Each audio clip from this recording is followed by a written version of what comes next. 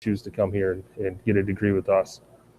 So that's a little bit about construction management here. What else do you think we should talk about here?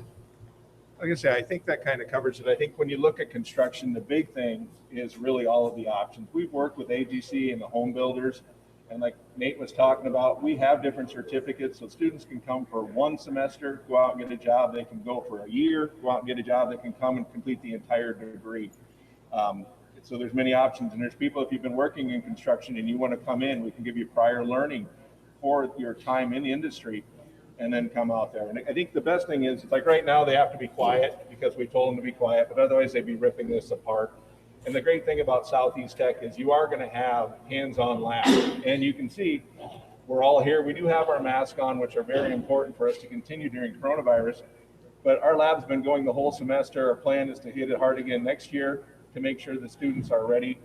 When you look at construction in town, I mean, I'm part of the home builders and AGC committees. There's a need for 600 houses right now in Sioux Falls alone. Nate and Matt both have their own business on the side. I mean, there's tremendous amount of work available. A lot of our students already have jobs, so it's just a great experience for construction. It's a great time. I think it's the #2 industry in South Dakota and in the nation.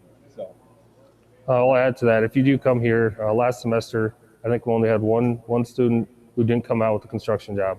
And I helped a lot of those people get jobs. So I have connections in the industries to help you guys get out in the field and get a good paying job when you come out of here. So, yeah. All right, thank you. I think we'll send it back, and unless there's questions from the hub area. Oh, we do have one coming in. I'd like to thank Nate and all your students for helping out with the first part of this tour.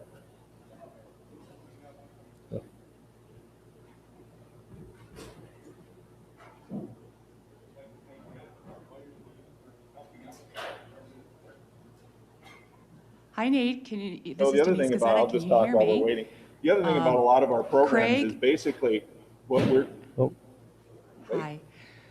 So I just wanted to ask Nate and welcome. So we are live as we just continue to move on with this. Should we switch?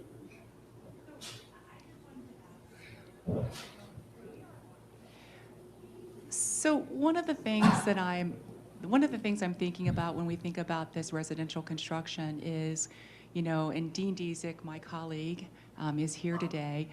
We just had an award with Amazon, so we will be seeing a lot of continuing need for housing. So that's why Nate and his team are really focusing in on the housing piece and really focusing in on what we're doing here with this school. It's amazing. Just a little bit of flavor about this program. Gage Brothers and Tom Kelly, who has recently passed, one of the CEOs of Gage Brothers, was really fundamental in getting this program started here at Southeast Technical College. So we always want to lift up everybody in our community that helps make everything successful. So Nate, just doing a great job. I think we're going on to our next training camp, which is going to be the plumbing.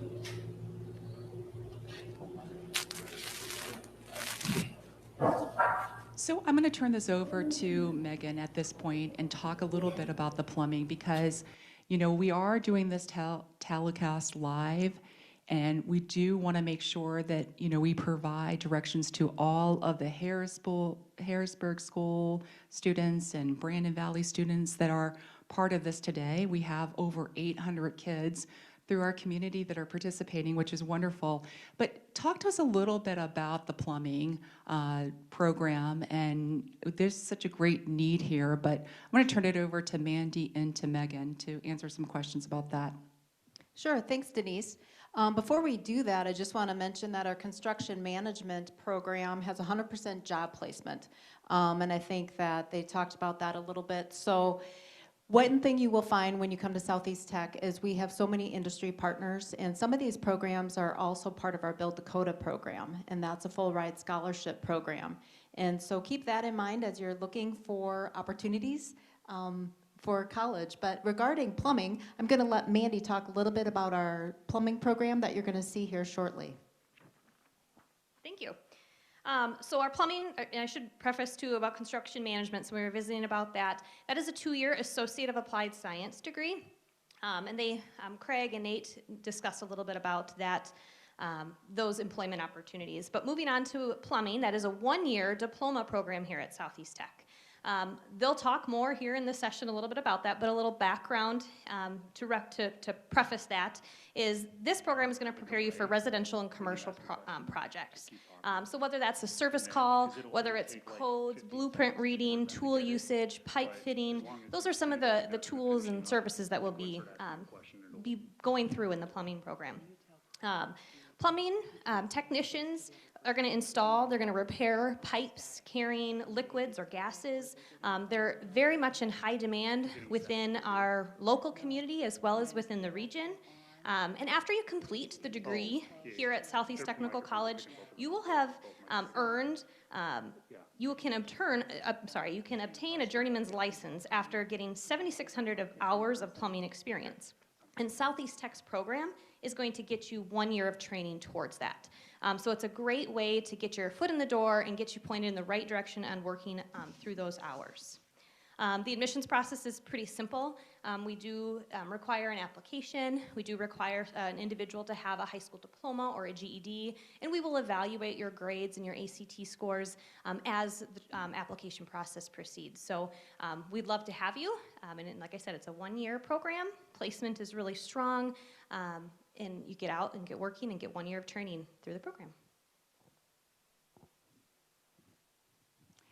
So, as we look at this, and thank you, Mandy, for that, because I don't think that a lot of kids know what the requirements are. And as we're working through, we have the Career Connections program, which is, again, a Ford Sioux Falls program. We're working with a number of kids that want to go into plumbing, they want to go into welding, they want to go into HVAC. They just don't really understand what the requirements are, and they also don't understand another thing, that there's something called the Bill Dakota Scholarship that will help them with that. So, Megan, could I ask you a little bit to maybe share a little bit of information with the Bill Dakota Scholarship, because you guys are one of the principal locations and educational partners that sponsors that. That's right. So the Build Dakota program has existed in South Dakota in the technical college system now for 6 years. And we give away over $1 million in scholarships to specific programs that are high-need programs that are in demand in Sioux Falls and the region. And so the ones you are seeing today are Build Dakota programs. I'm just looking at our list here. I think they are all Build Dakota programs that we're looking at here, aren't they, Mandy? And our application process is going to open January 1st, and it runs through March 31st. And the way it works is we have many industry sponsors. In fact, all of Southeast Tech students who received the Build Dakota Scholarship last year were sponsored by industry members. That means that they paid for approximately half of the students' education, and the Build Dakota Scholarship Fund paid for the second half of their education. So it's a full ride scholarship. It covers your tools, your books, all the supplies that you need, your laptop for the programs. So it really is it's a full ride scholarship opportunity. And then after you complete and you graduate from Southeast Technical College, you go on and you have a 3-year work commitment with that employer. So what that means is you're coming in, you're getting a full ride scholarship to attend college, and when you graduate, you already have a job, and you're going to work for that employer for 3 years in the state of South Dakota. So if I could go back in time, that would have been a pretty sweet deal to have a job before I even started college. So we are excited to do that. And this year we had about 95 students that we awarded Build Dakota scholarships to. So we have a lot of scholarships to give away. Amazing, and bravo, because that's exactly when kids are thinking about, should they go into debt or do they have resources? We want to make sure that we lift this up and let them know. So now we're going to go back to Craig Peters, and we're going to go to our next training camp. Welcome back, and now we're in our plumbing section over in Southeast. So we're going to continue our construction effort. And today we have Vince Berry, our instructor, and he's going to kind of talk to you a little bit about the program, have some students demo, and go ahead, Vince. Yeah, we have a 1-year program here. Job opportunities are very good in the plumbing industry right now. A lot of people are retiring and not as many people getting in, so job security, all this should be very good for you. I was gonna have some guys demo maybe how we did a lot of stuff before. Peyton here will show you how to solder real quick. And we'll show you a couple other methods we do now. The soldering is more old school. They found better ways to join water piping now. So, spark the torch up. And you can see they've had to clean the pipe, they've had to flux it, they've got to heat it up. Just to give you an idea of how much the labor has really reduced compared to what it used to be in plumbing.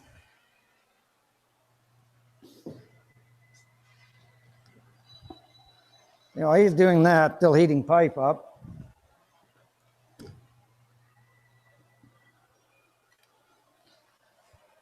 This is the newer method of doing copper pipe.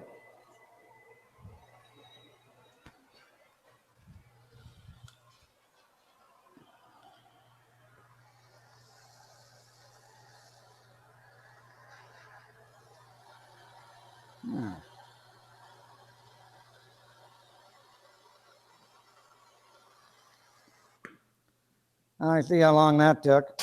Now the newer method, there's O-rings in the fittings. We put the pipe in, you push the button, and you're done. And you don't have to worry about, no fire hazard. You just go to the next one. Oops. So with the shortage of, labor and everything, this takes a lot of time out of the jobs. Like I say, you don't have to worry about fire hazard. You don't have to clean the pipe near as much. It's a lot quicker, easier. That's one method. Of course, we use a lot of PEX now too, as well with our copper. And I want to cut a piece of that off of there. So instead of having to cut the copper pipe, you can just use a cutter like this. Cut a piece off. You want to demonstrate in Peyton? This also works for copper pipe, or not copper, excuse me, water piping. That expands the pipe and the fittings. You just slip that in. After a few seconds, the pipe tries to contract back to its regular size. And within a few seconds, you can't pull it out of there. So that's, a big time saver, labor saver, obvious, light, easy to work with. Good thing, about construction, you cannot, outsource it to another country. We're building right here, our area, you can't outsource our work. It's always going to be right here. There's great opportunities residential, for housing, apartments, hotels, schools, medical. Are you ready for Trey? We have one student who just got hired by a local company, and he's going to talk a little lighter out here, about the incentives that he's received just for getting hired on. So I'm starting a local company here in Sioux Falls, and incentives are pretty well paid anywhere high. Most guys in the places actually get in Sioux Falls, and from $16 to $19 an hour. Incentives that they offer me when I was actually when I'm joining is $1,200 for tools when I start, $400 for clothing, and then the pay on the 401k and the healthcare for the company is basically better than any other place that you can find in Sioux Falls. Do you have a sign-on bonus as well? At the moment, right now, I don't believe there's a sign-on bonus, but if you do refer and get more people onto their jobs and everything, you can actually get a sign-on bonus for the people that you refer to it.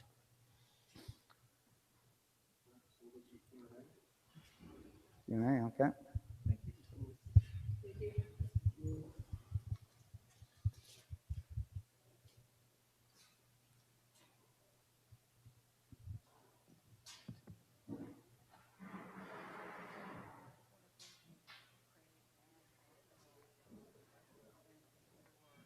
Demonstrating that today. Just wonderful. What the student was talking about was receiving some incentives, or already has an offer for full employment. has been working steadily, as he's been going through college, which again is a great benefit when you're sitting here at Southeast Technical College. So as we look at our next training camp that we're going to be going to, you're going to see the electrical lab at Southeast Technical College. We think about electricians, and they are really in the shortest supply, and it's amazing what we're seeing within the community colleges and the technical schools to really give the kids that hands-on experience so they can come out faster into the workplace and also help the employers that we have. We have some really good employers that are going to be here today, part of our panel discussion. Later on, we have Muth Electric. We also, being part of Ford Sioux Falls, we have Malloy Electric. Very, very good companies that are here. You have Howell Electric, that's also a very good company. So we think about all the different types of employment, and we think about these opportunities. I myself was somebody that worked through college full-time and went to school full-time, so I appreciate that student's journey. Nidra, I'm gonna talk to you a little bit because you're an STI graduate, okay? And I can say that because it was STI at the time and not STC. But talk to me a little bit about sort of your experience and being back. I know this is a different campus, but you're now back in this and you're meeting all these students. It kind of, takes you back down memory lane, right? Yes, it certainly does. This morning, of course, I went to the first building, and I'm just amazed at how many buildings are on this campus. And then looking through the list here today, I remember being on 14th Street, and it was graphic design called back then, and the auto body was right there, and it was just this small little group of courses all nestled together. And I've been out for a while, but it's amazing to me how much this campus has grown. The campus is really amazing. I mean, when I think about my days at Catholic University in Washington, D.C., this is much more, I think about the sophistication in all the buildings. So I'm going to talk a little bit to Megan and ask her to share about this growth because it really is tremendous. I mean, you have on a daily basis like 2,000 students that are coming in for classes. Can you tell us a little bit more about that?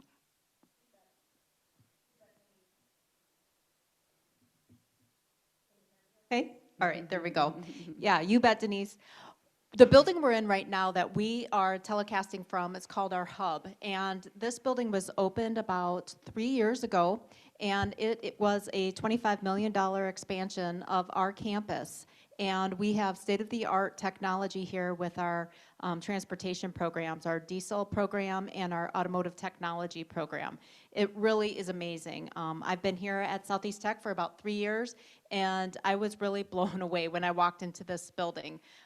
It's super impressive, and I know when our admissions office, and Mandy can attest to this, when our reps take individuals around and their parents, they are very impressed with this building. So we are fortunate to have it on our campus.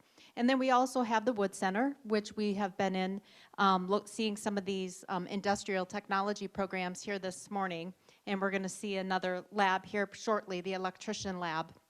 And that's where most of our industrial technology programs happen. And if you're interested in Southeast Tech and you're going through the admissions process, our testing center is also located in the Wood Center.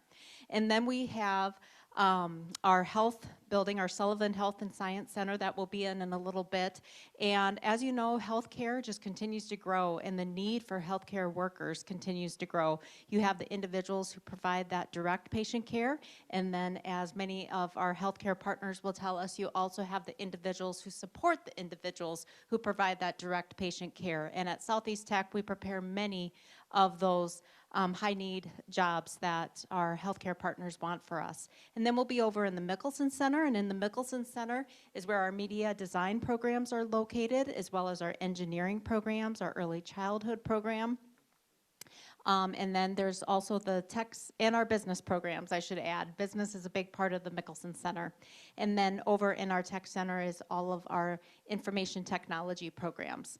So yeah, that's the expansion of our campus. And then we also have an on-campus, I like to call it a learning lab, but for our early childhood program that we have our daycare setting that we have right here on campus for our students and for employees of the Sioux Falls School District. And our early childhood students are able to take advantage and get hands-on learning there. And then we also have on-campus housing. We have 2 residential apartment complexes on campus that are in very high demand. So you can walk anywhere on campus and get to class quickly if you don't like getting up super early. It takes you about 30 minutes. Get up before class, get ready, and you're right there. So Absolutely. I mean, one of the things as we were preparing for today, we were looking at all these training camps. One of the things that Vince Barry, your instructor that we just met, shared with me is that there's such a high placement rate coming out of Southeast Technical College in the area of plumbing. And so, and going through all of these labs that you're going to see today, I understand why. It's really hands-on practical experience. So, you know, as we transition from one building to the next, you're going to be amazed by what these students have access to. It is a very different world than when I graduated from college back, well, a long time ago. yeah, Okay? I was going to say, Denise, too. And one thing I would point out is that the technology, we keep investing in technology. So the technology that you are trained in is the technology you're going to be working in, right, when you get out into the field. And that's what employers continually tell us about our graduates and why they like Southeast Technical College graduates, because they are up to speed on the technology. They can hit the ground running right away when they graduate from Southeast Tech. So.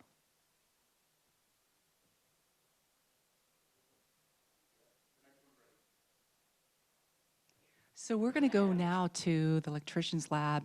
This is really, it's just phenomenal. I walked through yesterday. I spent 4 years in new product development at BASF, so I worked with a lot of electricians, and I was just amazed by all the different technologies and the experience that the students can get. I spent some time with the students yesterday, so I don't want to delay. We're going to go over to Craig Peters again, one of the deans here at Southeast All right, we Technical promised College. you 9, but we're actually going to give you a bonus 10th. Right now, we actually are in the electrician lab. It's actually a working lab, so it's a little louder in here. What you're seeing behind me, this is our second year lab, so you're going to see this is more commercial construction. And so all these students are going to be working towards becoming journeyman electricians. Right now, we have 2 wonderful faculty, and they're both licensed journeyman electricians, and one's a master electrician. Over here, you're seeing more wooden structure, and that's where we do our residential. So the residential and commercial, you'll learn them both here at Southeast. It's a great program for everyone, and again, fits right in that construction career. So back to you at the hub.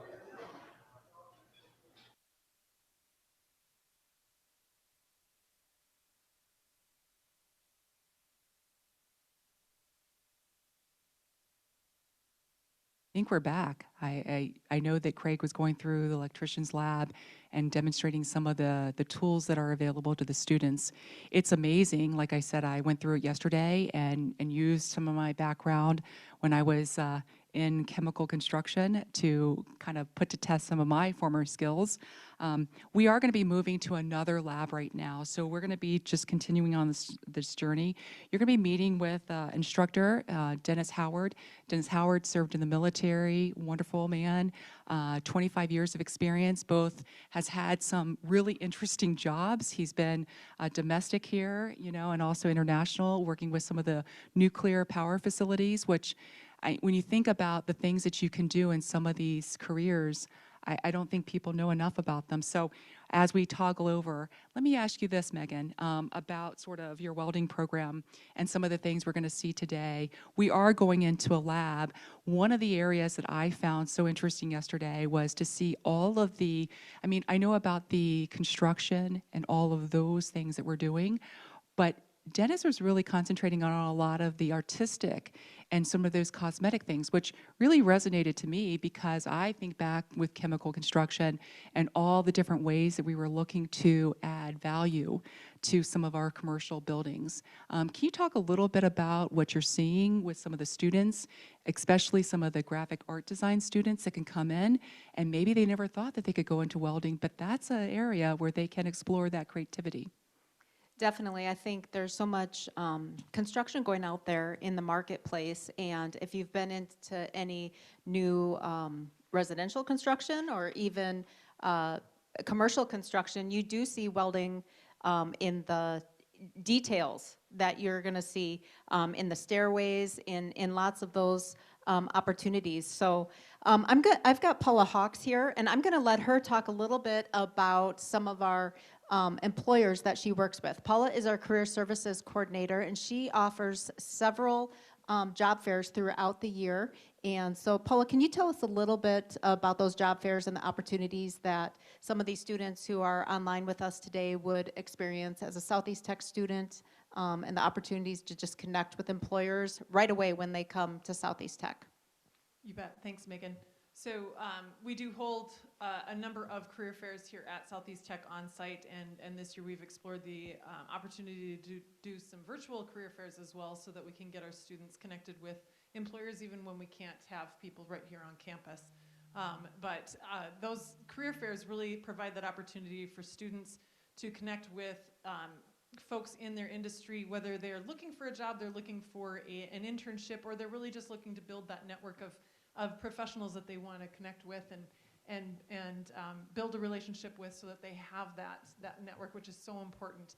It's not just about getting a job, it's about building those relationships with people in your profession. And so, Paula, can you talk a little bit to some of the students who are online with us today? You know, they're probably hearing from their English teachers and other teachers that they have about getting their resumes ready, getting ready for a job interview. Does it depend what field you're going into? We're looking at industrial fields right now, and soon we'll be moving to healthcare, and then we'll be looking at some programs in our Mickelson Center, like media design. Can you talk a little bit about, is one resume, does that just cover you for every industry, or how does that work?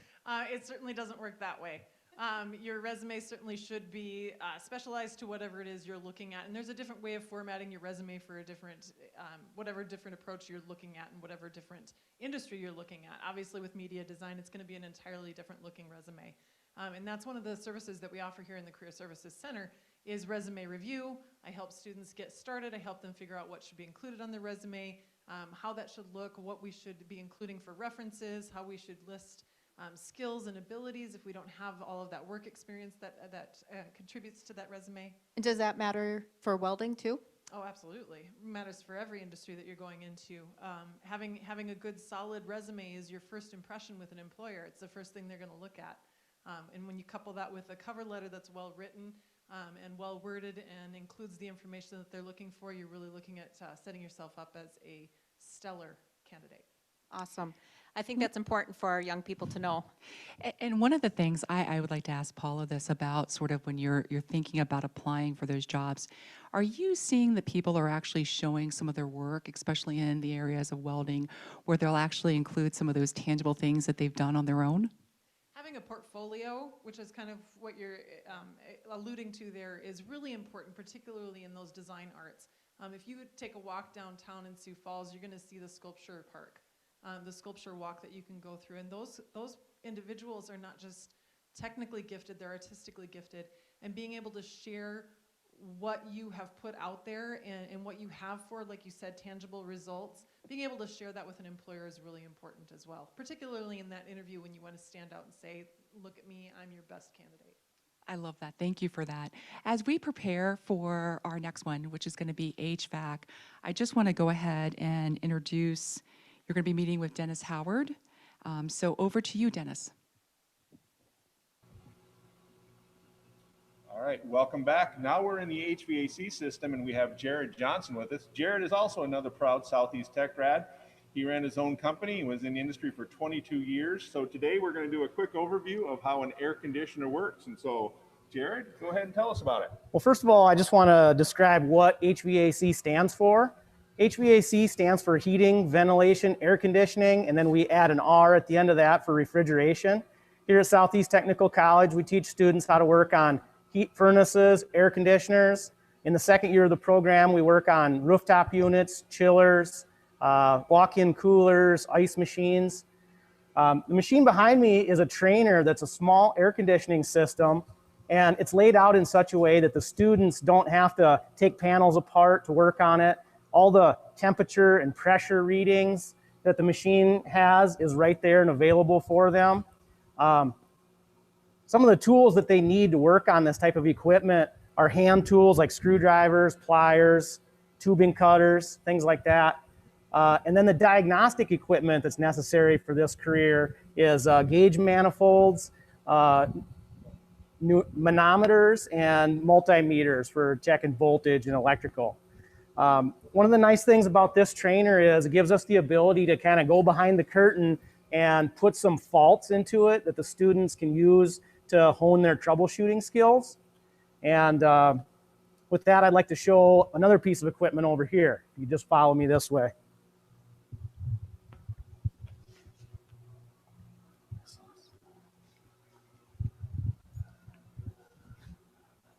So this unit here is a solar collector. It's a solar heat collector.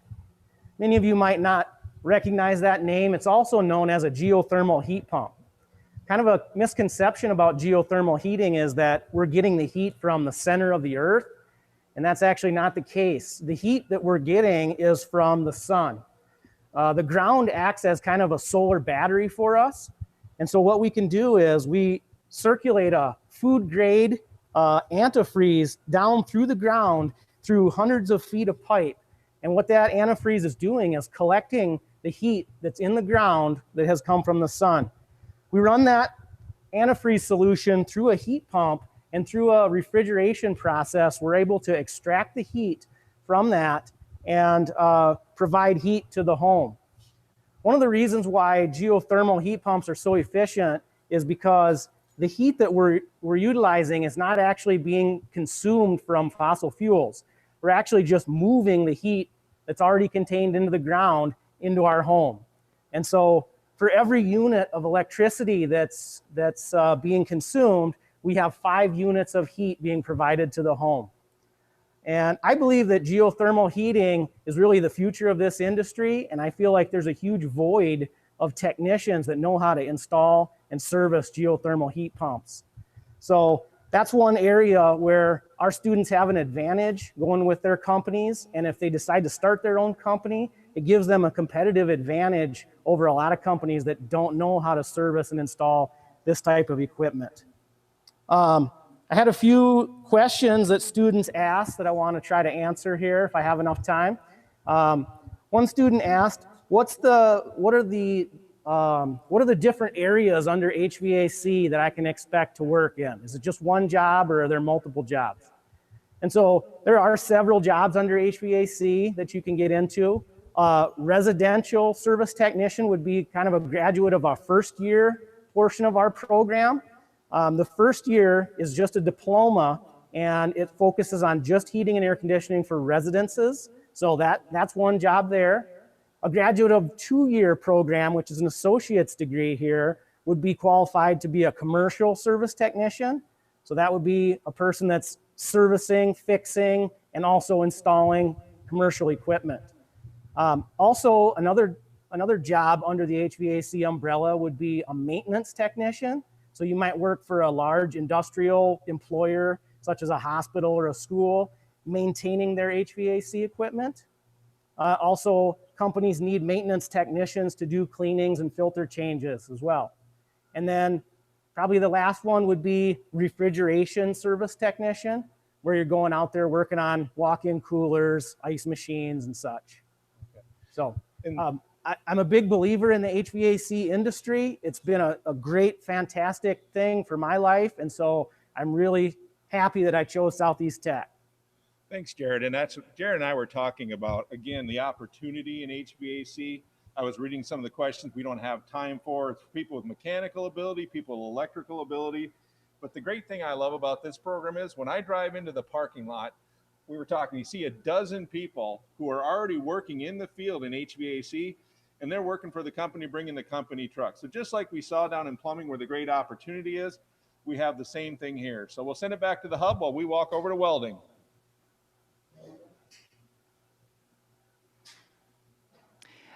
Thank you, Craig and Jared. It's amazing. I'm looking at the stats that were provided by Jared about placement and just extremely high, 99% placement within the industry here, and just wonderful. One of the things that I do want to stress is that Jared wanted us to share that 75% of the students' time is really in that learning lab, which for a lot of the students that I know that are in high school today that are looking at this, that's really meaningful. And so very, very powerful. So, Megan, now we're going to go over to plumbing or welding, excuse me. We did do a little bit of a detour, just so you know, because we are offering really a very, very deep dive into all of the courses here that we want to lift up today in the industrial side at Southeast Technical College. Can you talk a little bit about your welding program and about Dennis Howard? Just amazing. We were just skimming the surface a little bit ago about the artistic pieces that we're going to be seeing today and sort of how that has been a change. But, I'm just thinking about all the different areas, and Nidra Larson here, our co-host, is somebody that studied in the marketing side and the graphic design side. I don't think people realize that there's that outlet for their creativity in those areas. So You bet. Thanks, Denise. There's definitely that outlet in the field of welding, but there's also a high need in a lot of different companies that come in, like Paula was referring to in our job fairs, that need welders for different facets of their company as well. I'm actually going to let Mandy talk a little bit about that from the admissions perspective and some of the things that they have seen and heard from our graduates who go out into the field. Yeah, thank you. So yes, there is definitely that artistic piece to this, and like Paula Hawks mentioned that the artistic piece, a really good example of that here in Sioux Falls is the welding mechanisms that's used to create the sculpture walk downtown. It's just fascinating to see that artistic outlet, but also have that technical skill. But other industries, welding is a great field to get into, whether you want to get into automobile, manufacturing, repair, any shops, aerospace, construction, bridges. There's so many different ways to use that welding skill set in various industries. I know growing up, we have a family farm, and I know one of the biggest skill set my father instilled in our family was a welding skill. It's amazing how many things that he uses that skill set on the family farm. So it's amazing where welding really can take you. So we're going to head over with Dennis Howard and Craig Peters now. All right, we're in our last program over in their tech center, or in the Wood Center, excuse me, and that is going to be our welding program. And today we have Dennis Howard and our lab specialist, Levi Wood. They're going to talk to you a little bit about the program. We're going to kind of show you a little bit of the equipment quick, and then we also have a student who's going to talk to us about his opportunity at Southeast. So go ahead, Dennis. First thing about the program, this is a one-year program. I don't know what it means. Okay. So the kids that come through the program have a very low cost in tuition compared to the return that they get leaving this program. I think that's what's really good about a one-year program. The next thing about this program is we teach gas metal arc welding, tungsten, stick metal. We go through all processes. Also teach blueprint reading and welding symbols. So what we're doing right now is kind of teaching the kids a little bit about CNC, and behind you there's a bunch of equipment. They go through all the equipment too. Our advisory board is, everybody on the advisory board is manufacturing. So by the time they learn all this, it's a pretty easy transition for our students to go from here straight into the workforce after they get done with the course. So we'll start, and we're going to show you just a quick demonstration of our CNC cutting course.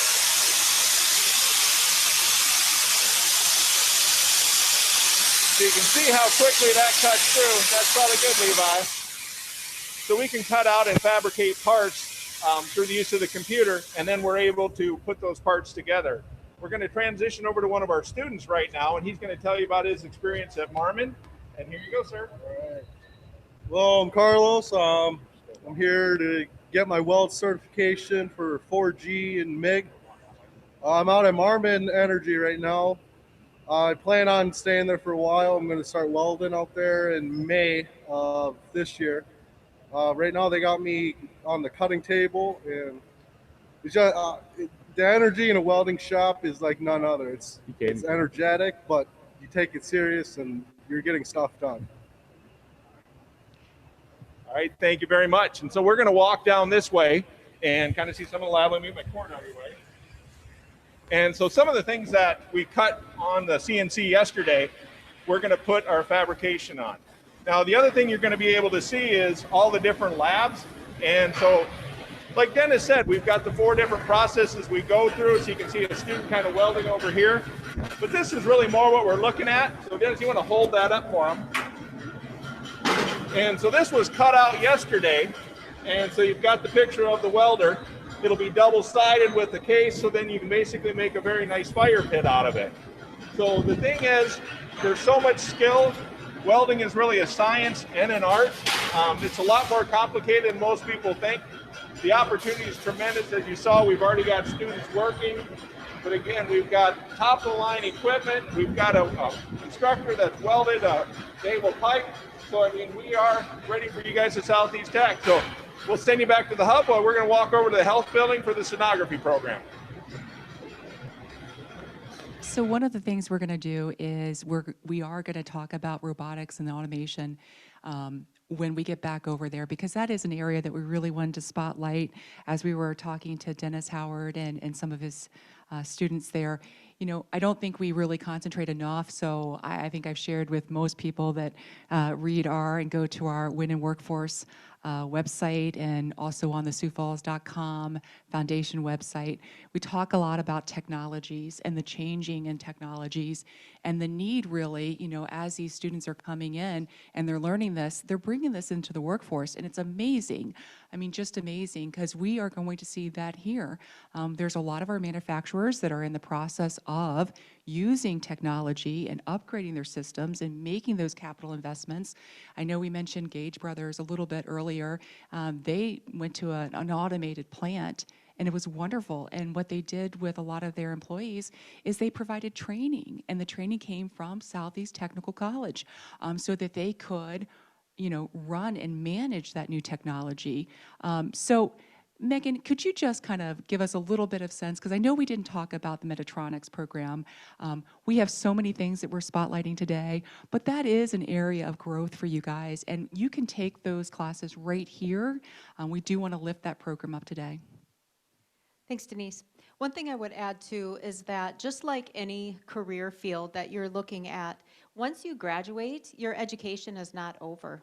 Because of technology, you're going to continue on that course throughout your entire profession, right? Your profession's kind of a journey, and technology is going to change, and you're going to have to keep up to speed with it. And so how we do that is we connect with industry partners. We have over I think it's about 500 industry partners who sit on academic advisory boards at Southeast Tech. And they're the ones who inform us about that technology that you need to be trained on moving into the industry. And then lots of times companies, as Denise said, come back to us and ask us to change our programs or to provide additional opportunities for their employees to learn and stay updated on the technology that they're in the field. And mechatronics is one of those. And I'm going to let Mandy talk a little bit about our mechatronics program and the courses and opportunities that exist at Southeast Tech. Great. So yes, we have a 2-year degree, Associate of Applied Science degree called Mechatronics Technology. The first year of that program is going to be spent more on small electronics. So think of everything that you have in your home on you today. There's a number of things that are going to require some sort of electrical component. So whether it's installation or maintenance of that item, there's a need for those individuals to work on that. The mechatronics part of that is then the second year of education, and that's where they're going to specialize more with robotics and machinery. And I do believe there's some exciting news in the city of Sioux Falls about another large employer eventually coming to us. And so I can definitely see our mechatronics program really taking off because of a new employer. That's, I'm sure there'll be some comments about later. Absolutely. So, you know, we are talking about the fact that we're seeing a lot of investment in this area.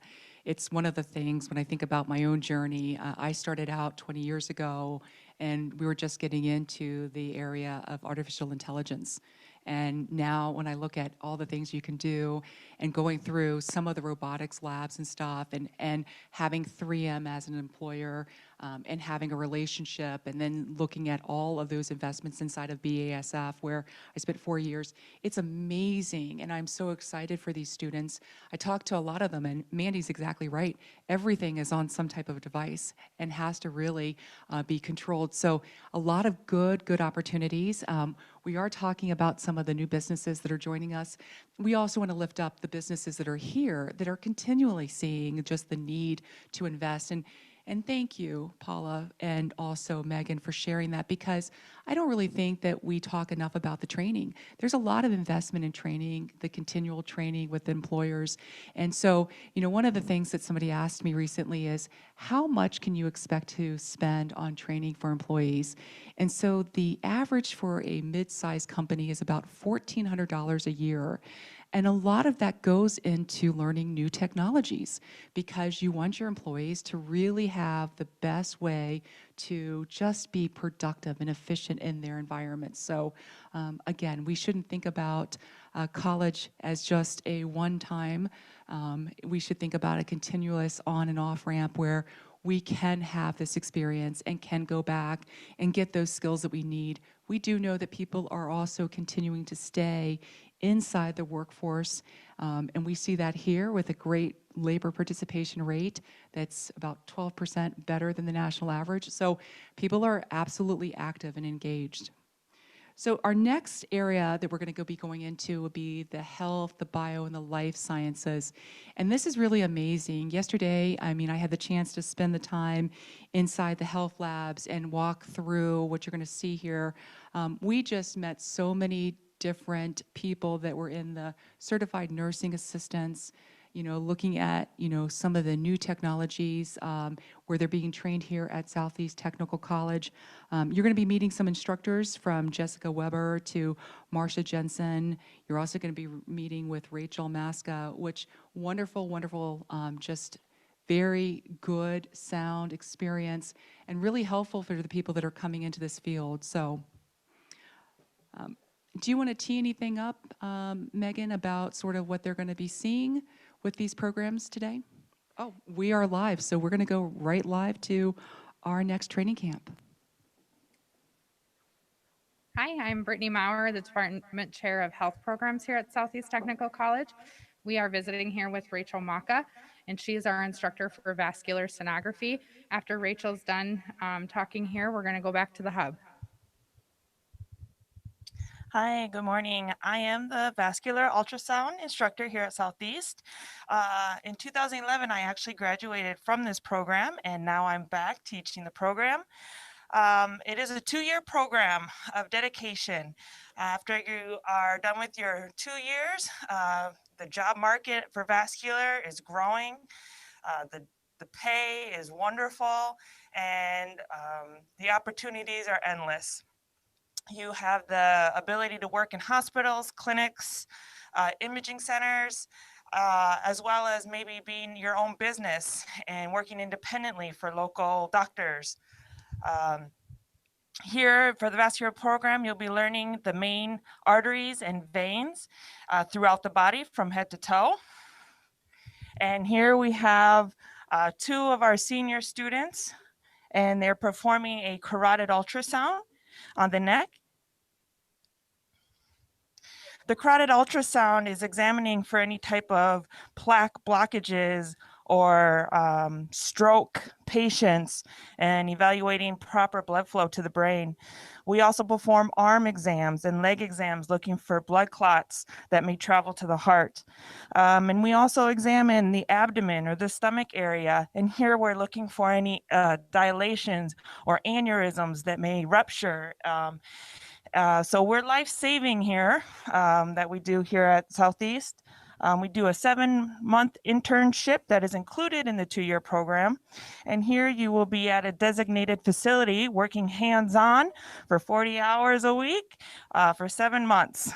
And usually if you do a good job, there might be a possibility of just staying there. So why choose vascular? Because we have an amount of exams that we do, and the pay is extraordinary, and the most benefit is probably saving lives and working as a team together.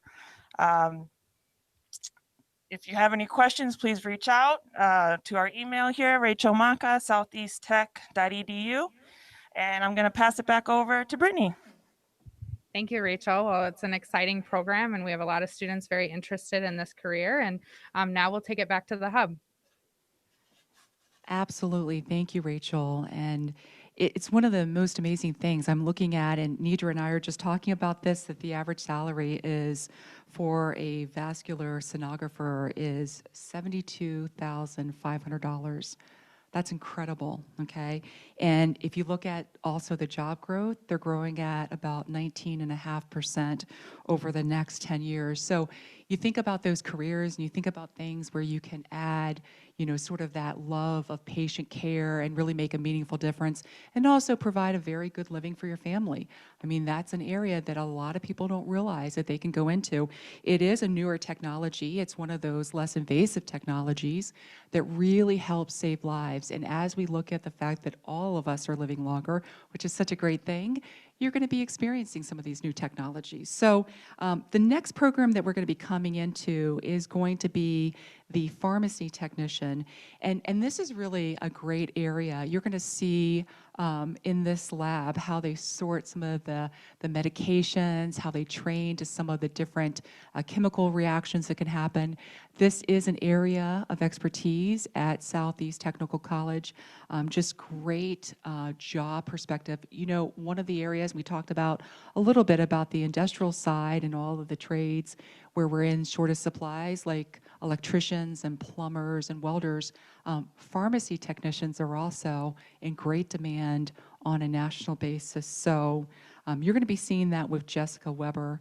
So she is a new pharmacy technician. She's been here for just a little over a year, but she has, 15 years of experience, 7 of those really in the training and development for other technicians, so very hands-on.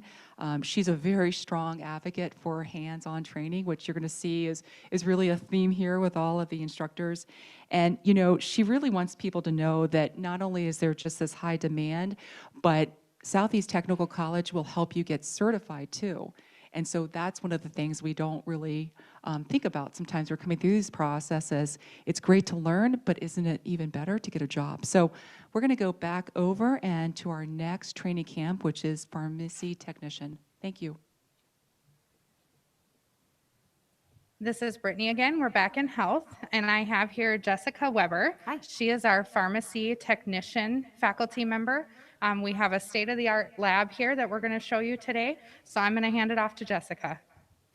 This is our pharmacy lab. This is my favorite part of teaching in this course because this is where we can actually do the things we're learning in the classroom.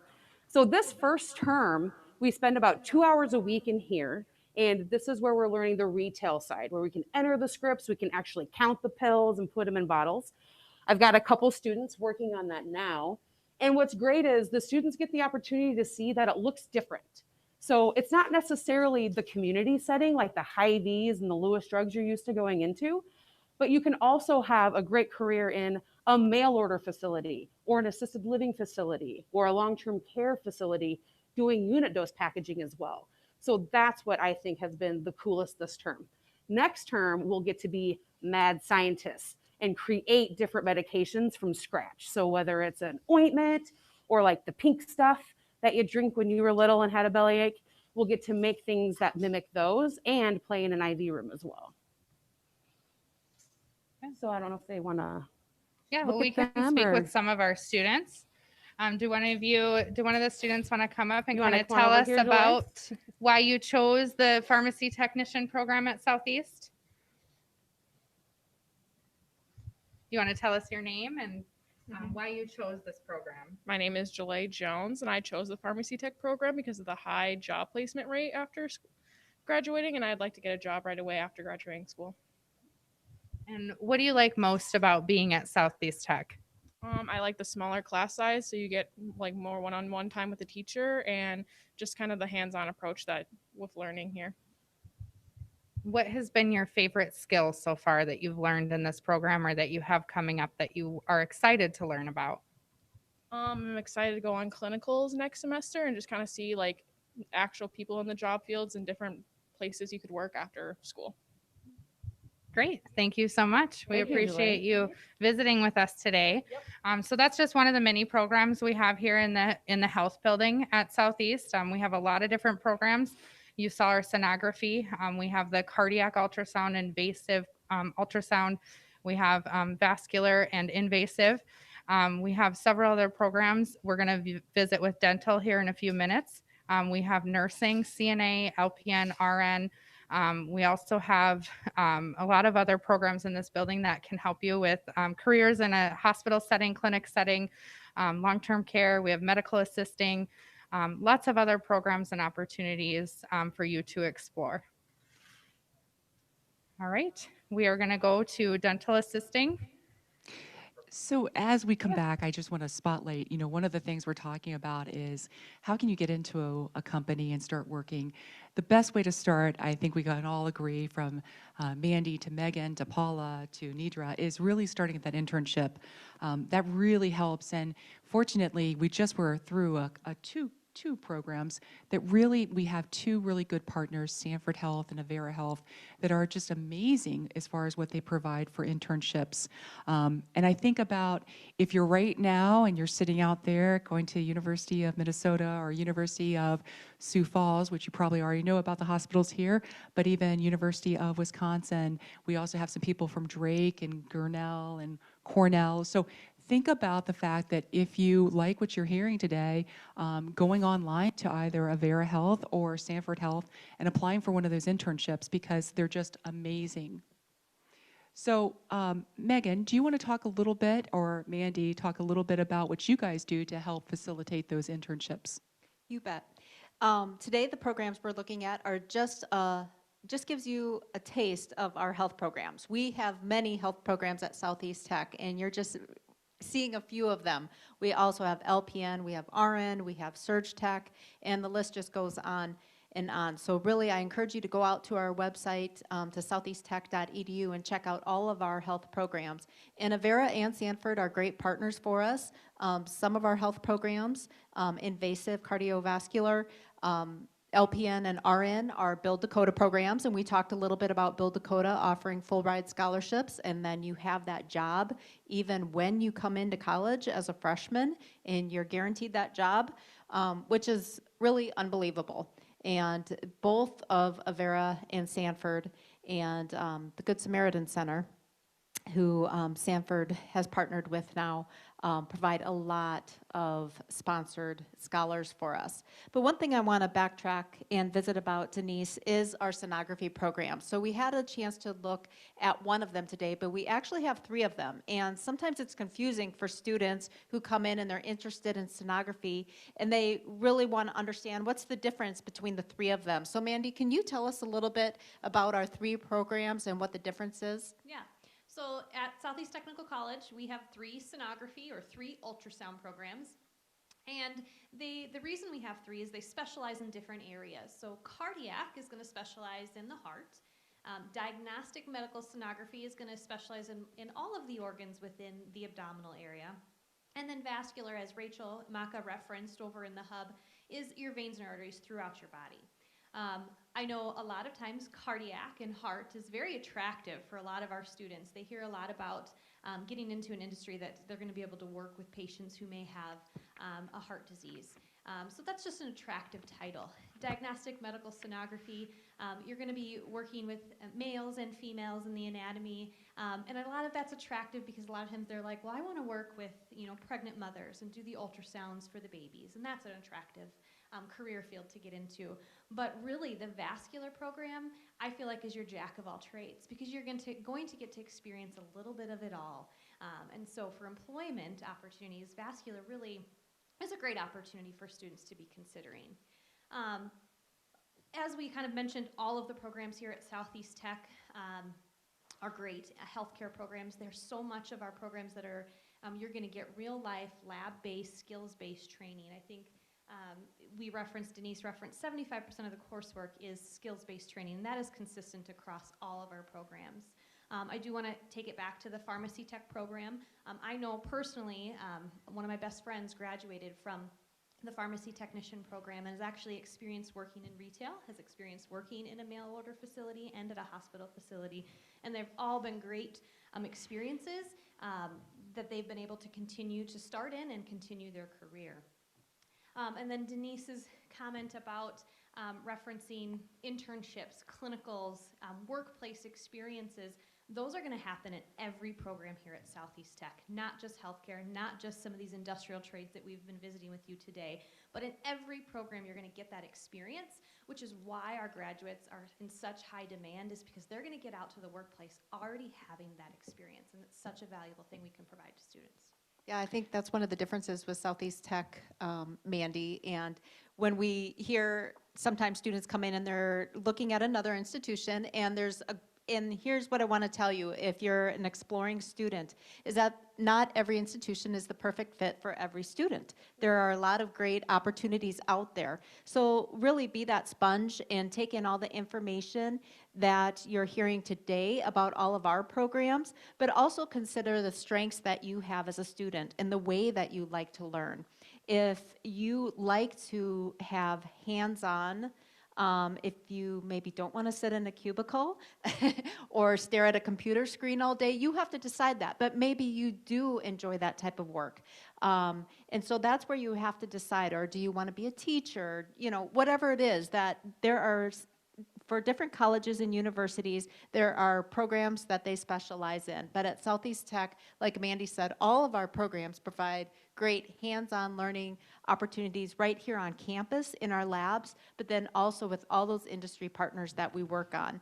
And going back to the technology piece and how your career is kind of a journey, also, when you are in a high-tech field like ours, I think it's exciting, those fields, because every day, I mean, every year that you go to work, you're going to be learning new technology because your company is going to continue to bring in new technology. So that's exciting too with these fields.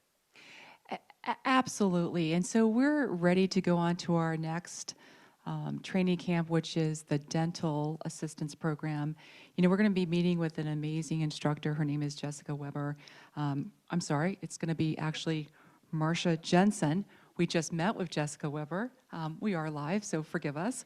But Marcia is from the Sioux Falls area. She has over 30 years of experience in this field. Very, very passionate. You're going to see, and I had the chance yesterday to tour the facility there to understand what the dental assistants are learning and all the different technologies. So we're going to now carry it back over to Marcia and hear about her dental program. Thank you. This is Brittany again in the Health Sciences Center, and we are overseeing one of our exciting health programs. So we're in the dental assisting lab. This is a brand new state-of-the-art lab, and I have the faculty member and a few students here to speak with you about the program. So first up is Marcia Jensen, and she's here, our faculty member here, that's going to talk to you about the curriculum. Hi. My name is Marcia. Like Brittany mentioned, our program, it's a new program this year, and we are 12 months in length, so a year, and we accept 24 students into the program. It's an exciting opportunity here for the Sioux Falls area. The job opportunity is phenomenal. We have over 140 dentists in the area, and the pay for a dental assistant starting out could range between $18 to $20 an hour, so great starting pay. And it's a great opportunity to start out as a dental assistant, and then you could move into a dental hygienist if you're interested. And I even have a student in our program that's interested in the dental field, as being a dentist. So that's where she wants to pursue after her dental assisting education. Thank you, Marcia. So let's hear from some of our students. Do you ladies want to tell us about the procedure that you're doing at this time? So right now we're just doing a soft tissue exam. It's one of like the very first skills you kind of learn as a dental assistant. And it's basically just seeing if the patient has any abnormalities of their outside, like at their face and their neck, or if there's any problems with their lymph nodes or anything in their muscles above the neck. So. And can you tell us your name and why you chose the dental assisting program here at Southeast Tech? My name's Hallie Zephyr. I chose this program because it's short, it's only a year, and it's kind of getting a foot in the door to see if I would like the dental career field. And can you tell us the most exciting thing that you've experienced in this program, or your favorite skill? What have you liked the most? Probably just this like new lab we have.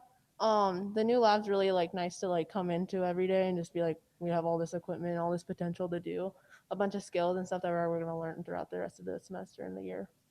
Great, thank you. Let's hear from Megan next. Megan, why don't you tell us a little bit about why you chose dental assisting and kind of what you've found really valuable or exciting for you in this program? I chose this program because of the length of the program, but also the job outlook is very well here in Sioux Falls. And I would say the thing I like the best about this program so far is just applying everything that I've learned to just everyday life. I think a lot of people don't think of their own teeth a lot, but just walking away with a lot of education and being able to teach other people.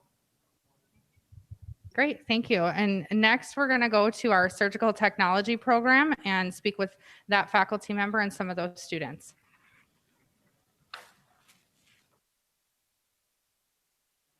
You know, again, we spent some time yesterday inside that laboratory, and Nidra Larson and I were just talking about how phenomenal that is that you get all this experience.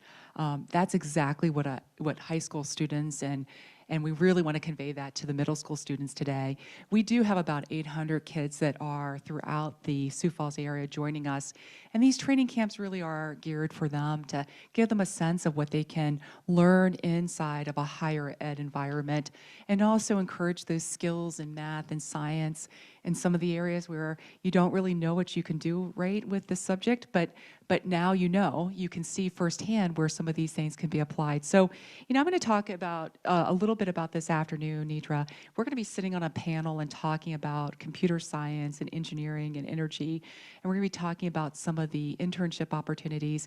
You guys do an amazing job for middle schools and with girls. Do you want to talk a little bit about that? Sure. Our OmniTech has partnered up with Microsoft out of Minneapolis. We host a girls STEM event, and the community of Sioux Falls has been very supportive. We see that young girls about at 8th grade, studies show they stop taking those math classes and those science classes. They maybe choose to go through the accounting path, but not entertain maybe computer science. So these are the sessions that we provide to kind of give some exposure to see if this is something you want to go into the STEM field. As the campus here is definitely geared towards those sciences, and it's very important to instill that growth and continued job opportunities. It absolutely is. I mean, one of the things is, I'm a mother to twin girls age 12, and so they're getting into the area, Megan, of robotics and automation. They're over at Bishop O'Gorman Catholic Schools right now, and I love the fact that you are also encouraging, because it's just that. We do see where, as girls, progress, they lose an interest. And that's why, just look around at all the different programs that we're really spotlighting today and really lifting up, because these will be great opportunities, and these salaries that you can earn are great salaries. So we're going to now go back over to Brittany, and she's going to take us through another health science camp. This is Brittany again in the Health Sciences Center, and I'm here with Ruby. She is our surgical technology instructor, and we are in our surgical technology lab. We are watching some students set up for a surgical procedure. I'm going to let Ruby talk a little bit about her program and what you could expect here as a student at Southeast Tech. Hi, thank you for joining us. Surgical technology is a very fast-paced, fast-growing profession. Right now, Travis is busy setting up for an abdominal procedure. With this setup, they can do any case on the anterior portion of the patient. Surgical technologists are a vital portion of the surgical team. We set up the instruments, we assist the doctor during the surgery, and we help take care of the instruments when we're done. The profession of Surg Tech has gotten very, very important as our baby boomers are retiring. Right now, job placement for a surgical technologist is pretty right around 98 to 100%. For example, I just got a email from Nebraska Medical. They are looking for a student who's interested in coming to them to do a summer clinical and then work for them, and they're offering a $6,600 scholarship. So placement and possibility of jobs is huge in the tri-state area. It's just not in Sioux Falls. For pay, here in Sioux Falls, it's about $18.50 an hour, topping out at about $25 to $30. If you go to the cities, it's more like $26.50. If you go to Omaha, it's $24. So it just depends where you want to live when you're done. To be a surgical technologist, you need to be able to stand on your feet for a long time, have a little bit of a thick skin because we work with very high pressured situations. I've been a surg tech since 1986. My best day in the OR, 9 healthy babies born in an 8-hour shift, 2 single births, 2 set of triplets, and a set of 2 sets of twins. So it was a great day, but we do have sad times in the OR. My first death in the OR was a 15-year-old who died of massive internal injuries. So we have good times, but then we also have bad options. But I've lost 5 people in the OR in a 36-year career. So pretty good odds for what you're doing. So Travis is in his 2nd year. He will be doing his clinical in Mitchell because he's a Build Dakota match. Brenda is a non-trad student that's coming into the program. She's also going to be going to Sanford for her summer clinical. Okay. Do you want to ask some of the students questions? So Jessica, come on in. Thank you, Ruby. Well, what a great description of your program, and I can see your passion for the profession. So how are you today, Jessica? Good. Why don't you tell us a little bit more about Surg Tech and why you chose this field here at Southeast Tech? All right. Surg Tech, it's a lot of, we're right there helping the surgeon, whether he needs help retracting, we're passing all the instruments. So we're really right up there working side by side through them throughout any procedure, what needs to be done. I guess the main reason I chose surgical technology, I was ready for a career change, but I love the hands-on. I love the high intensity of the OR. It's never the same. Whether you're removing a gallbladder, it's always going to be different because everyone's a little bit different. So it's never quite the same every day. So a little bit of excitement. All right. Well, thank you. And why don't you tell us a little bit about why you chose Southeast Technical College? Big thing when I came to tour it. One, I live here in the Sioux Falls area, but 2, they have the Build Dakota scholarship. So I already have a bachelor's degree and didn't really want student loans again. So that was a really big factor of not having to pay for school again.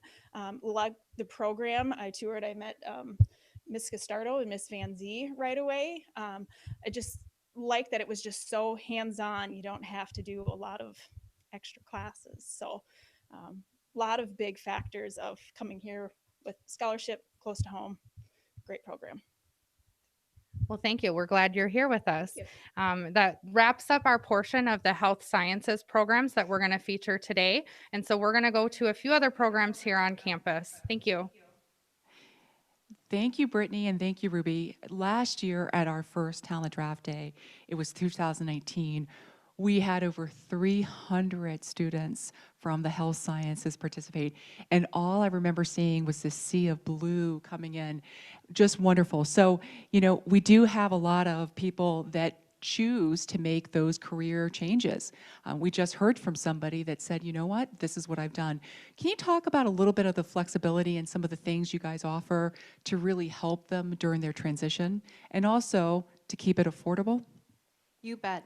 Southeast Tech is very much a smart investment, and what we like to tell students is we like to focus on the return on investment. So you're getting into these 1-year programs or 2-year programs. Some of them with their prerequisites may take you 3 years, but the job opportunities that you have, the amount of money that you invested, and if you are a Build Dakota student, you don't have those student loans like a couple of our students talked about, and then you get out there, you get that job, and you're getting to work right away.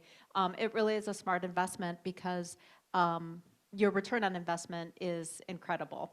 And so that's what I would really focus on, Denise. The other thing that I want to point out to the students, you can really see our faculty members' passion for their fields. Ruby is a great example. Ruby actually reinvented her career herself. She was a social worker by trade and was looking for, getting a little burnt out on that, and was looking for another field to go into, and found Surge Tech, and she's just phenomenal. Students are really drawn to her, and she does a great job in that program. But these programs, I just want to point out too, are not easy.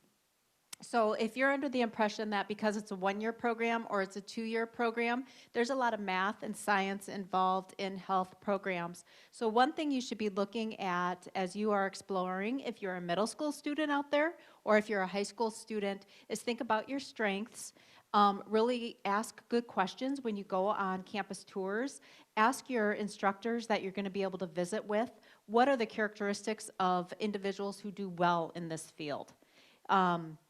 Ruby gave the example in Surge Tech that you have some really remarkable days in the OR, and then you have some sad days as well. And so you have to consider all aspects of a career as you're making that decision. It's amazing. And so we are going to go to our next training camp, which is going to be on land survey and drone technology. You know, we are wrapping it up with the health sciences, but you know, I think about all these experiences, and I do think about the fact that you're right, Megan, when most people think that, you know, a one-year program is going to be less intense, it's actually more intense, but some of us like that intensity, right? So that's why we go through those accelerated programs.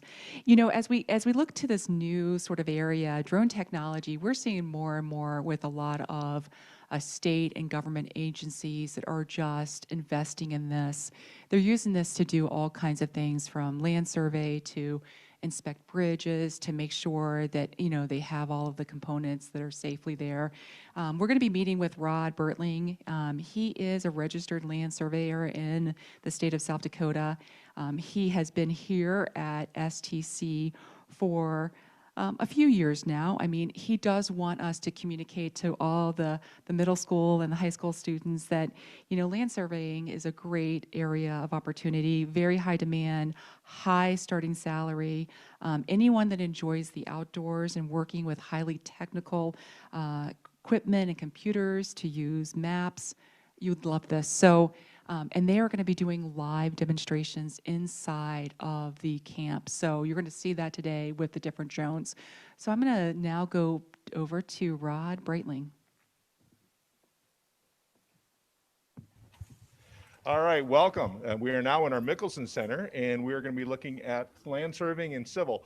Today with us, we have Rod Breitling. Rod's been with us for how many years, Rod? This is 35. 35. So a couple of times what you guys have been alive here, but Rod's got quite a bit of different things to show us, so I'm just going to let him take over. So Rod, tell us about your program. Welcome everybody to Southeast Technical College. Again, my name is Rod Breitling, and I'm the Land Surveying Science Advisor, and this session is on land surveying. So let's talk about land surveying. Let's start off with this. Do you guys recognize this? Perhaps maybe you took a vacation to the Black Hills, and when you were out there, maybe you visited this very famous monument. We call it the Three Surveyors and the Other Guy. Yes, many of our founding fathers were surveyors. A lot of the rules and the principles they used back then are still applied today. However, the technology has drastically changed. Today we're using drones, GPS, we're using field scanners, robotic total stations, and things like that. Let's take a look. Come on over here. Here we have President Lincoln. President Lincoln, how you doing today? I'm good. How are you? Very good. What do we have here? Hello, everyone. I'm Abraham Lincoln, and right here we have a robotic total station. Back in my day, it took 3 to 4 people to do my job, but now it's just a one-man show. I'm Josh, and this is a very precise measuring equipment. It can measure angles to the nearest second and horizontal and vertical distances very precisely. It can measure a mile to within 1/8 of an inch using light waves.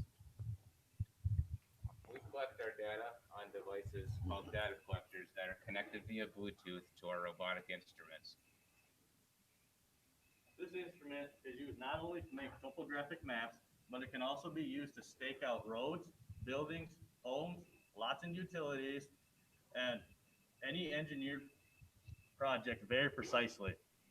Right here, I have a prism, and we have a prism mounted on top of his survey rod. And as he moves around the room, you can see how the robot will follow him.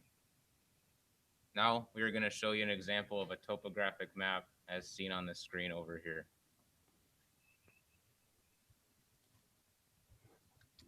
Just hold on to this here a minute. Okay, so what we have over here is a topographic map that was actually all produced by that robotic toll station.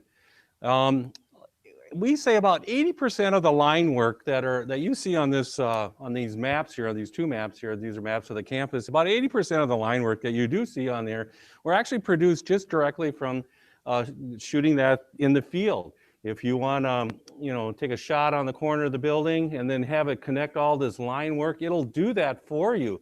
Then you also see the contour lines, and if I shoot the sidewalk, I will begin the sidewalk here and then just keep on shooting it. And then all the line work comes in with it. It's very, very impressive. So this is a topographic map and produced by these guys here with that equipment. Nicely done.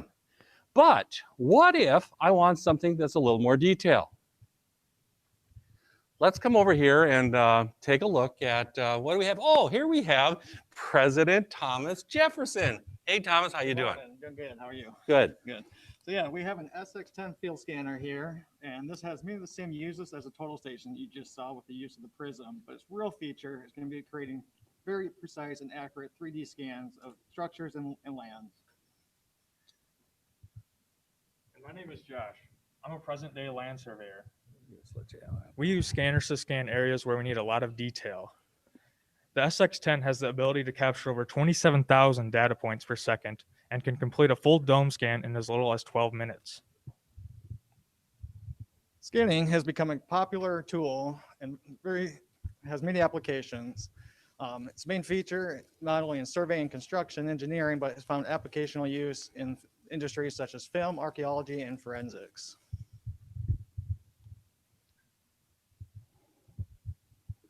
Last year, we took a trip out to Custer State Park to do a survey of the buffalo corrals. At this time, I'll show you some of the results from that survey.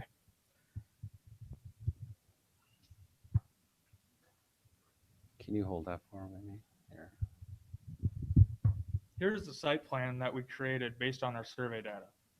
As you can see, the existing buffalo corrals are at the top, with the new proposed building site here in the bottom in this area. We set up the SX10 scanner right in this area here, and that is a main sorting pen. And now I will show you the scan results. Here we set up the scanner, the SX10 scanner, in the middle of the sorting pen and did a backside. Scanners collect millions of individual special points to form a point cloud like this on the screen.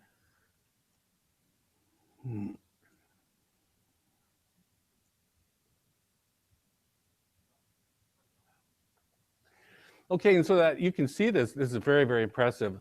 About 27,000 points per second creating this point cloud. And so what you can do is if you want a very detailed area, you can go into some place like this. For example, if we wanted to draw up this grandstand in more detail, it'd be very difficult to survey everything. However, what we could do then is take a point or take a shot on one of these points or take one of these points in the point cloud, connect it to another point in the point cloud, and we could draw in, the posts for the grandstand, or you could draw in the bleachers, or you could pick either one of these panels in here. Very difficult to survey out by hand, but you could take a shot on any one of these points. Again, there's just millions and millions of points in this point cloud and give a very, very detailed survey. So now we're going from a topographic map where we shoot the whole building down to where we could actually shoot the blocks and, even the door handles down even to the keyhole of a building. So nicely done, guys. We might even have a scanner or a scan of this class. I don't know, you guys probably can't see this, but inside here we just scanned this whole room here, and it's not downloaded, it's not processed, but you can kind of see on our data collector what that scan looks like. Again, that didn't take very long. We just scanned this whole building here. You got the ceiling panels, you got everything. You got everything that's in this room there. So anyway, okay, so from there, let's move on. What if I want a piece of equipment that shoots to the nearest centimeter anywhere on the globe? And so we come over here, and here we have George Washington. George, how are we doing today? I'm good. You? Good. I'm George Washington. And my name's Alec. As most of you know, I was the first president of the United States. But most of you probably don't know is I was also a surveyor. In my time, the tools we used were simple instruments like the compass, the Jacob's staff, and the Gunter's chain. This here is the Gunter's chain. It is 66 feet long and made of 100 links. 80 of these chains make 1 mile, and 10 square chains makes 1 acre. And wow, as a surveyor today, it's pretty impressive to see what you guys were able to do with the equipment you had. And as you can see, technology has been helping us make our job increasingly easier to do. And with one of the greatest developments has been the implementation of GPS. GPS. Can you explain to me what the GPS is exactly? Well, GPS is an acronym for Global Positioning System, and it allows us to use satellites to determine our exact position on Earth. Now, how does that work exactly? GPS uses around 25 satellites that orbit the Earth at an altitude of over 12,000 miles. These satellites then send out weak signals that are picked up by a receiver, also called a rover, and everything is then stored on our data collectors here. Now, what is this thing here? Well, this is our base station. When we use this, we set it up over a known point, and it then transmits signals that are, again, picked up by a receiver. And with those signals, we can determine what our position is in relationship to that base. How does this make surveying easier? All this stuff seems really complicated. Well, the GPS system allows us to collect and compute data a whole lot faster than you were able to. Any information we collect is then stored on our data collector, and with that, calculations can be done instantly. Seems to me surveying's gotten soft in the past 250 years. No, we're just learning to work smarter, not harder there, George. Okay, nicely done. So just wanted to point out here one more time here, this is a Gunter's chain. Our whole country was laid out with this technology. This is, again, 66 feet. Again, a lot of the rules and the laws that were back in those days, you know, South Dakota was laid out using this chain, are still applied today. For example, a lot of you guys just drove to school today on a residential public road. And again, the right-of-ways on our streets from the inside of sidewalk to inside of sidewalk is only one chain. Okay, now let's go over here to our last piece of equipment. And what we're going to show here are some drones. Now we do have a drone outside and it's being flown right now. It will be flown right now, I think. So let's come on over here and talk about the drone situation. Hi, I'm Teddy Roosevelt, or as they say, the other guy. And these are our drones. And this is a live feed of a drone about to fly in a couple seconds of the school right now. These are very precise measuring equipment used to measure the land and create topographic maps. To create a map, you'd fly a drone, collecting pictures and points, and process them using photogrammetric software. They're also used for flying over stockpiles of sand, dirt, and gravel to collect volumes for quantities and used for site overview on construction sites. With that being said, they are a very economical and practical way using the survey field every single day. We've been flying our drone here for like 3, 4, 5 times already and everything was working. I don't know, we're just not flying it right now. So anyway, as you can see, land surveying is a very high-tech equipment, very precise measuring equipment, is a very high-tech industry. If you're a student that enjoys math, a little bit of science, a little bit of history, if you enjoy working with some of this very precise equipment that we've shown you today, we really think that you should think about a career in land surveying. So I think what we want to do is we've had some good luck talking to some students. So, you know, why don't you tell us why you're here, what you enjoy about the program? I'm here for the civil engineering program.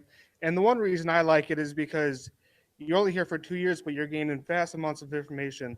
Rod, the teacher, he knows basically anything and everything about land surveying. He's more than welcoming and helpful about teaching what he knows. And he's always here with every question we have. Well, thank you very much. This is well done. And now we will go to our last presentation, which is in the media. So thank you. Yeah, we just want to thank you, Rod. A very clever way to demonstrate how fun it is to work in that area, especially with such an incredible inspector. It was nice to meet the presidents Washington, Roosevelt, and Lincoln today. But as we go on to our last training camp, you know, this training camp is going to be with the Media Arts program here. You're going to be seeing some of the things we've been talking to, you know, about sort of the interplay between what you could do in media arts and then how does that go over to an area like welding where they actually create something that can be visually just beautiful. And Nidra, of course, you know, is our co-host here today, and she's has a wonderful background and really, I mean, this must make you so proud just to see all of the wonderful growth that we're seeing today and all of these new programs. So, so there is a little bit of a journey between this one area to the next. And I'm going to turn this over to Megan and Mandy and ask a little bit about what we're going to see with the media arts. Can you tell us about sort of how students can apply and become involved in that program? You know, we are seeing that a lot of really pretty much anywhere from a bank to a chemical company to, you know, maybe even a nonprofit is hiring a graphic artist. So what does that look like? Yeah, I think the job opportunities coming out of our media field are vast. And I just have to give a shout out to this program on Southeast Tech's campus because I oversee the marketing department here on campus, and we have an excellent student who's been interning for us, and she is just like one of our staff. I'm so impressed with her skill level, having been in our program, and she has developed several videos for us, shot those videos, edited those videos. She's done graphic design work for us, and she really is an excellent example of the type of student that comes out of that program. But I'm going to turn it over to Mandy to let her talk through just a little bit for those high schoolers out there, especially you seniors, what you should be considering right now and in November of your senior year, kind of the timing to apply, get accepted, start thinking about scholarships. I do want to say that that land surveying program is a Build Dakota scholarship as well. So Mandy, do you want to talk to specifically our high school students, our seniors, about what they should be thinking about right now as they're getting ready for that next stage of life? Of course. Our high school seniors, you guys are very special to us, and we want, and we are here to work with you and help guide you through your college planning and career planning. But for those of you that are here with us today, it's ever so important to start applying. We are hoping by now, as a senior in high school, you've been doing this exploring. You're here participating in this exploration event. Keep doing those things, but it's really important to start making some commitments by filling out those college applications. My rule of thumb, my suggestion to high school seniors is you should be accepted for admission by Christmas of your senior year. So not just have an application or two out there, but have that congratulatory acceptance email notification in hand. That is really critical because of the other parts of enrolling in college, and that is with reference to scholarship applications, housing applications, federal financial aid applications. There's so many other pieces to your enrollment that we really want to set you up for success. So seniors, please start getting your applications out there. Start working on the application process and gaining that admissions acceptance so then the rest of the enrollment process can begin. And Mandy, one thing that we should mention too about some of our programs, you've seen the lab spaces here today, and you can see that we only have room for so many students in our programs because of the lab spaces, because of the demand for them. So what are some of our most high demand programs that you're seeing right now? And do the programs fill up fast? Is that another reason students should take action soon to apply and move through that acceptance stage? Exactly. So here at Southeast Tech, we have limited enrollment in these programs. We are limited with the amount of students that we can put into these skills-based facilities. And so a lot of our programs are capped to 20 to 30 students, which is a great experience for our students to be able to get that hands-on education, but that also limits us from being able to only offer a certain education for a certain number of students. So as I've already mentioned, applying early, getting accepted is important for all of those other enrollment items that need to take place, but a capacity in these programs. Popular programs right now, electrician and vet tech, nursing, sonography. Those are some of our top programs that really, when we're looking at enrollment for next fall, we're close to capacity, if not there. And so we really want to have conversations with you after this event today. Come see us on campus, walk through that application process, because we want you to attend here at Southeast Tech. Yeah, and then you can also see the programs in person, which is wonderful. Absolutely. So we're going to go to our last training camp, and we're going to meet with Rick Warren. He's going to walk us through media arts. You know, this is where, and again, I want to emphasize, we are live in all of these classrooms, and we are so grateful for our host today allowing us to do so. So over to Rick. So welcome to our last part of our tour, and we are in the media arts department, and today we have Rick Warkentine.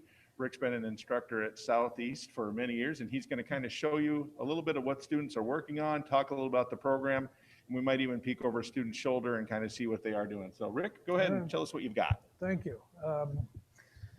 As Dr. Peters said, I'm Rick Warkentine. I've been here for 22 years, and I'm one of 3 full-time faculty in the media programs. So what I'll be talking about is actually 2 separate programs. We have media design, and we have digital media production.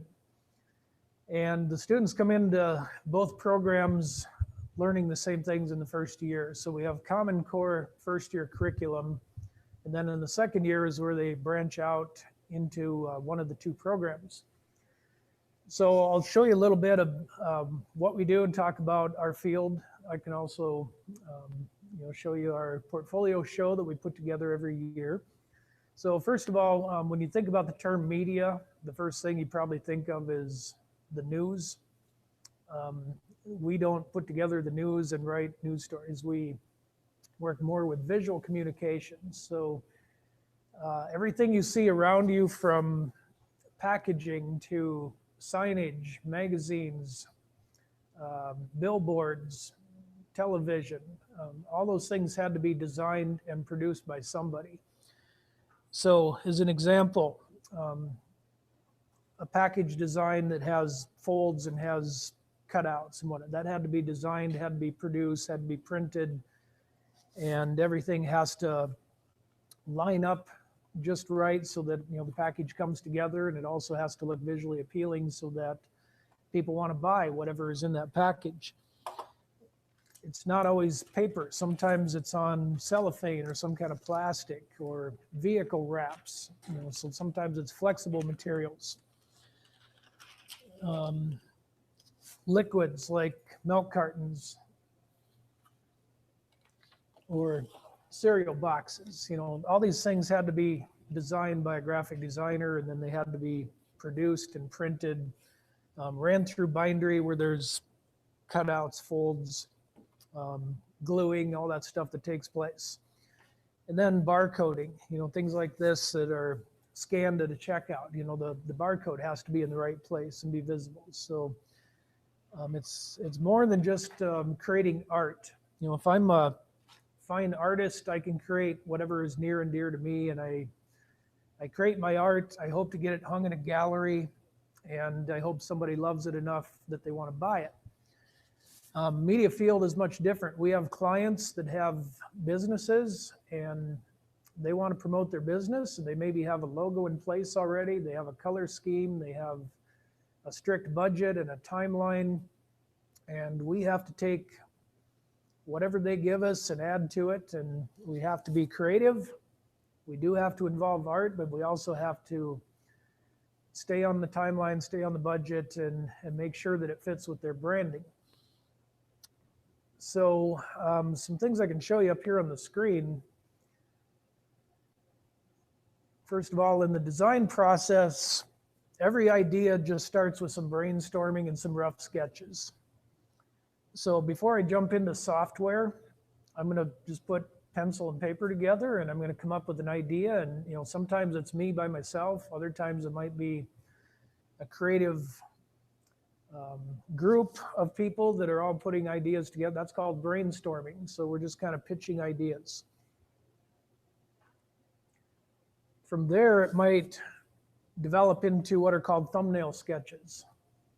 And with thumbnails, you're just coming up with lots of small little rough sketches basically to kind of illustrate what a logo might look like, or it could be an ad layout or something, but it's putting lots of different little ideas together. And then from there, they could be a little more polished, and we start thinking about what typeface or fonts we might use, what color schemes, and shape and space, and how we can kind of fill out the layout.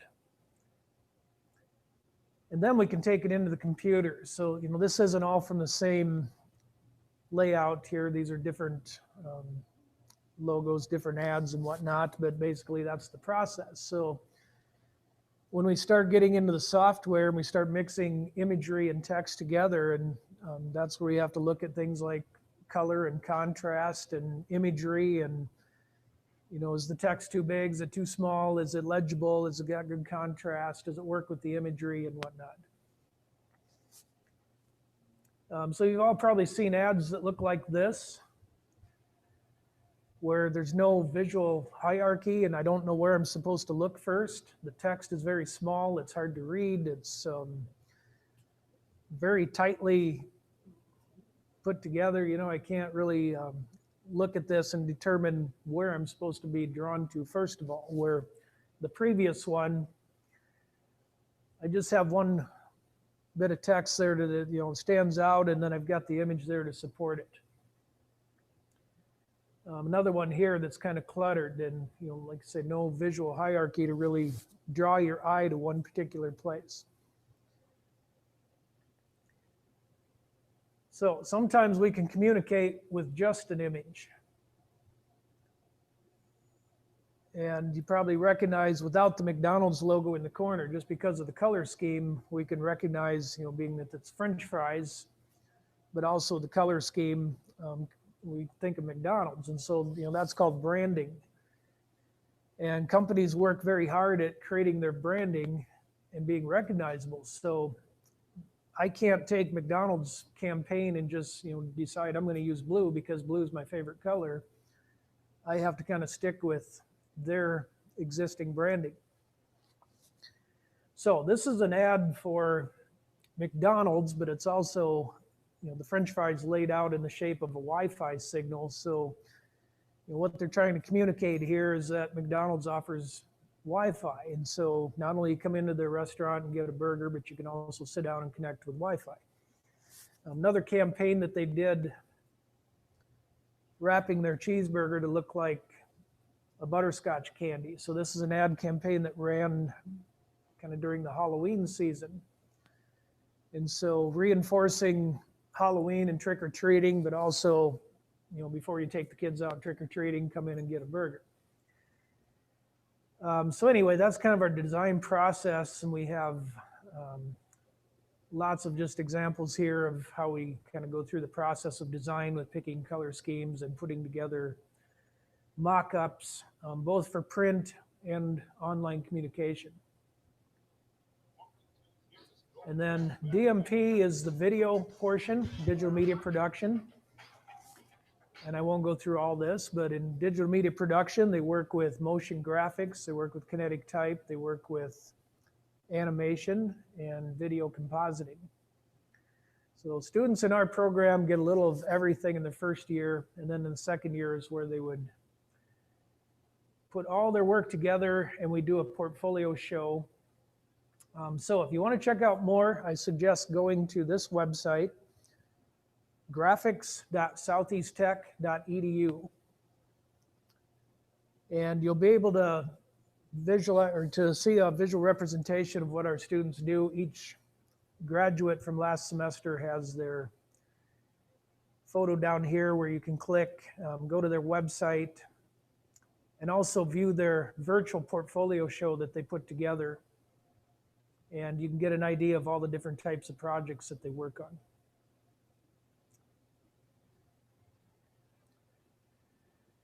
We just want to thank you, everyone that has joined us today. We know this is a lot of time out of a lot of the middle schools.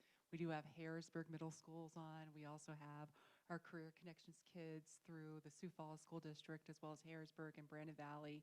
So we're going to conclude the training camps portion. And we do just want to say, again, thank you to Megan Fisher, thank you, Mandy Fry, and thank you, Paula Hawks, for hosting us today. It's amazing to go on site and to actually go into these classrooms and see firsthand. And that's exactly what we wanted to do. So hopefully that will spur your interest. And thank you also, Neodra Larson, for joining us as part of this. We're going to take a break and you're going to see some interesting information about a lot of our employers. And we also want to thank Ford Sioux Falls for allowing us to do this. Thank you and have a good day.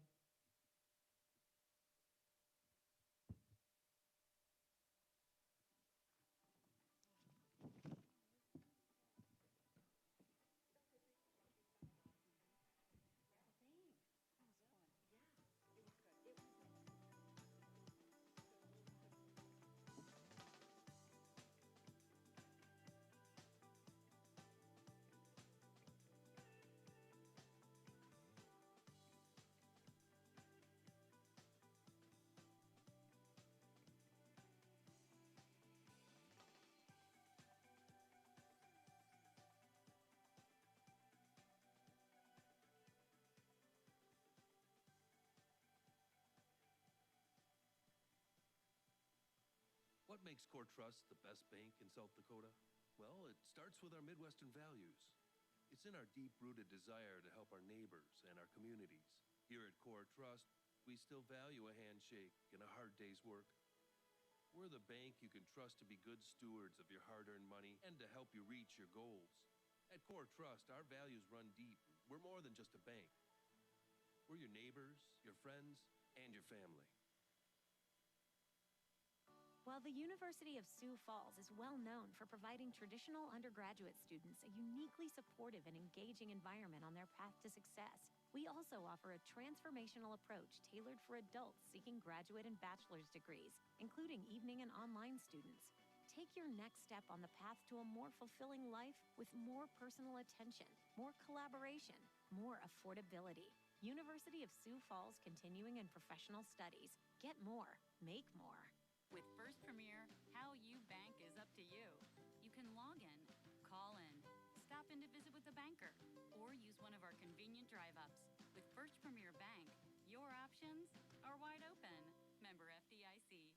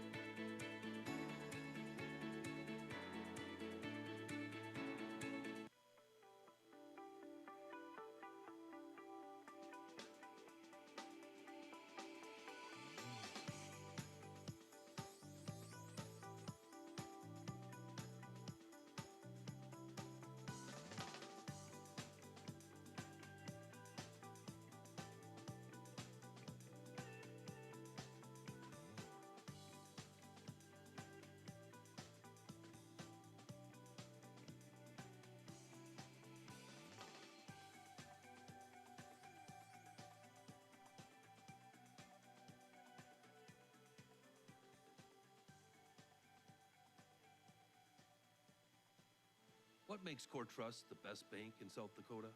Well, it starts with our Midwestern values. It's in our deep-rooted desire to help our neighbors and our communities. Here at Core Trust, we still value a handshake and a hard day's work.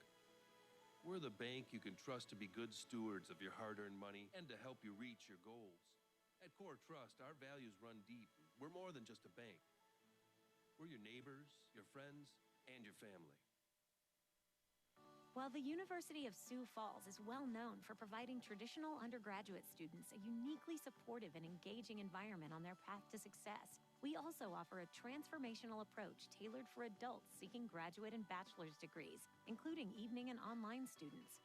Take your next step on the path to a more fulfilling life with more personal attention, more collaboration, more affordability. University of Sioux Falls Continuing and Professional Studies. Get more, make more. With First Premier, how you bank is up to you. You can log in, call in, stop in to visit with a banker, or use one of our convenient drive-ups. With First Premier Bank, your options are wide open. Member FDIC.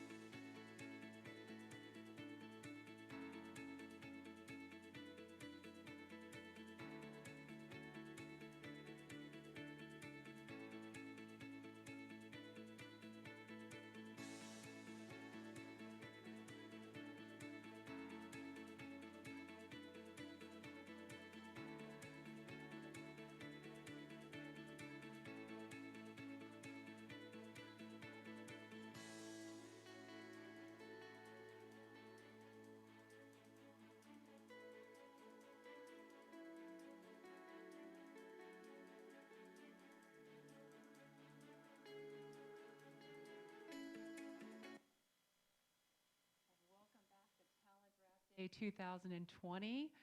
I am Denise Gazetta. I'm the Vice President of Talent and Workforce for the Sioux Falls Development Foundation. We are moving into our next area here where we're going to start our panel discussions. And we have a very special guest with us today. We have Billy from Augustana University.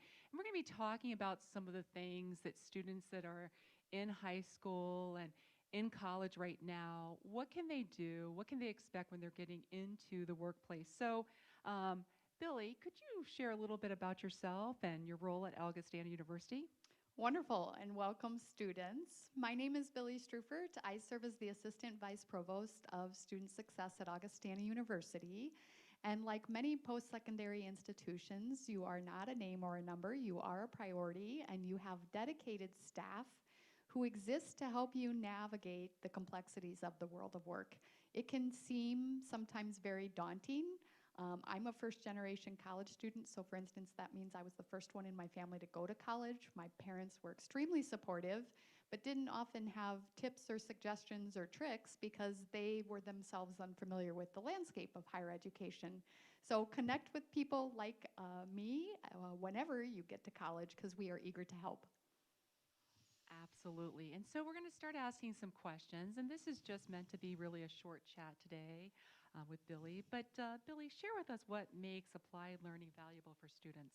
Yes, excellent question. Applied learning should be on the horizon often and early. Colleges want you to start with the end in mind. Applied learning, so that can be in diverse forms. It can include internships, volunteer opportunities, research, project-based learning in your classroom. All of those adventures help you learn more about yourself and your options. You get to preview a profession and confirm your goals, and that's why we want to do it early. Good career decision making is active, it is real. It's just like any other decision. When you test drive a car, you know if you like it.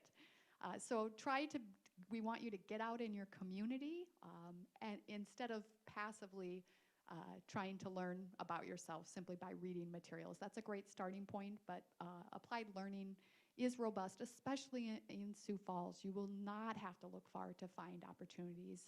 As we see illuminated at today's event, employers are very eager to connect with you, and they offer opportunities that will accommodate your diverse schedule.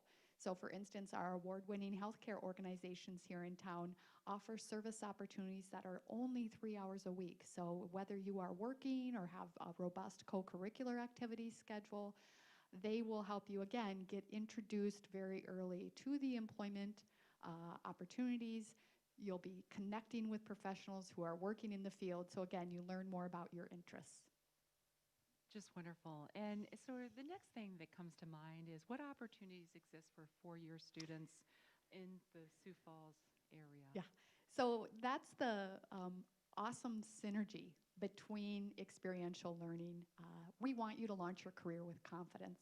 And through those internships, you will be introduced to business and industry.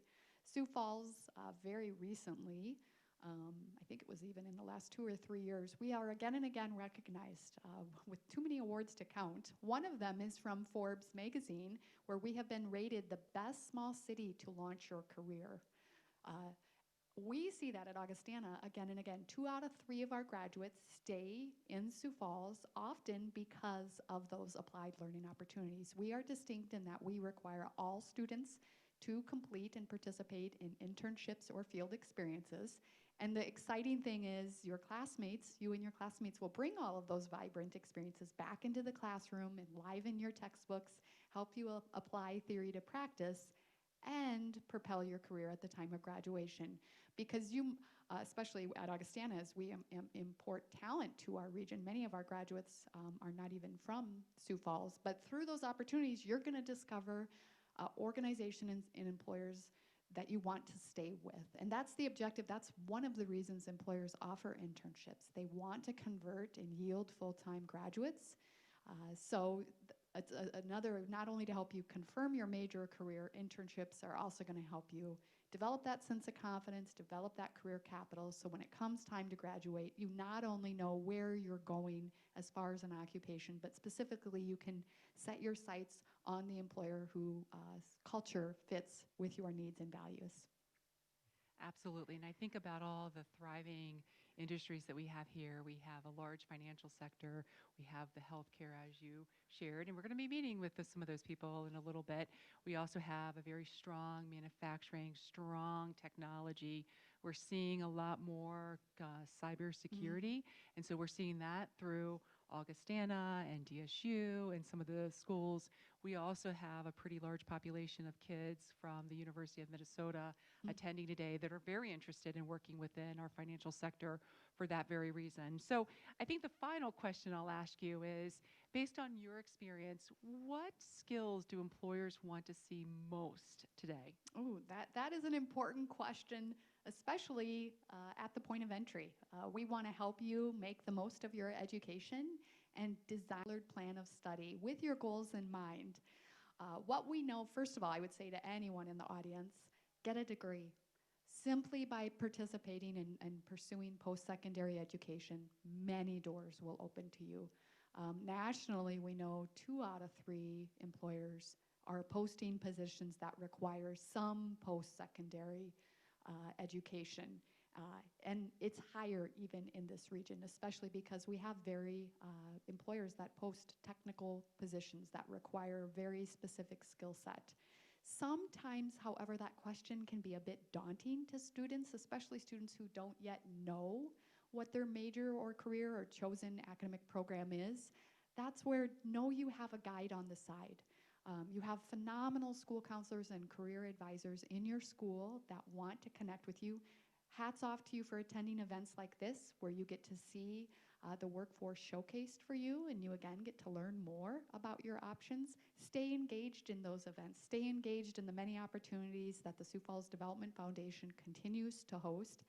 And then when you get to college, connect with people like me. Again, you have dedicated career specialists, certified career counselors, who can really demystify the decision-making process. It can sometimes seem very overwhelming, and that apprehension is common for all of us. And in fact, in many ways, it's good. It signals you care and you want to make a good choice.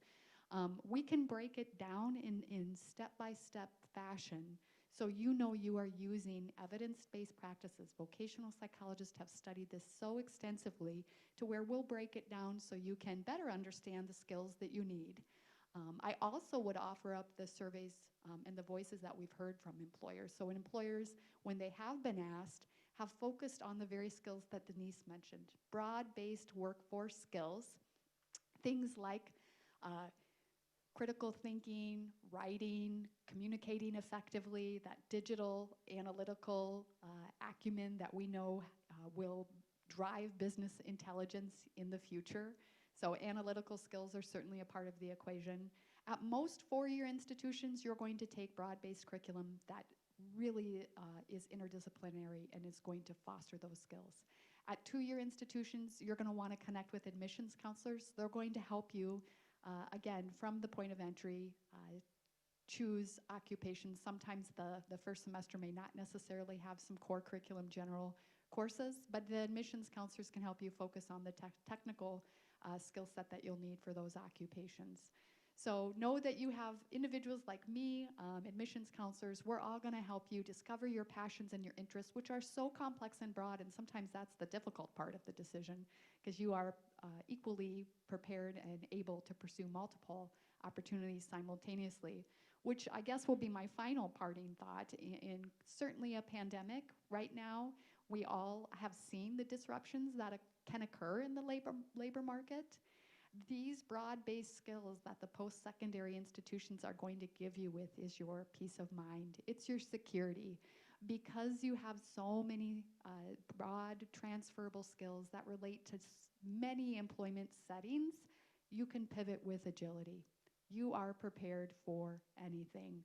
Many jobs are not licensed and certified, and you could look at different occupations pretty seamlessly, and your career counselors at the post-secondary institution will stay with you. We provide free career coaching for life, so we'll continue to help you to pursue that next adventure whenever it's on the horizon.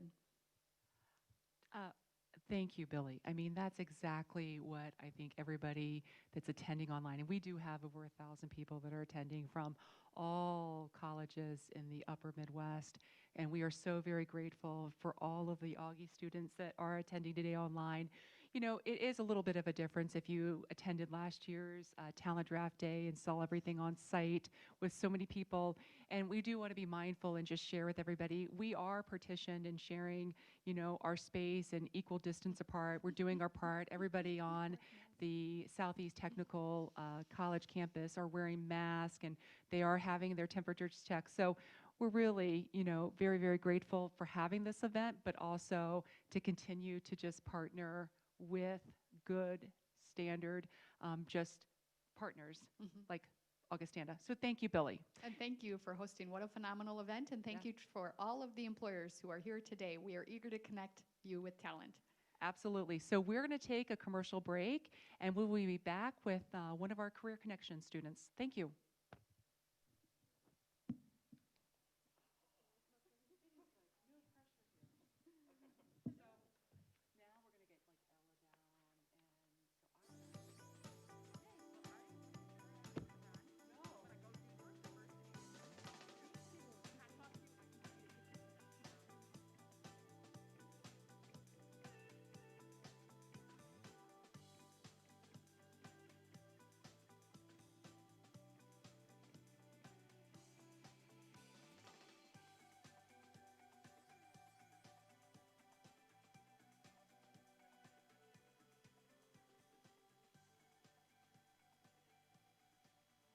What makes Core Trust the best bank in South Dakota?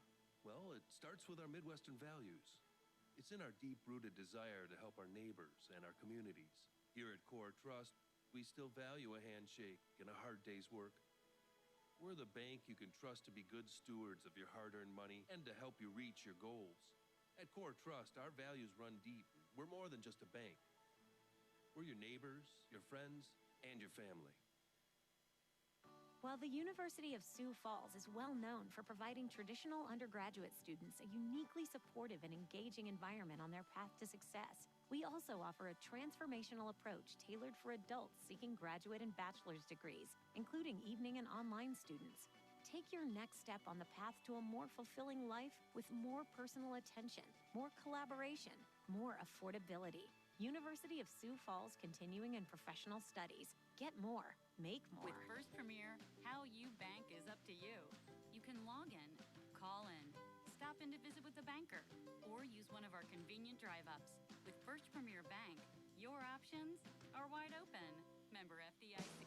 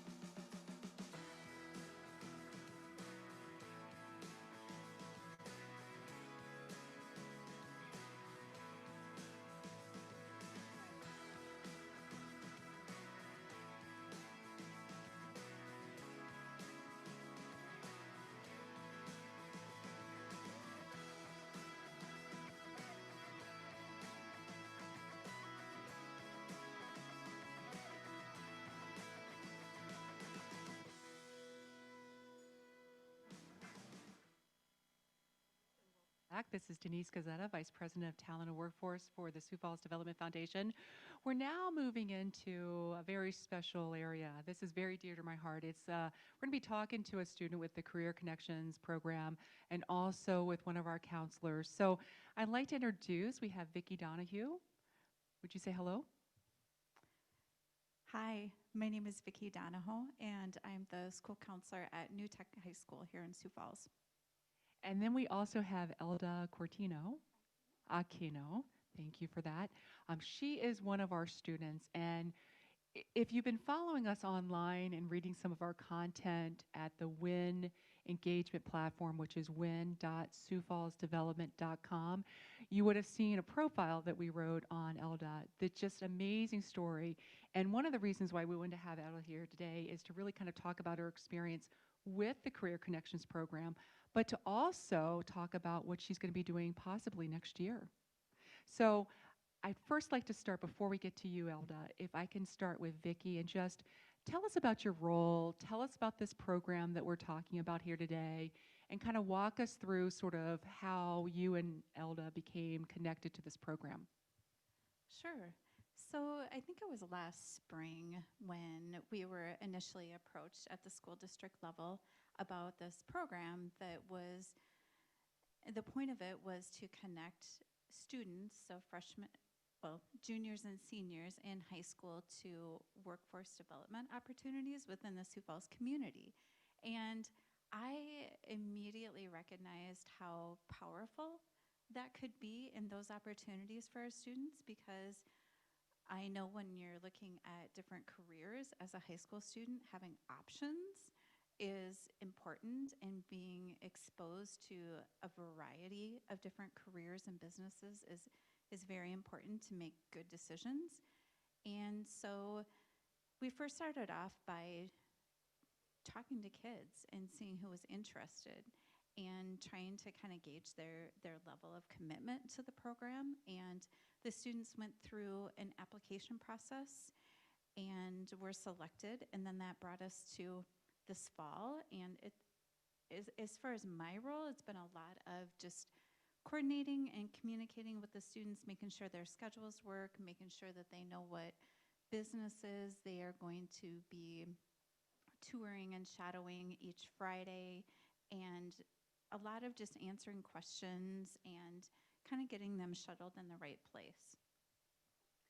You know, that's exactly it. When we think about it, we've really focused in on the interactive training and the hands-on training and all of that direct experience that kids are getting. One of the things we're pairing that with is career exposure. And so as we meet, you know, the kids here, and we're going to be talking to Elda in a minute, there's not a lot of awareness when you talk about some of the largest opportunities we have here. I mean, we're doing commercials for First Premier and Raven and Omnitech. When we ask people before they start this program what they know about those businesses, they stay to things that they see, but they don't really know where some of those greatest needs are. So I'm going to now turn it over and talk to Elda about sort of her experience. She has been accepted already into college, and she is taking some classes at Southeast Technical College. She is doing well, but she also has a brother that's up at University of North Dakota as an engineer. And so just go ahead and tell us a little bit about yourself and what you've liked as you've seen in the Career Connections program, but also what are your plans for next year? All right, so I found out about Career Connections through my counselor course. I was a little undecisive at first because I didn't know what it was about. It was my first time hearing about it. So once I got more details, I kind of just went for it. I liked it, and I like it so far. I like that we have different opportunities, different companies that we can visit, and so I have a variety of options on where I can be in the future as well. And it gives me like different exposure into like different experiences and companies, of course. And I'm probably thinking, well, I am taking college classes right now. I'm thinking of taking probably more my second semester this year, but I'm thinking probably going to college and pursuing maybe a teaching degree. And that was a bit of a change, right? Because when we started, you know, communicating about what next year, you had mentioned some other career paths, but that's one of the wonderful things that happens, right? You know, at 17 years of age, you still have the opportunity to make sort of those changes. And so we encourage that, but that's a wonderful story. And you've already been accepted into how many schools? Is it the one, or did you receive more good news this week? Yes, I actually got accepted to Augustana and USF at the moment. I am applying for more colleges. I just haven't had the time just yet, but I will for sure.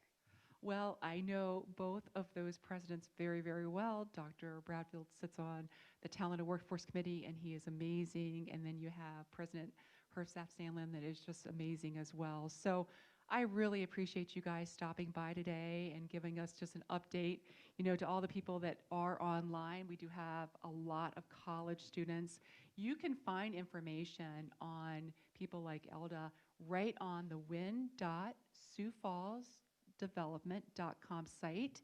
We encourage you to go there. You can also find out more information about our employers, as well as some of the ways that we're looking to connect talent like you sitting out there in the universities and colleges with the employers that we have here. So thank you again.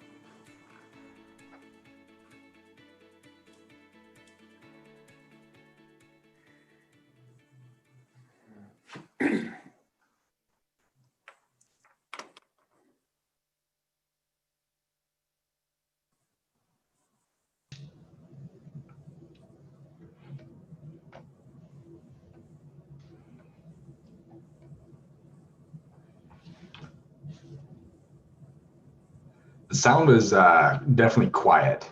Can you hear me? I don't have a headset, so. You know, Nathan, this is Mark Brown. I can hear you, and you're incredibly loud because I've got my volume turned all the way up because the volume from the actual presentation itself was really low, like you're saying. So yeah, I'm not sure if the microphones there need to be turned up, but.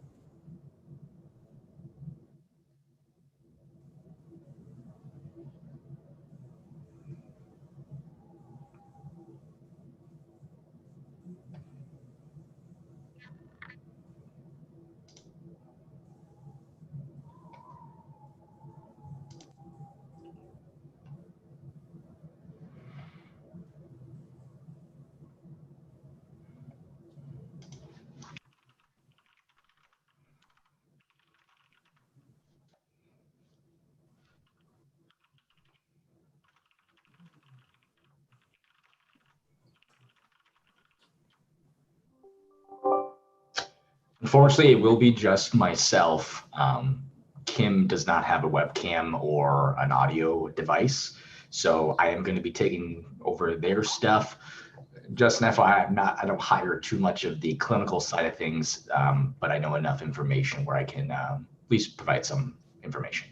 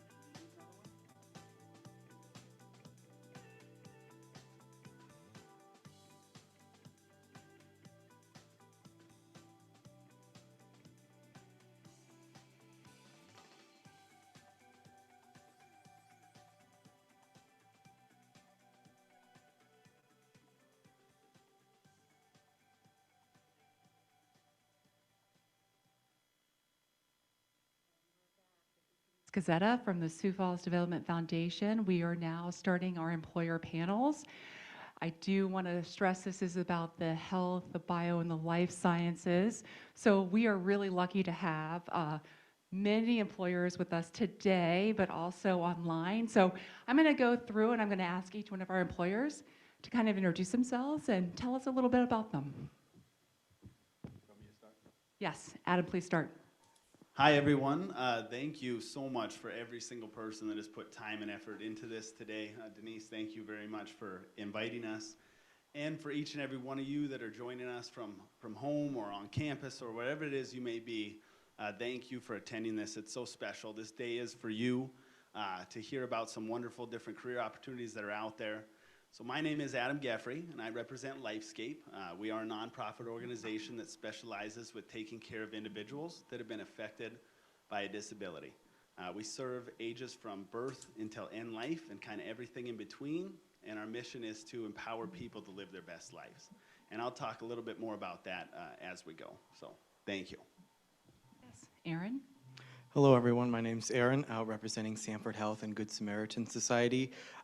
Here from Human Resources, and again, as he noted, thank you for everyone who put effort into making this event possible. Given the situation we're in, unique opportunity to speak to you, even if it is virtually. And so, yes, I mean, we'll elaborate more on our organizations, but Sanford Health and Good Sam, as we continue our integration as one of the largest employers in the Dakotas, doing what we can to support you and our different career paths that we do offer. Now we're going to have Aaron's colleague, Patrick, just say hello. Hi, my name is Patrick. I'm also with Sanford Health and the Good Samaritan Society. And again, just like everyone else, I want to say thank you for joining us today and having us. Again, through tough times, this just shows that, we can do a lot of things together as long as we're working together. And again, thanks for having us. Yeah, we do have over 1,000 students that are online and watching us through various media channels. I do want to bring in two people that are joining us remotely. I mean, we are in COVID-19, and so we have Dr. Mark Brown. Hello, Mark. Hi, how are you? Hi, and then we have Nathan LaCroix from Avera Health. So I'm going to turn it over, Mark, to you, and then Aaron, Nathan, I'm going to ask you to then go on and maybe share a little bit about your organizations and what you do. Sure. So, again, my name is Mark Brown. I'm the president and CEO of the USD Discovery District. And we're a corporation in Northwest Sioux Falls whose mission is to establish an innovation-focused bioscience community where entrepreneurs, in fact, can you still hear me, Denise? I can hear you perfectly. Okay, I was getting so much background for a second. So, we're a bioscience community where entrepreneurs, industry, university students, and faculty can cooperate to create new jobs. Sorry, I'm getting the background again. I'm going to just turn down my volume. To bring new innovations to market and to grow the economy of Sioux Falls and the state of South Dakota. And ultimately, my vision is to establish Sioux Falls as our country's next major pharmaceutical hub. And just to give you a little background on where I am in industry, I've spent about 20 years of my career with one foot in the pharmaceutical industry and one foot in academia. So in the pharmaceutical industry, I've served in a range of positions from scientist in the early years to vice president for research and development and an entrepreneur most recently. And in the academic world, I've served as a professor of molecular oncology and as the head for global health and health disparities at Colorado State University and as a molecular oncologist at Colorado State's Cancer Center. So over the course of my career, I've discovered several previously unknown genes, developed dozens of life-saving applications for the clinical management of congenital heart defects, colon, liver, breast, and lung cancers, as well as Zika virus, and we're currently working on a broad-spectrum coronavirus therapeutic. Thank you, Mark. And now over to you, Nathan. Yes, again, I echo everyone that has mentioned. Thank you guys so much for holding this fantastic event. It's a great opportunity for employers and all the students out there that are looking for opportunities. Specifically, where I cover is healthcare. So obviously, I work for Avera Health. Our mission is rooted in the gospel. So our mission is to make a positive impact in the lives and health of others, in the peoples and the communities by serving, serving with quality standards guided by Christian values. So my position is I am a Avera Health recruiter. So I recruit for McKinnon, Avera Health Plans, and Dakota Care. And I also will help out in the different regions. We are located in 5 states currently right now. So obviously, we have South Dakota, we have some in North Dakota, Iowa, and Minnesota, and Nebraska. So we our current range is roughly around 800,000 individuals that we serve in our communities.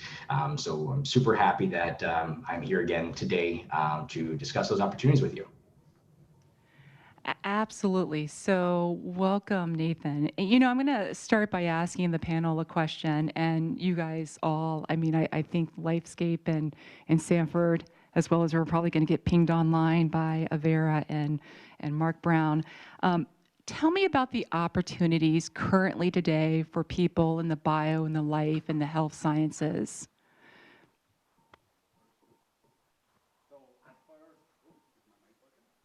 It is. Okay, we are good to go. Sorry about that, everybody. The opportunities within the health organization and field is ongoing and forever. The greatest thing about health is we all require it and we all need it. So to say that there's, how many opportunities are going to be out there, it's limitless. Especially in my organization, we deal with mental health disorders. Mental health hasn't even been started quite yet. There's so many different career opportunities involving mental health and what we can do with it. And now that we're finally starting to understand it, that just, there's so much growth and opportunity that can happen within it. All right, it's Aaron again from Sanford Health. Speaking on the potential careers within our organization, our combined footprint is in 26 states and 9 countries. So I think it lends itself to an opportunity of growth and exceptional care that we can provide from birth to end of life in our organization.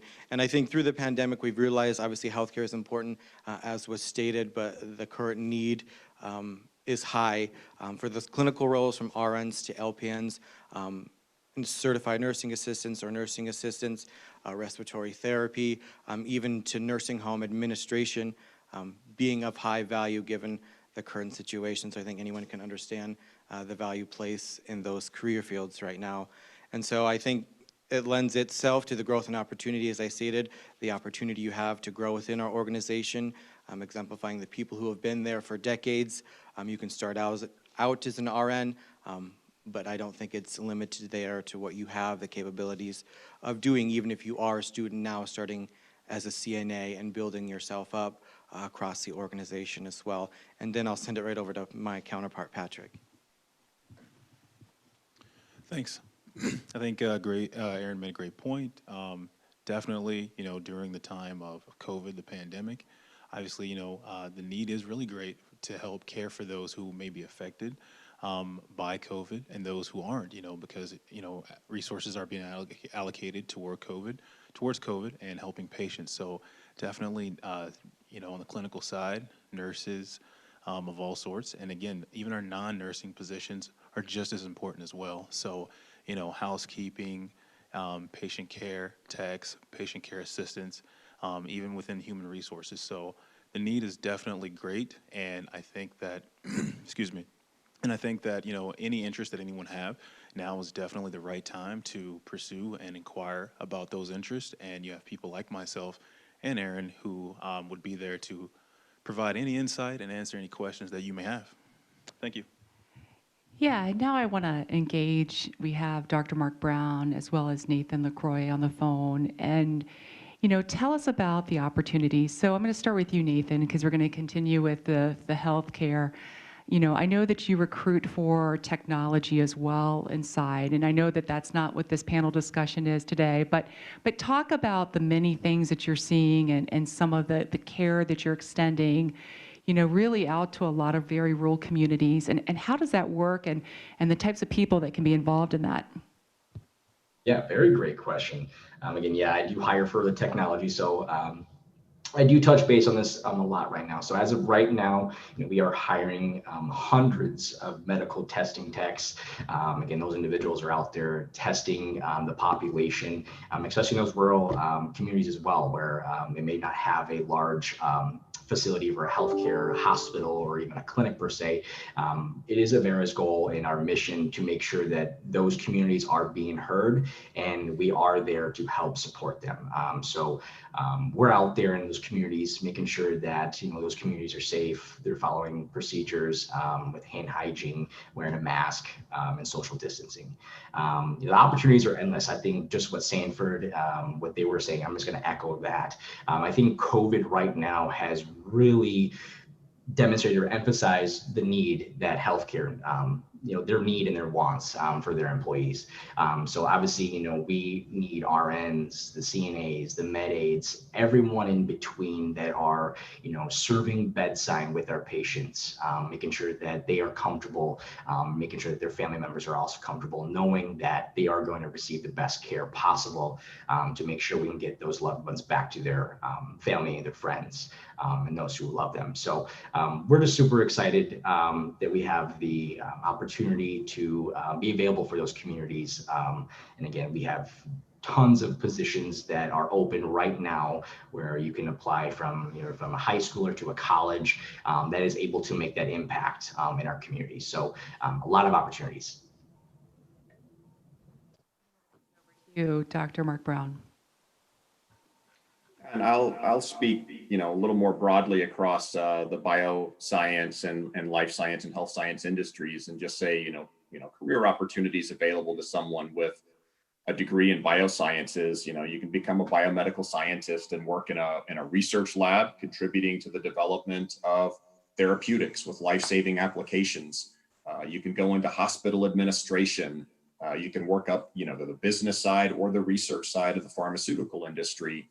That industry just can't seem to get enough bioscientists. You can be a medical sales representative, a scientific writer.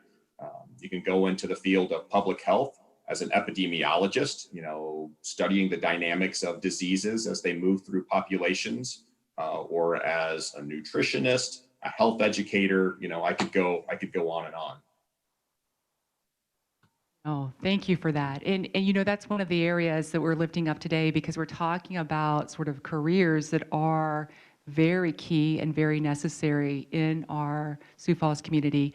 Let me ask this question about internships and possibilities, because right now we're seeing more than ever, people want to come into these organizations. So starting with Adam, walk us through what your internship process is like, and where they can start and where they can find information.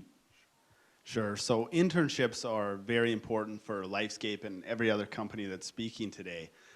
They're kind of the, you know, our future. It's everything that we're about, teaching what LifeScape's all about. Internships have been really unique this year with COVID. We've had to place some on hold, and we don't have maybe as many available as we would like to, due to the needs of our individuals that we support.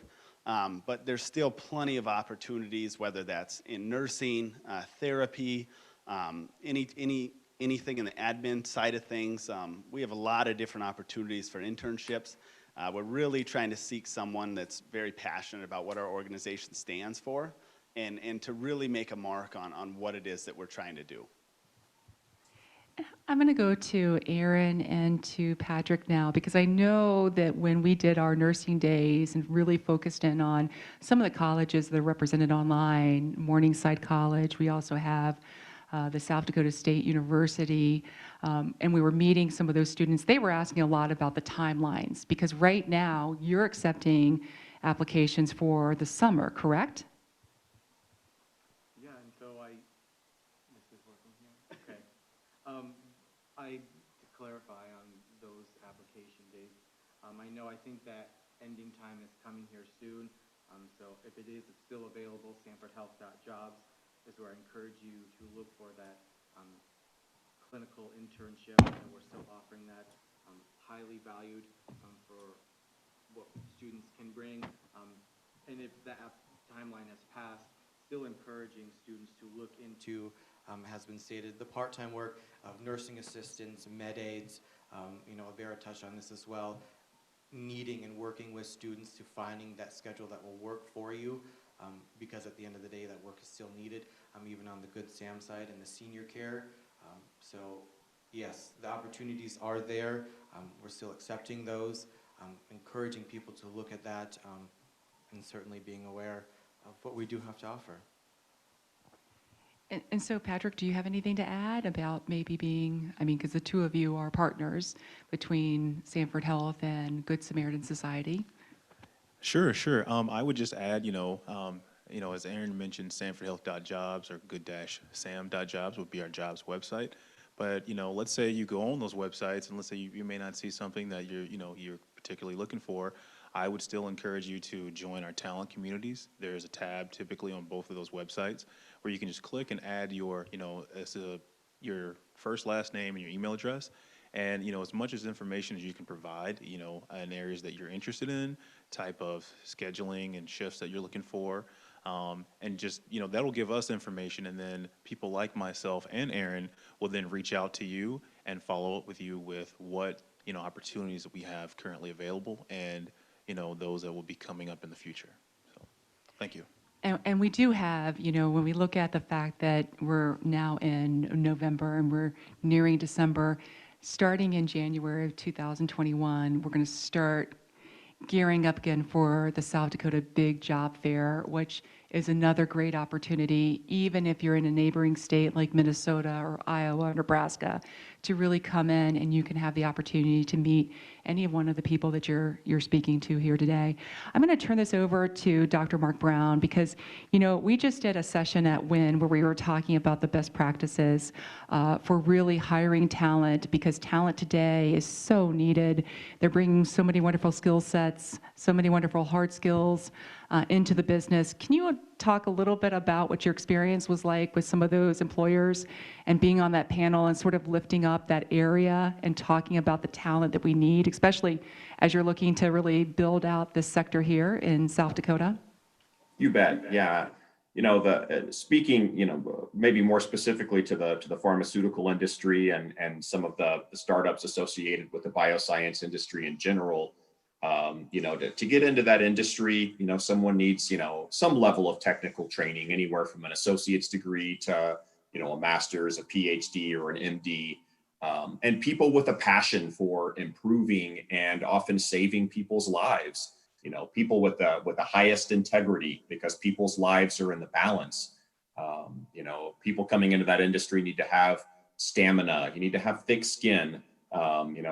It can be a cutthroat industry at times, and an exceptionally strong work ethic and an appetite for the fast-paced nature of that industry. But one thing that I have found to be critical as an employer in that industry is, we really vet people out looking for people who are loyal. And when I say that, I mean that, when you go to work for a pharmaceutical company, that company's going to invest thousands of dollars in training you. And once you have that training, you are highly desired in the industry. So companies are always, looking for people who will remain loyal, who won't take that training and then jump ship the first time another company offers them a few dollars more, so to speak. So, likewise, this industry is looking for honest people. When you go into work for the pharmaceutical industry, you'll be privy to trade secrets that could do real harm to your company if that information lands in the wrong hands. And in some cases, this even becomes trade secrets that could be used on the stock market. And so they're looking for honest individuals to enter that industry, obviously. But just a few of the things that I've seen over the years that we look for in bioscience and pharmaceutical jobs. Absolutely. And, Nathan, I'm going to talk about, you not only have opportunities for college, but you also have something that's very dear to my heart, which is the Avera Academy, where you're bringing in high school students. You know, we recently launched the Career Connections program, which is very similar to the Avera Academy. In fact, Chantel Krebs was really instrumental in getting our program up and running and just making sure that we had the right framework with other employers. But you want to talk a little bit about sort of what your process is, and we'll kind of round out this question with you. Yeah, great question. So I think the biggest part is, and I think even last year I spoke about this, high school students, we want to start early because they are the future of healthcare. We want to start building that pipeline and getting those students interested or find what interests them in their field. We want to get them and point them to the right direction. And that's going to be the first step, is really getting them into the right direction, what's going to really suit them and what their needs and what they want to do in their life or what their goals are in life. I think joining healthcare, I think you have a purpose of wanting to help others. And so when we do speak to those high school students, we have those academies set up where, we'll start doing, jive, job shadows, the internships, the volunteering, and then you gather your experience and that leads to employment. So I think just really working with those high school students, finding out different opportunities for them to get, even a little hands-on experience, really start, because, as you know, when you do get some experience, some hands-on, it can really either say, hey, I really love this, or hey, maybe I'm not really suited for this, but let me check out another area. So with this Avera Academy, we are giving those opportunities to those high school students that the pipeline, the future of healthcare, and to really get them into the Avera system. As when you do get your foot in the door at a Avera system, it's very easily for you to look for other opportunities to grow within Avera. And I think, again, once you get your foot in the door, it's a lot easier to move around to different departments that really suit your interests and what your passion is and what your goals in life. And at Avera, we take that to heart. We want to really have our employees grow within Avera. We want to help capture those dreams and your professional goals as long as working with Avera. So we're super happy to do so. Thank you, Nathan. I'm going to ask one last question of all our panelists, and this is because, and this just came to me, we had so many kids that were online from the school districts today, really kind of lifting up, starting in middle school, that early career explanation. And, Adam, you're part of the Career Connection, so you're front and center with all the work that we're doing with high school students. Can you talk a little bit about, we talked about what the needs are today, but let's go way in the future. Let's go maybe 20 years out and tell me what you think. Just give me one job or one area, but tell me what you think is going to be a really good market as we round this out for some of those middle school kids that are going to be going through high school and college and possibly even more education. That's tough to narrow it down to just one, but if I would have to take a guess, I would say anything in the therapy side of things. Therapy is becoming such an important role. Working with insurances can be quite difficult. If a physician writes a script, it's easily passed because it's needed, but with a therapist, to write something, they always come back to, is it a need? And it's absolutely a need, especially for the individuals that I take care of, helping with movement or understanding maybe different types of behavioral therapies. It's so vital and important. So I would say if I had to take just one thing, it would be anything therapy related. Perfect, thank you. Yeah, I think speaking in healthcare, that's certainly a tough question to answer. I just speak on our host today of Southeast Tech and say allied health. So surge techs, radiology techs, respiratory therapy. So many different avenues across those that I don't think always have the highlight, but offer the growth opportunities, good pay, the benefits, those more technical things that aren't always discussed, but just based on our location today, I will highlight that need as well, especially the understanding of COVID today and how long that will play into our lives going forward as well.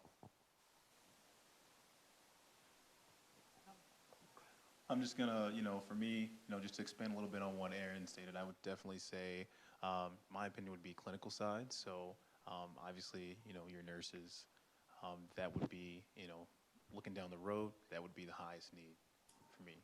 So. Yeah, I mean, nurses train specifically in behavioral health, right? That's one of the areas that we're talking to Lifescape about. So, and I know it's front and center, and I appreciate you guys giving us that insight.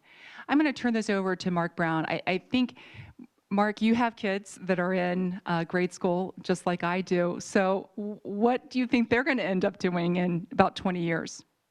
Oh gosh, you know, in the pharmaceutical industry, we have transitioned greatly from a dependence on drugs to biologics. So molecules that more that align better with the molecules, the biomolecules of our own bodies. And so when I'm asked about what's the future of that industry and what should students be looking at, focusing in if they want to go into that industry in the future, my answer is always biochemical engineering. It really is, as far as I've seen in that industry, the best preparation for either the drug side or the biologic side of that industry. But I will also highlight that one major emerging field in that industry is medical ethics. We're talking about an industry that has a tarnished reputation for commercializing people's most dire health needs. And so, there's a unique ethical perspective to charging for the types of services, and some would call exorbitant prices for some of the services that we offer through that industry. And so medical ethics plays a real key role in helping to maintain the balancing act of keeping the industry growing in a way that there's still enough development of new life-saving therapeutics, but in a way that's all tempered by the need for those drugs and biologics to be priced in a way that the entire population can afford them. Absolutely. And we have some incredible things that we're seeing here within the biotherapeutics arena, very timely with COVID. So thank you for that, Mark. Nathan, I'm gonna end with you on this, and I'm gonna tee this up a little bit because Nathan is a multitasker. He does do a lot of recruiting for technology. So Nathan, what would you say to a 4, 5, 6, 7, 8-year-old about the potential for them 20 years out in a career? Great question. First thing, if I were to look back and tell myself at 8, I think it was just follow your heart and do what you want to do. I'm a big believer in just doing what your dreams are set out to be. So go achieve those dreams. And if that's within healthcare, wonderful. I want to speak to you. So if you're 8 and you're looking to get into the medical field, I think just learning IT, the technology side of things, as again, when the world continues to age, more technology is going to come out. Obviously, the needs are going to be on the clinical side, the bedside, but I do want to specify even biomedical engineering technicians. Those are the ones that are calibrating all of the machines to make sure that they are all suitable for the patients to get into, and make sure that everything's going to be working right.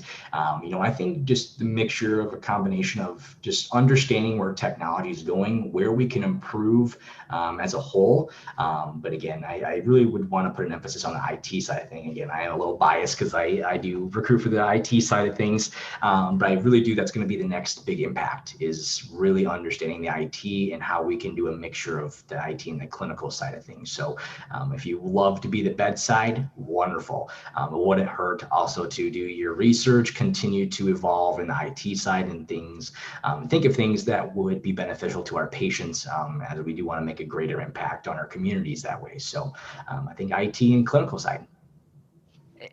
Thank you for that. And we have University of Minnesota students that are joining us, and it was such a pleasure. I had the opportunity, there was a company that moved from the West Coast to the Minnesota suburbs, Protein Design Labs, and just saw the expansion of that biochemical arena in that school. And so, as we looked at Handshake, and I know a lot of you guys are on Handshake today watching this, know that there's a lot of opportunities. That's why we showed you the short term, but then we gave you that long term. We just framed it a little bit by talking about the kids that were on earlier, but really just knowing that 20 years out, there's a lot of growth here, a lot of opportunities, and this really is one of the hottest demands. So I just want to thank Adam, Aaron, Patrick, Nathan, and Dr. Mark Brown. We are going to close today.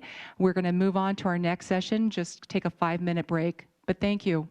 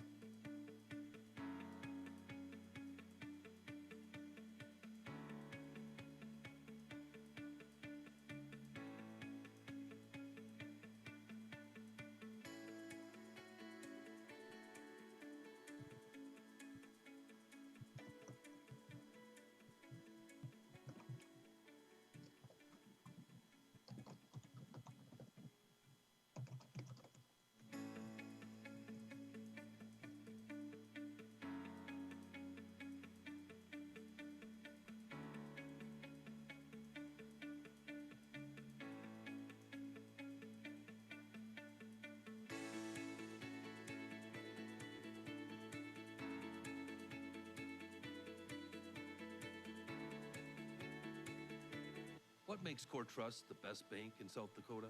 Well, it starts with our Midwestern values.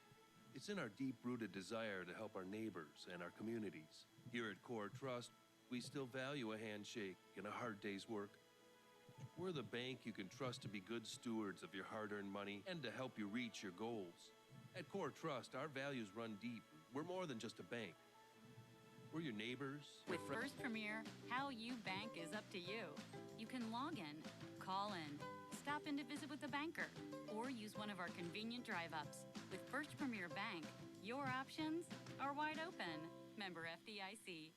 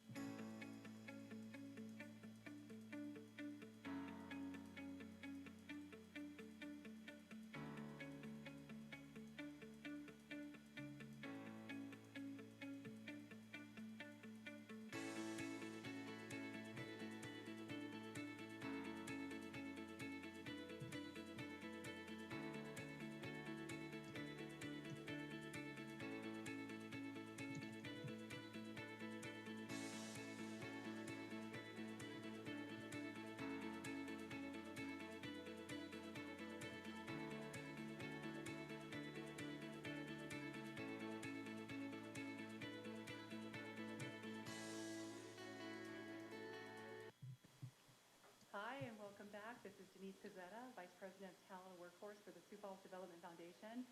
We are now starting with our general business employers, and I am so happy today to have people here with me as well as online.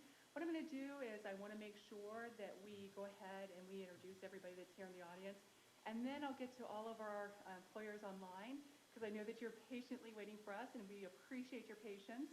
It is a busy day. It's starting to get busy here at Southeast Technical College with the on-site people, but we also have a lot of people that are streaming in, and we're trying to answer your questions as quickly as possible. So thank you for that. So I'm going to go with Jamie first, and then I'm going to ask Roger and then Foz to introduce themselves.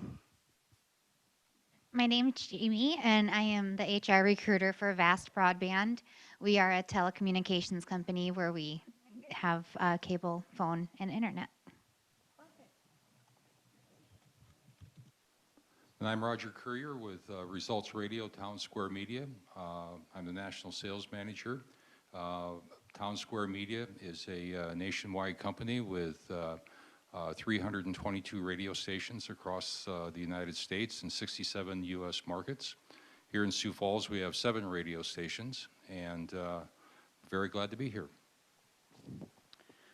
Hi, my name is Fas Mosley, and I'm with Jaldi Innovation Ventures, and we help to develop new types of technology businesses. And I have a background in technology. I've been at companies like IBM and Hewlett-Packard and other companies in the Silicon Valley. So I'm going to try to hopefully bring that kind of perspective to the discussion today. Oh, absolutely. And you also were part of the 2019, so I'm going to ask you your perspective with having this online and the virtual realm versus last year, but thank you for joining. So I'm going to go into the people online. I know I have Joel Sylvester, who is with 5 Star Call Center. So Joel, say hello to our audience. Hello, everybody. Good afternoon. My name is Joel Sylvester. I'm one of the owners at 5 Star Call Centers. I have been in the contact center industry for 20 years, have ran sales and customer service and collection groups all over the world and country, and everything that goes into it, from technology to regulation to recruiting to process improvement and so on and so forth. And then we have Jenny. Thank you, Joel. And just so you know, Joel, we talked a little bit earlier today with our Career Connections kids, and Joel is one of the partners that we have with that. So we had the wonderful opportunity to interview Elda, and she has now been admitted into early admittance for 2 schools. So we're waiting for those last couple ones, but thank you for all your support there. I'm going to turn it over to Jenny and Lauren from First Premier Bank. Hi, I'm Jenny Reese. I work in the Human Resources Department, mainly do recruiting on the bank card side. So we have 4 bank card locations in South Dakota, Sioux Falls, Watertown, Huron, and Dakota Dunes. Hi, I am Lauren. I am the Human Resources for the bank that I'm in at First Branch. So First Premier Bank has 17 banking facilities, all in South Dakota. We have some in the north, kind of by Watertown, and then the majority are located here in Sioux Falls. Back to you. We're having a little bit of trouble hearing you, but no worries. We do have Rod on the phone, and Rod is a gentleman that I met a few months ago. He was coming into the Sioux Falls arena to kind of look at some space here, and he's opening a business. So Rod, I'm going to turn this over to you now. Good afternoon.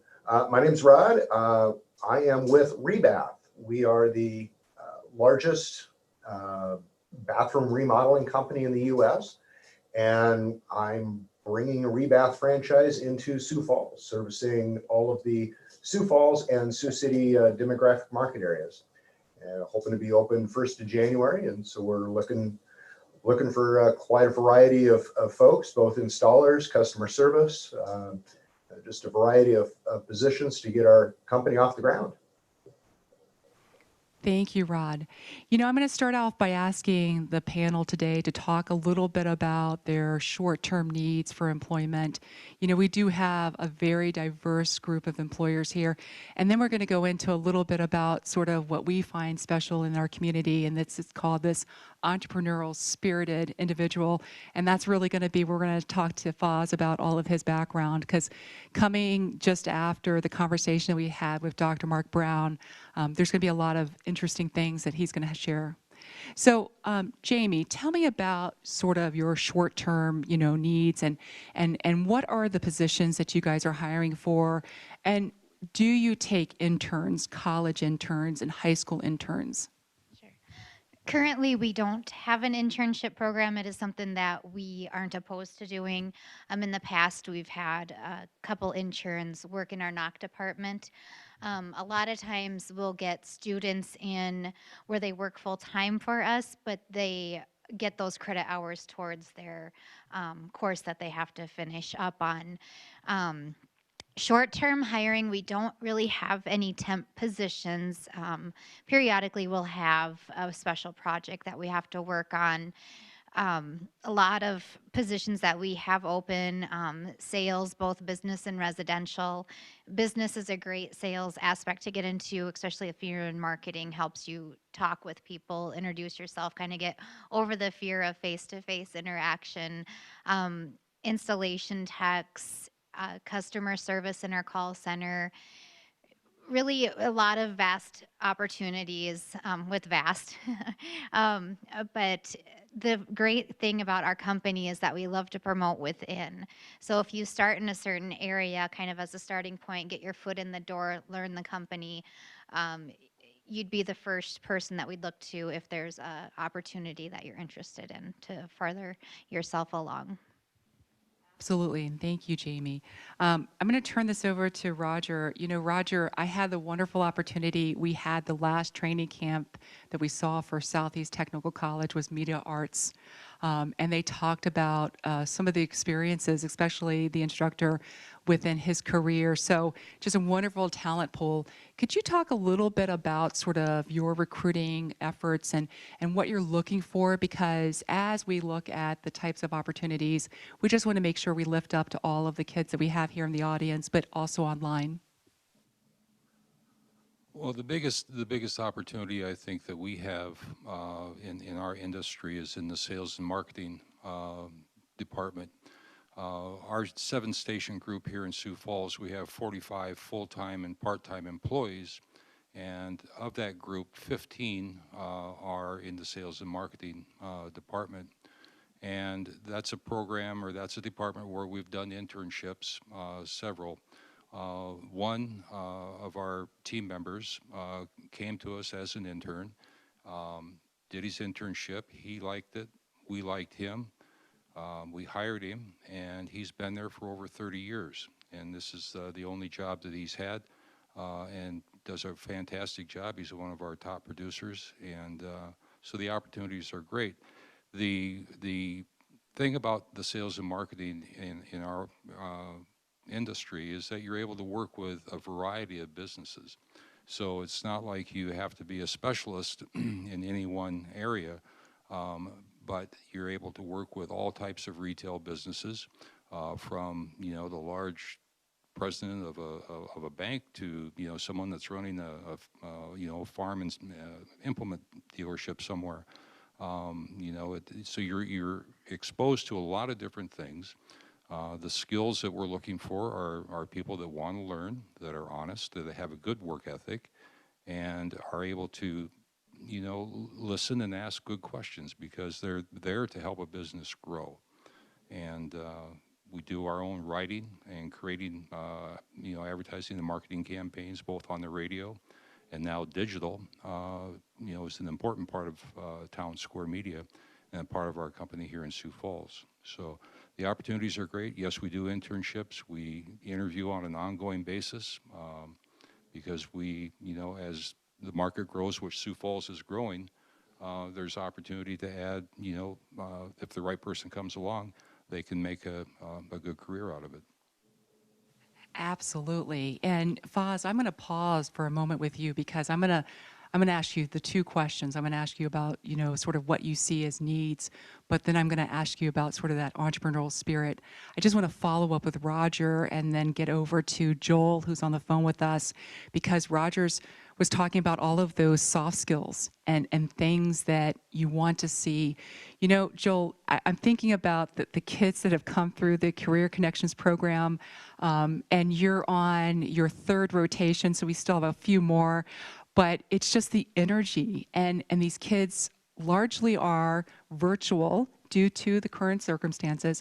But once you start talking about your business, they just light up and they ask so many questions. So could you talk a little bit about what your employment needs are? Because I don't think enough people in our community know what 5-Star Call Centers does. Sure. So, we have about 40 clients from coast to coast that we provide everywhere from customer care to technical support to sales for. So we have manufacturers that we work with. We have healthcare companies. We have financial services companies. We have HR divisions. So as people come in, we can really identify what they're looking for, what their skill sets are, what they're passionate about, and put them in a position to succeed. We do promote from within. So we have 30 managers in Sioux Falls, and they all started, at positions, working with customers directly. So it's really does give us a vast, the ability to work in a lot of different industries.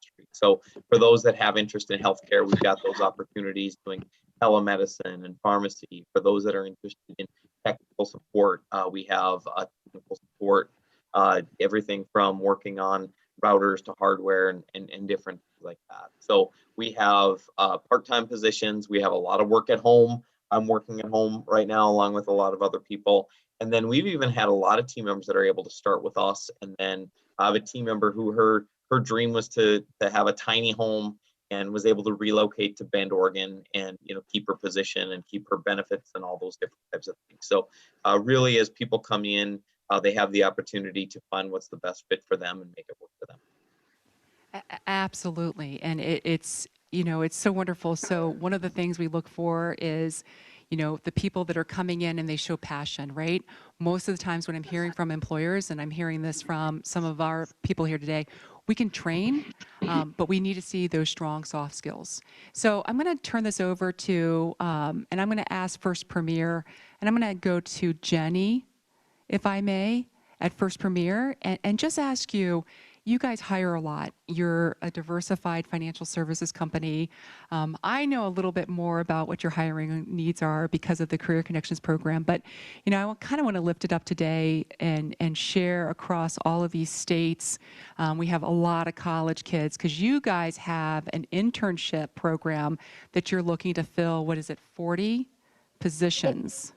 45 internship opportunities between the bank card and the bank side location. So yes, our focus is banking, but we have internships for MIS and software development and marketing and human resources, and pretty much any department that you can think of, we do offer internships for, which is really nice for those students to get a diverse background as well. Thank you, Jenny. And Rod, you shared that you have a great need for sales. So, I'm going to come back to you in a minute about some other questions that I have for you. But I want to turn this over to Foz because you were part of the team last year that we were on site at the Washington Pavilion.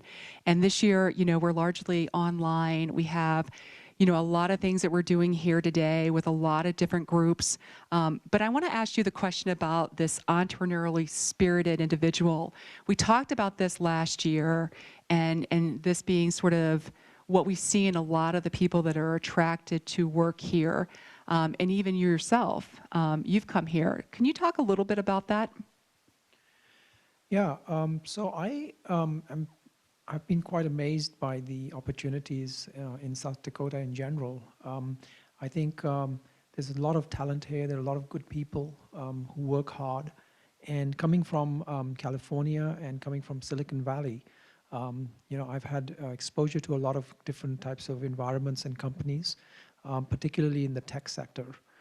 So I think there's a huge amount of opportunity for people here to either join companies, tech companies, and nowadays especially to work remotely. But then secondly, to actually develop your own companies potentially. I don't think it's ever been as easy as it is today. to take a bit of software and develop something that could be innovative. And as long as you're solving some kind of a problem or a need, then you should go pretty far with that. Yeah, earlier when we were, talking to Dr. Mark Brown and Sanford and Avera and Lifescape, we were talking about all of the technologies now that people are, employing, but we're seeing this need for Medtronics, right? Where you're seeing that everything is on a device, and then you have a lot of kids through the computer science arena that are coming out to work specifically in this area. So we're lifting that up. I just want to go around and tell me about what you expect. So we're looking out now. We talked about sort of our current needs. Tell me about what you think your future needs are going to look like in 5 years, because some of the students that we have online today, like we have some students in the audience, they are going to be graduating the next few years. We have a couple kids that told me that they were getting their MBAs, which is fantastic. But I want to also, I want to share with everybody that's online that we have a lot of good opportunities long term. And so I'm going to ask you just to share a little bit about your long-term perspectives about employment within your organizations. With the telecommunications company, it's not going away. It's only going to grow and continue to change. What I can see the future of telecommunications right now, we have phone, cable, internet. More than likely, landlines are going to go away in the near future. There's only a certain few people that have that anymore. Cable is another one.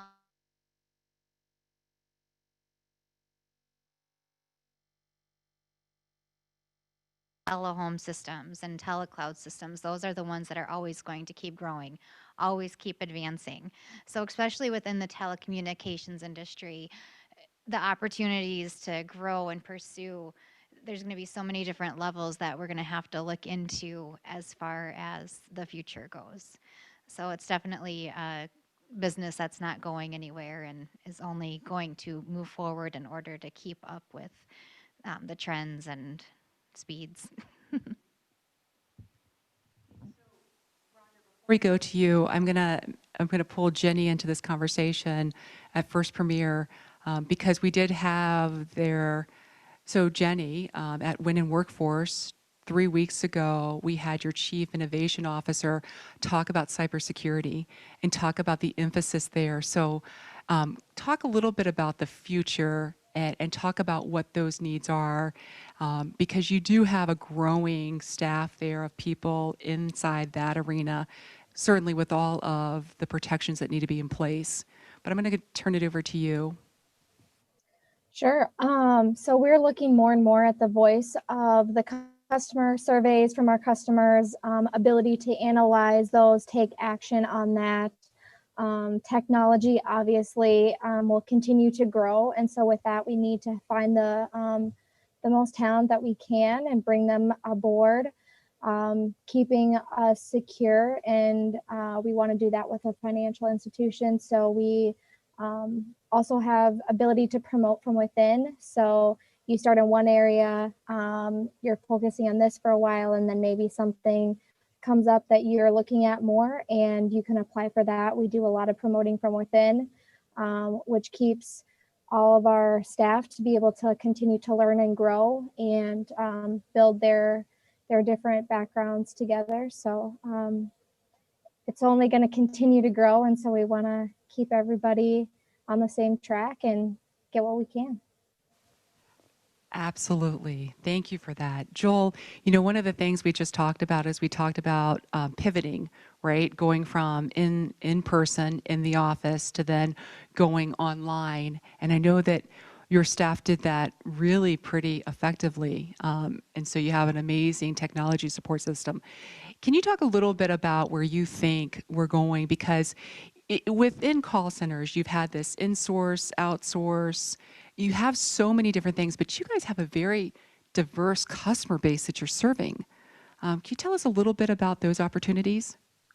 Yeah, as technology just expands, it is exciting to see how the industry is expanding. That, we're in the Midwest, for the most part, And but you can serve customers really anywhere in the world with the technology that exists today. And if you look at how training is for team members and even how interaction customers are, looking at video, using technology, using things like, agent assist, where if a person's talking about a certain thing, graphics can pop up and blueprints can pop up and things like that. So it really makes it exciting to see the things that people can do with less training. No one likes sitting in training for 2 months, from that end of it or whatever. So with less training and being able to, really, handle things that you would have never guessed 3 or 4 years ago that would be done remotely. Again, telemedicine. So a person calling in and going through, their health history and things that they need to do, fixing things everywhere from apps that need to be fixed, computers to printers. It just kind of runs the gamut.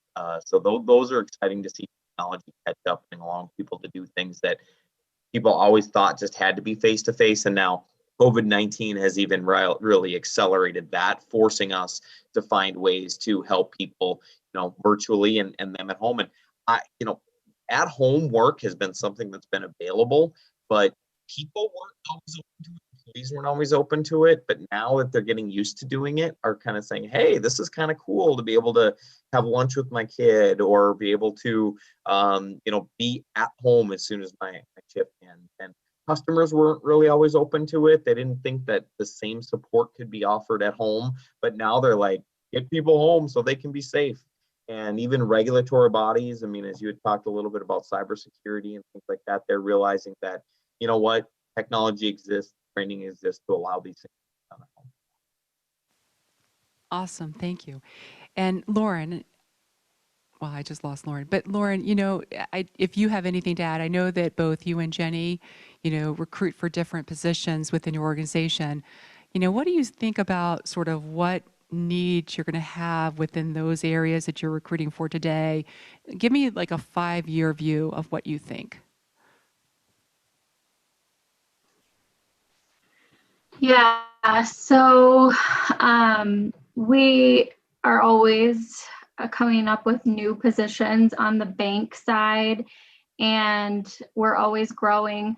Obviously, now with things going to digital, we still need tellers and people in the office, but we are able to grow certain positions with the work at home, which is desirable to a lot of people, especially right now.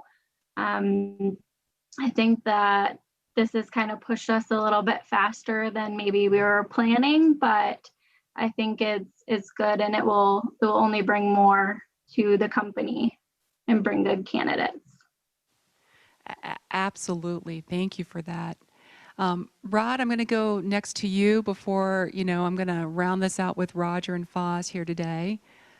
So you're opening a franchise. We talked a little bit about the needs for sales and marketing, and I appreciate Roger sharing that those are areas where you will have lots of opportunities. And we do see a lot of people through the upper Midwest. We look at sort of where we're at with the kids on Handshake and sort of their fields of study. So I'm going to turn this over to you as somebody that's looking to come into this community and looking to expand your business. Where do you think those investments are going to be made in the future? Well, everything for us is all about the customer experience. So anything we can do to,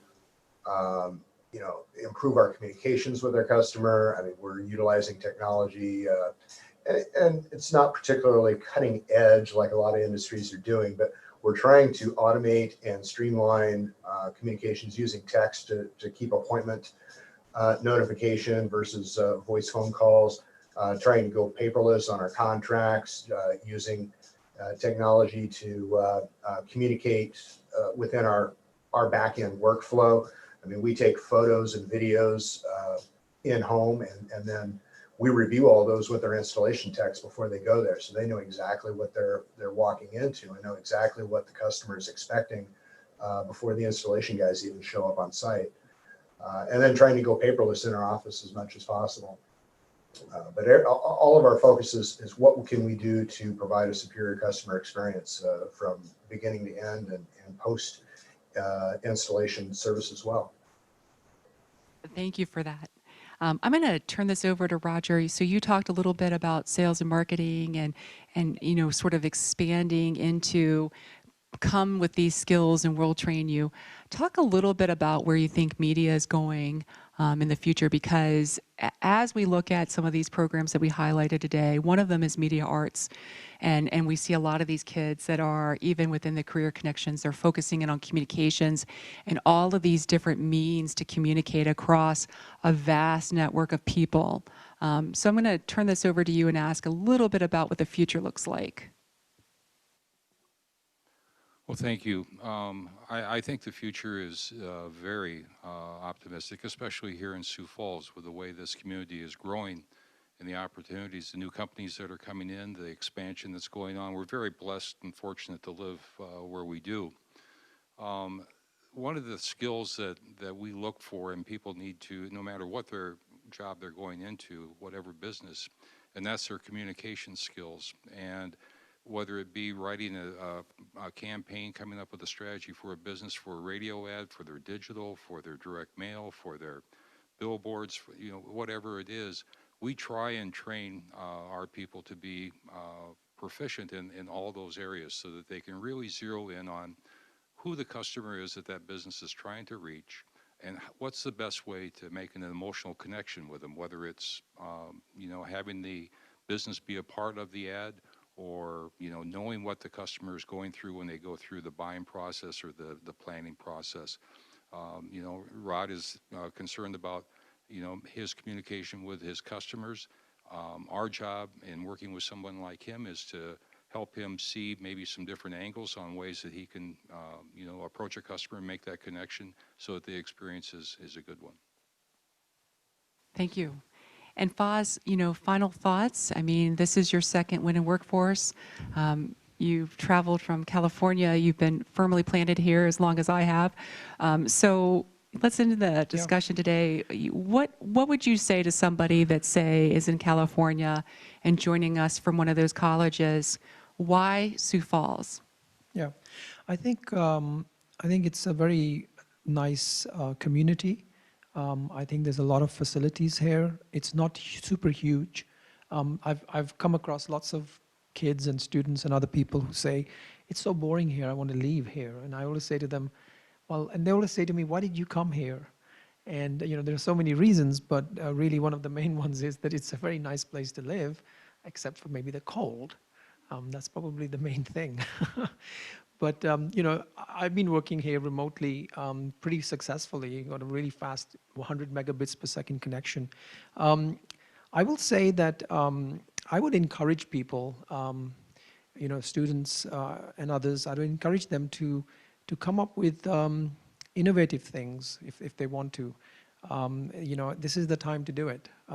Since I've been here, I've helped a couple of businesses actually get going. One of them is Highgate Cybersecurity, which is a cybersecurity company called highgatecybersecurity.com. And then the other one is AI Digital, which is aidigitalprofits.com.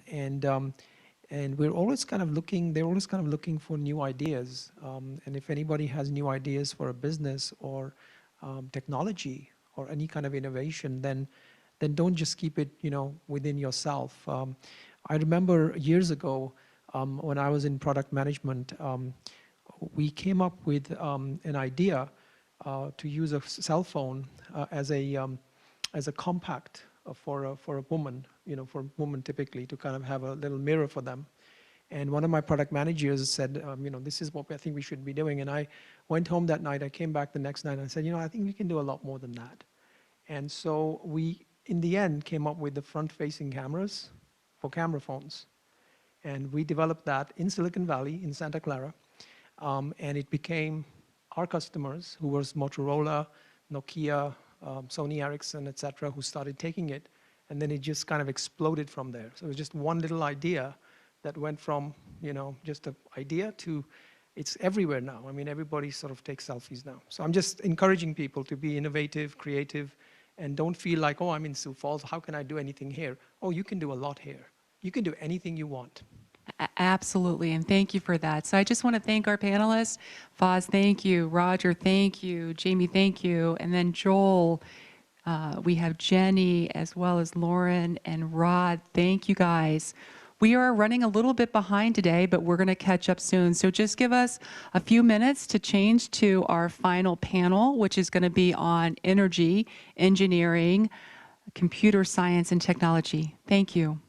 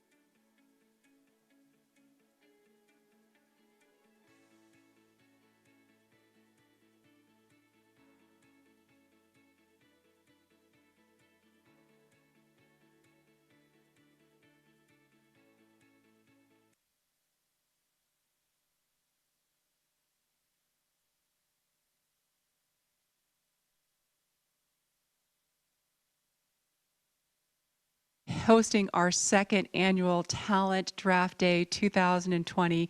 You know, when I look at this panel that's right here, I think about last year, 2018, when I met Michelle and I met Cindy for the first time. So welcome back. To all of our viewers online, we're just going to apologize. We're running a little bit behind, so thank you for your patience. So I'm going to go ahead and start the discussion here. I'm just going to let all the panelists introduce themselves, starting with Neerdra. Good afternoon. I'm Nidra Larson. I work for Omnitech. It's located here in Sioux Falls and in Rapid City. I am Jamie Atkins with Vast Broadband. Yes, I was on the last panel as well, but we do a lot of business and telecommunications, so both in the business and technology field. So I'm back. Hi, my name is Michelle Bermudez, and I am with Moose Electric. We're an electrical contractor, and we are located across South Dakota, North Dakota, and Nebraska area. My name is Leah Yeager, and I am with Marmon Energy out of Brandon, South Dakota. And we're originally from Quebec, but in the U.S., we have our one facility in Brandon. We are building the base of the wind towers, so we hire for a lot of the trade positions. Hi, I'm Cindy Kreckelberg, and I'm the Human Resources Manager at Harvard Integrations. Harvard Integrations is a custom metal manufacturer.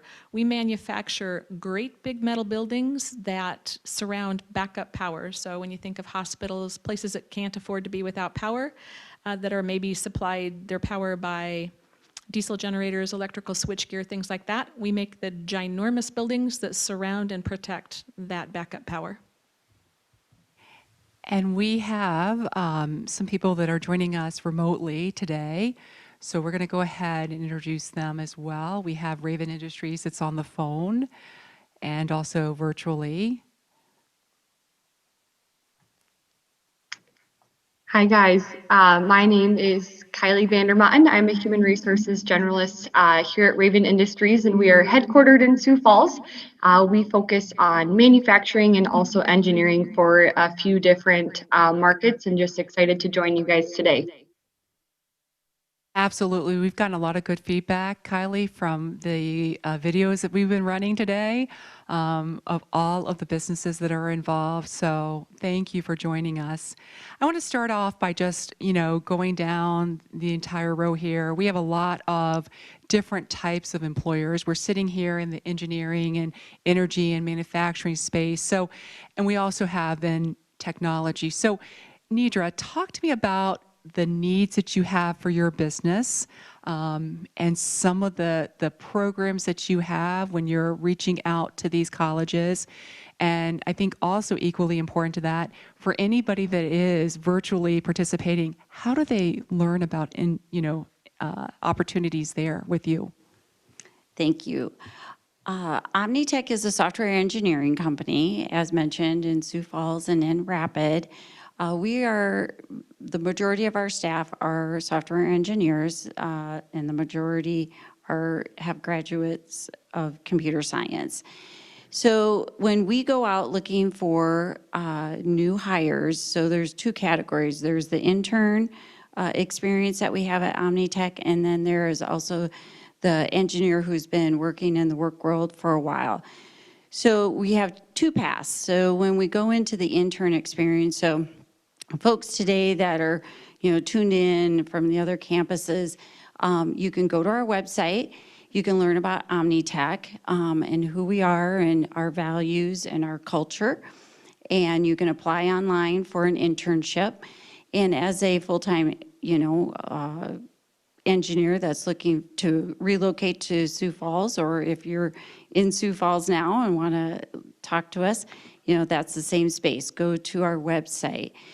We take our internship experience we're very mindful in the process. We want to make sure that our interns have a great experience, that they go back into the classroom in the fall, and they have the tools that, equip them to be successful.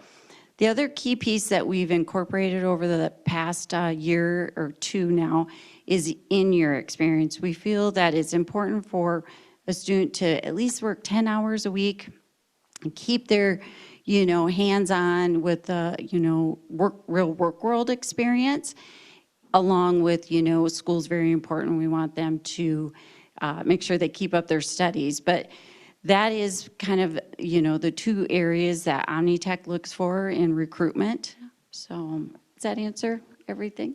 Absolutely. I mean, I know a little bit more about Omnitech because we talked about recruiting.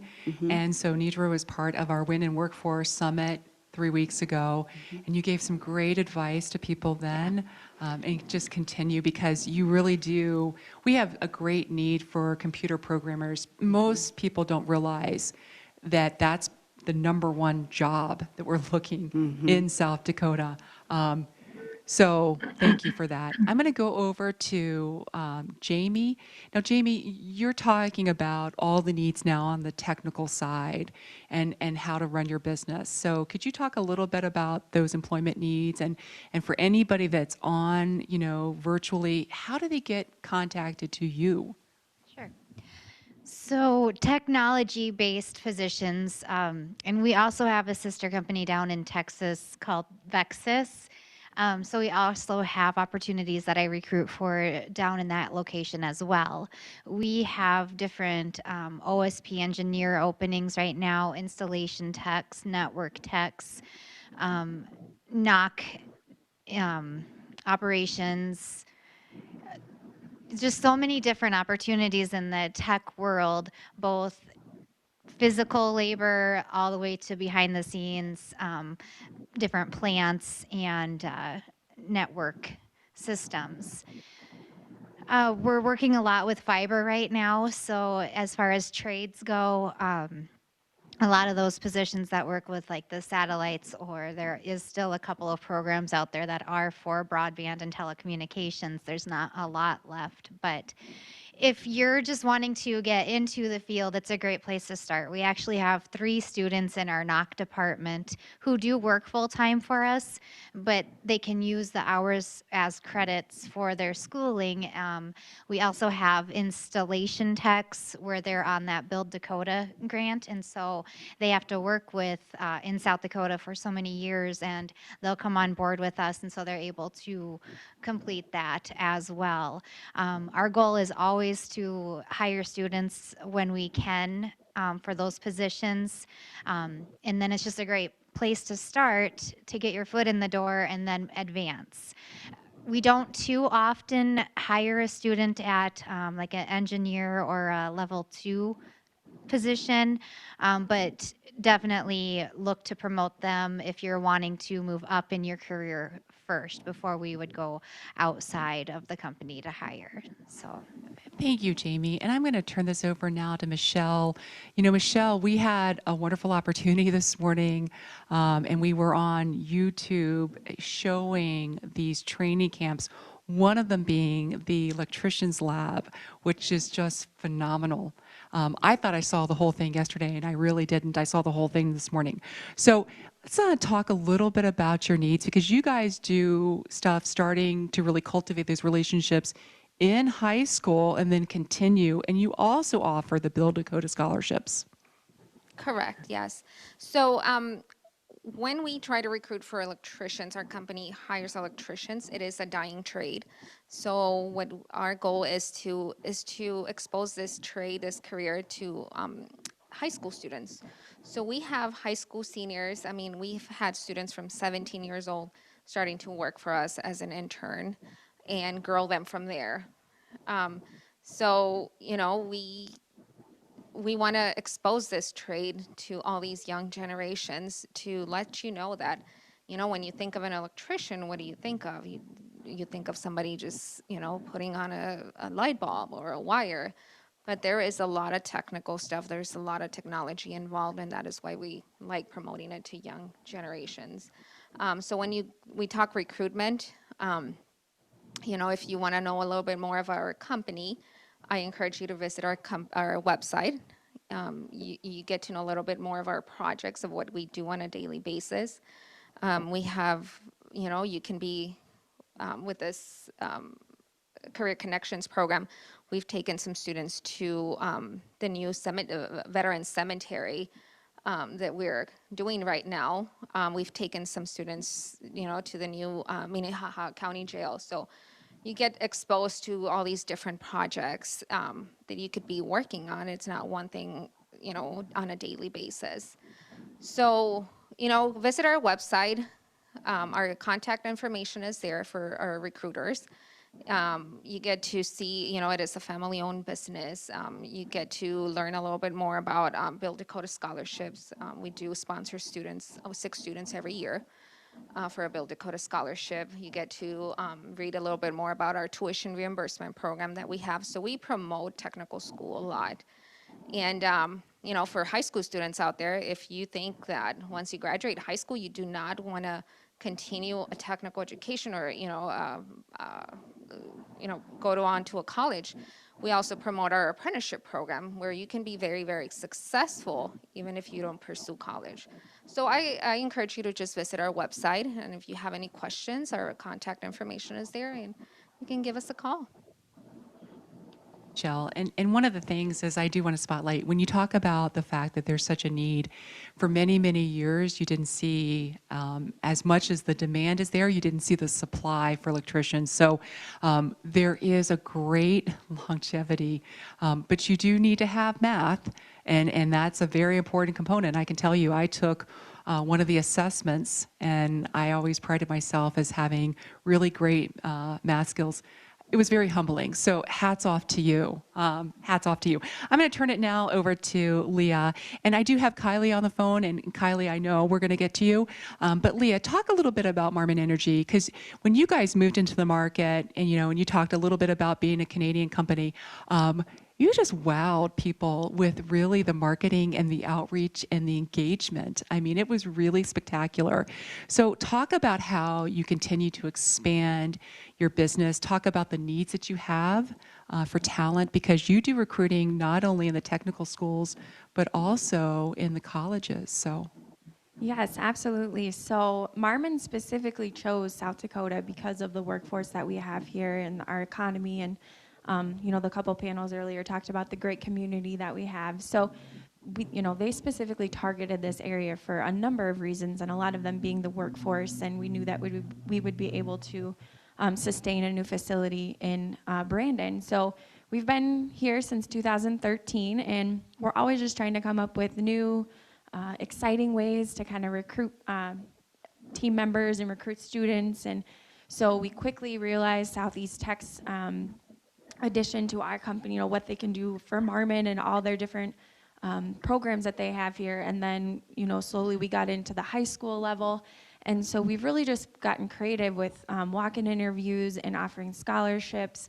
We've started hiring at 17 years old now, so just to kind of give some high school students an exposure to what some of these trades would be like, or what it would be like working at Marmon.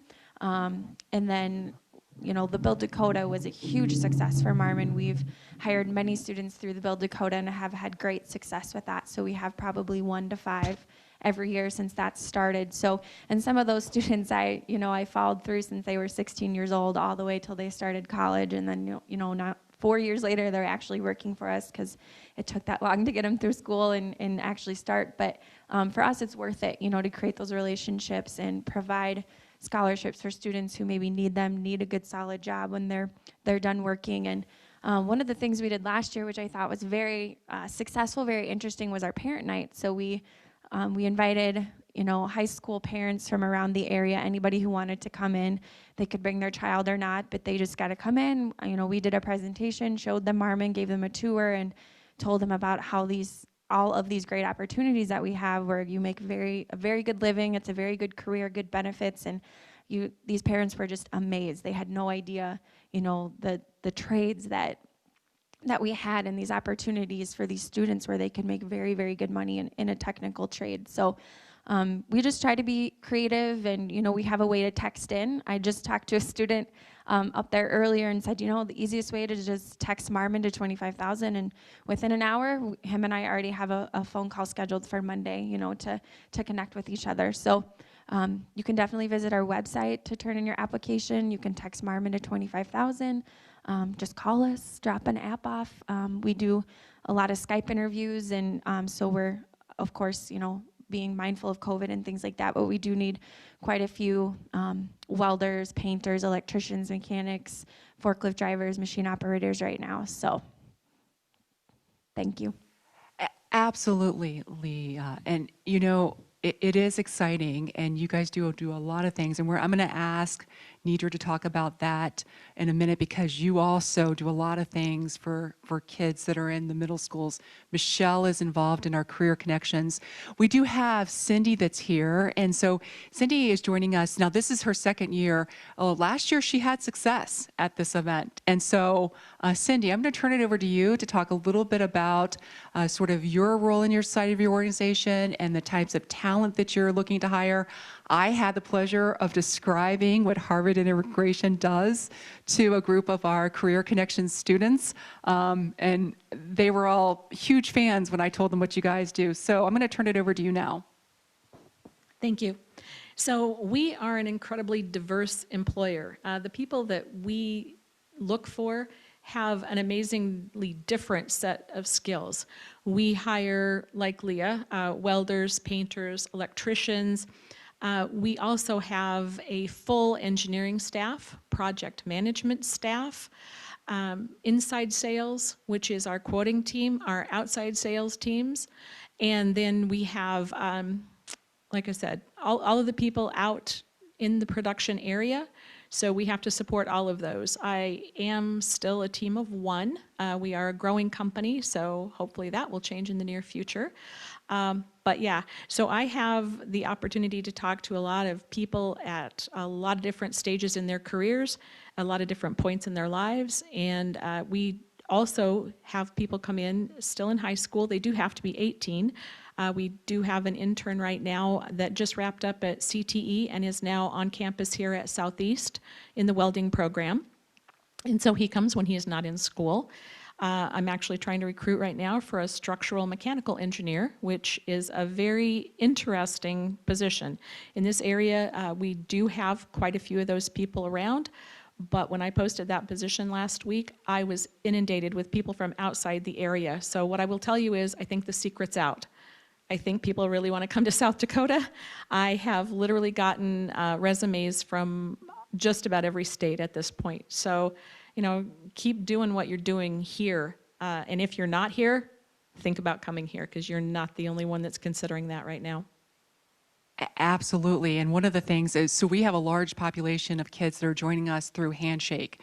Handshake is an association that's really dedicated to talent. And when we think about Talent Draft Day, that's exactly what we're here for, is to lift up talent. So, and I do think the secret is out, that the quality of life and how much you actually take home in your paycheck really does matter. So I want to turn this over to Kylie from Raven Industries. And I do want to just share with the audience, both on-site and online. I know that you're asking some questions, and I'm going to address them, but I want to get over to Kylie. So Kylie, can you talk about a little bit about what you guys are looking for? Because you're a very diverse business. You have a very strong need for precision ag, but you're also in some other interesting spaces. And I know that you have an internship program that is very heavily competitive. So. Yeah, most definitely. So Denise, to your point, here at Raven, we have diverse employment opportunities. And I kind of mentioned it when we started the call that we focus on manufacturing and engineering as well. As a company, we serve three primary markets, I would say. So we are in the precision agriculture market, and then we do high stratospheric ballooning and radar systems. So a lot of that is government contracted work. And then finally, we do engineered films as our last division, and we do plastic barrier films within that division. So with that being said, in each of those different areas, we are looking for talent more on the manufacturing level. So we see positions like assemblers, machine operators, engineering techs. More of that technician level is a great area of need that I think is just going to continue to grow for us for the years to come. And, you know, that manufacturing level, there's so much opportunity for growth within those areas, you know, just within the one team that you're on. So that's one area that I would identify within Raven. And then additionally, like we mentioned, we have our full engineering staff that is moving the dial forward with the different products that we're able to bring to market. And so lots of diverse opportunities there as well. And as Denise mentioned, our internship program is a great foothold to provide opportunities to each of the different areas I just mentioned. Year after year, we look to have anywhere from 40 to 50 interns join us throughout the year. Sometimes we focus on just a summer internship. Sometimes we do more of a co-op experience. But through that, we're hoping to just identify that top talent that we can introduce to our organization and give an opportunity to play a big part on our team and engage in that meaningful work right off the bat and really get an opportunity to kind of show us what they got too. Our internship program is one of our greatest pipelines for talent here at Raven. So it's an area that is competitive, I would agree, but a great opportunity to get your foot in the door at Raven and really just the start of all different opportunities.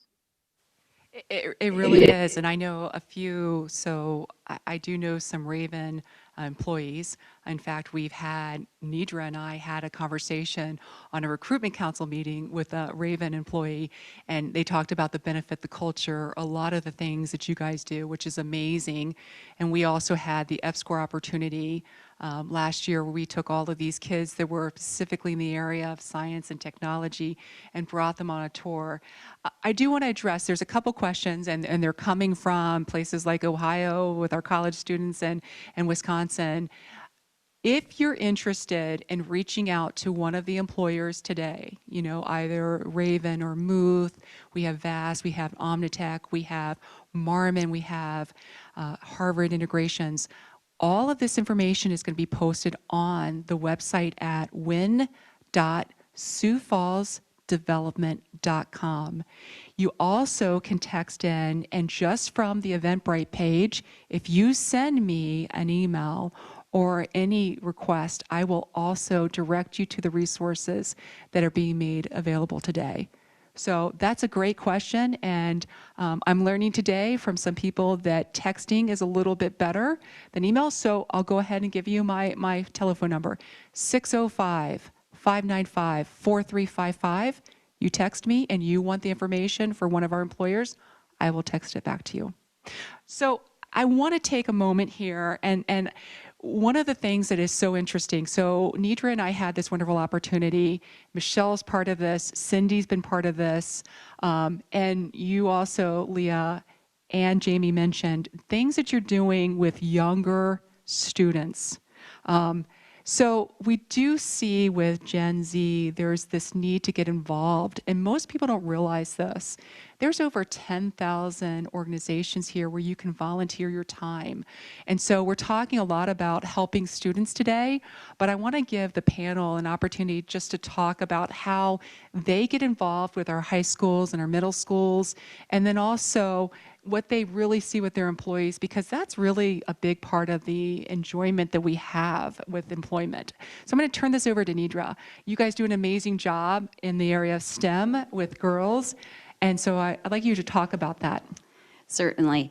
One thing to add about Omnitech, we're Microsoft Gold partners, so we're partnered with one of the largest technology companies in the globe. And Microsoft out of Minneapolis, we've partnered with them to bring a girls STEM event to Sioux Falls, and it's called DigiGirls. So we've had the event for 3 years, and we try and do a broad, brush of different types of STEM field, not just, in the computer science space. We've had a robotic, it was a surgical robot come 1 year. We've had hardware pieces. Then the Microsoft team has shown things like AI. And we've learned a lot over the years. Our schools here are doing an awesome job at fostering education in the STEM space. But we also see that there's a lot of rural schools that don't get the exposure like the Sioux Falls student does. So we promote it statewide. We invite everyone to come, and it's a fun-filled day of learning. So we're really lucky to have that partnership with Microsoft because they bring a lot of new technology to share that day. But Omnitech really did see the need that to foster, especially young girls, to continue down the path of technology. There's a lot of stats out there. I can't quote them all, but one that always I remember is something about after 8th grade. Actually, I was talking to one of the students here earlier. She went into accounting, and she's been in finance, for a handful of years, and she recognized computer science, or in that, computer space is the path that, is really her sweet spot. So we want to introduce that early versus, maybe later in life where you can't make that change. So that exposure, I definitely, Omnitech has seen beneficial, and it's just a great community thing that my company, Omnitech, that I work for, does, and very prideful about that. Thank you, Nidra. Jamie, I don't know if you want to spotlight. What we're talking about here is we're talking about fulfillment. So we talked about some of the jobs and ways to get connected, but this is then, more about what you can offer as an employer, that flexibility in time, the ability to give back. Omnitech does a wonderful, all of your employees are, really knee-deep in all of those activities with young girls. My husband and I have twin girls that we are hoping go into the area that this one young lady is headed into in just a short while. But I'm going to turn this over to Jamie just quickly, and then I want to get to Michelle and Leah and Cindy and Kylie about, some of the ways they're seeing that their employees are getting involved and investing in our area's youth. We do quite a few high school fairs, talking to the students about our technology. I talk about more of the HR and admin side. I've had our general manager come with me and our sales manager, so we do a broad focus on that. We've had in a T area, high school student needed to fulfill a credit, and so he had a job shadow so many hours, and so I had him set up in all the different departments in our company so he could see each area. Work with colleges on their career days as well. And then for our employees, with students, we do offer scholarship programs. We hand out 4 of them between our 2 companies. If you have a senior, you can sign up for this scholarship, and it's $1,200 towards a laptop. So fantastic. And Michelle, I've talked about the Career Connections program. We have a couple students here. Michelle was talking to some of them earlier, so let's get your thoughts about some of the ways you're seeing your employees get involved with our area youth. Yes, so all of our employees, and not necessarily, just the electricians, for example, our secretary in Sioux Falls, she is involved with NAWIC, which is the Women's in Construction organization. So she represents MUTH in that way. But yes, we are definitely involved in a lot of, with a lot of company or a lot of organizations that, we try to promote this industry. Specifically with MUTH, we do job shadows. We try to get high school students over to our projects and have them just shadow an electrician for a day or 2. We do internships for high school students who are interested in going into the electrical program. They come and they intern for a couple hours a week, working their way to getting a scholarship from us. So we definitely are involved with our youth. Like I said, not necessarily our electricians, but everyone in the company involved. They try to promote MUTH Electric in a positive way with the community. But yes, Job Shadow is our number one thing that we do to reach out to our high school students and those internships as well. And obviously getting involved with the Careers Connection, where we were bringing some high school students to visit some projects that we're doing. So, yeah. Fantastic. Thank you, Michelle. Leah. Yes, so I love this question because I'm so excited about everything that we've done for, kids who might be under 18 and they don't know what they want to do yet. So one of, the What's So Cool About Manufacturing contest, we did that a couple years ago where I want to say middle school or even younger than that, came in and we showed them what manufacturing was, and they had to make a video. We're definitely open to job shadows. So if that's something someone's interested, we're open to that. I get a lot of calls before COVID for tours, so we're definitely used to touring students. And then, like I said, the part-time jobs, the summer jobs, things like that. And of course, presentations, any high school that's interested, and college level, of course, but I do a lot of presentations. And then with COVID, I've actually just started doing them over Skype. So like just this week, I presented up to a school in Minnesota, and it was super easy, about an hour of my time. And we just video chatted and answered questions. So that was pretty cool. And one of the newer things we've done, we've sponsored the lab here at Southeast Tech, and then we also sponsor the welding lab at the technical high school in Sioux Falls, and we created a weld off. So it was a really great opportunity to take these students who maybe wouldn't have been exposed to a hands-on trade at the high school level, 14 through 18-year-olds, and we got them in kind of a competition mode. So had prizes and first place, 2 categories, second place, third place, and they had a written test, a hands-on test, and then we had them tour Marmon, and then gave away prizes at the end of the day. And then so our employees were judges and helped with the prizes and things like that. So it was just a really cool way to get them excited about manufacturing. Yeah, fantastic. And Cindy, we're going to have you and Kylie kind of share how your employees are getting involved with their area's use. You guys do so much. I see your logo sponsoring and invested in so many different activities through the high schools. You want to talk a little bit about that? Sure. So we have been on campus at the CTE Academy several times. We have invited students out for tours. Like has already been mentioned, with COVID, that makes it a little more challenging. So we have had some schools cancel, and justifiably so. So we haven't been doing a lot of that lately. We also have a presence here at Southeast Tech, and we sit on the Welding Advisory Board, and that gives somebody else an opportunity besides me to get into these facilities. So my quality manager also comes in and sits in at Southeast with me on the Welding Advisory Board. And then we also participate in different job fairs. We are also open to job shadow, but typically what we find works better for the student is if they come in and work on a part-time basis. Then that way they're actually touching something and get a little more hands-on value, if you will. But yeah, like Denise mentioned, we do sponsor a lot of things. We offer to judge. We've judged welding competitions and things like that. So yeah, we have been making a name for ourselves as far as getting out and into the community. And I didn't mention at the beginning, but we are conveniently tucked away in T, so just 5 minutes south of the busy bustle of southern Sioux Falls. Thank you, Cindy.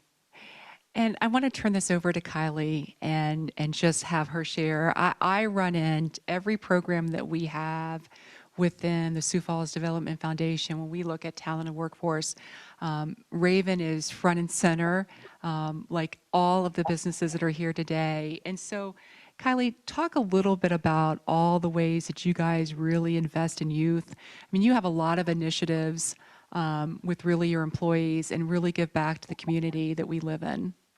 Yeah, definitely. I would agree with what you said there. That's definitely one of our, service to our community is a incredible priority, not only for our Sioux Falls locations, but all of our locations across the U.S. But more specifically talking about here in Sioux Falls, there was just a few things that came to my mind right away. And a lot of it kind of comes back to what everyone has been mentioning of raising awareness and just getting kids involved and hands-on with some of these different areas. And so year after year, we've done what we call our Engineering Career Day. And we basically spotlight the 7 different engineering specialties that we have within Raven. And we invite high school students on site to hear presentations and see demonstrations by each of these different engineering disciplines from our own engineers within our company. And then we do a tour of our production floor, and they get to see all the 3 of the different divisions I just mentioned and kind of really apply how the engineering connects with the manufacturing and production side of things as well. So that's a great way to get high school students involved and really identify maybe what area of interest they may have. In addition to this, we've also done what we call our balloon day in the past. And basically we invite, we've done like middle school and high school students before, and they come out to our hangar location, which is in Baltic. And it's where we actually do all of our balloon launches for the stratospheric balloons that we develop. And so they get to see a balloon launch and they get to have demonstrations done by our engineers and just start to wrap their minds around what that field possibly looks like too. So we definitely like the opportunity to get some involvement in that way, but otherwise, most recently we partnered with Girl Scouts to really try to involve girls in just the field of STEM and get them excited about it and just help familiarize themselves with those different opportunities. So those are just a few examples that come to mind that are just ways all of our team members get excited to be involved with our youth. Absolutely. Absolutely. So, I just want to say thank you to everyone that's participated. This is our last employer panel. I appreciate my phone. When I gave my text or my telephone number, it's just been blowing up with a lot of questions. And we do have Think 3D here, which they're the experts in culture and leadership training. So I'm going to ask everybody to be patient with us. We're just a little bit behind, but I just want to thank you. Thank you, Cindy. Thank you, Leah. Thank you, Michelle. Thank you, Jamie. Thank you, Nidra. Kylie, thank you for participating today.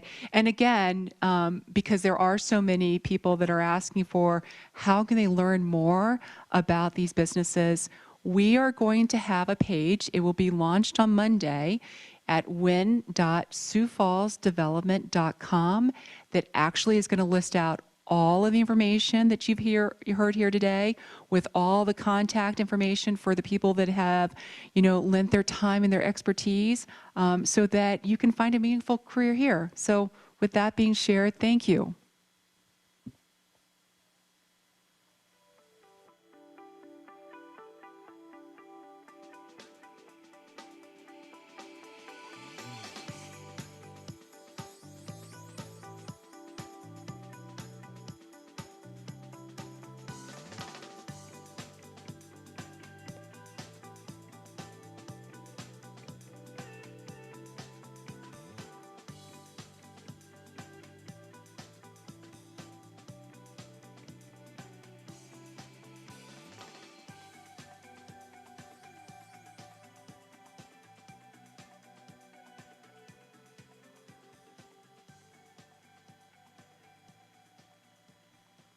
What makes Core Trust the best bank in South Dakota? Well, it starts with our Midwestern values. It's in our deep-rooted desire to help our neighbors and our communities. Here at Core Trust, we still value a handshake and a hard day's work. We're the bank you can trust to be good stewards of your hard-earned money and to help you reach your goals. At Core Trust, our values run deep. We're more than just a bank. We're your neighbors, your friends, and your family. While the University of Sioux Falls is well known for providing traditional undergraduate students a uniquely supportive and engaging environment on their path to success, we also offer a transformational approach tailored for adults seeking graduate and bachelor's degrees, including evening and online students. Take your next step on the path to a more fulfilling life with more personal attention, more collaboration, more affordability. University of Sioux Falls Continuing and Professional Studies. Get more, make more. With First Premier, how you bank is up to you. You can log in, call in, stop in to visit with a banker, or use one of our convenient drive-ups. With First Premier Bank, your options are wide open. Member FDIC.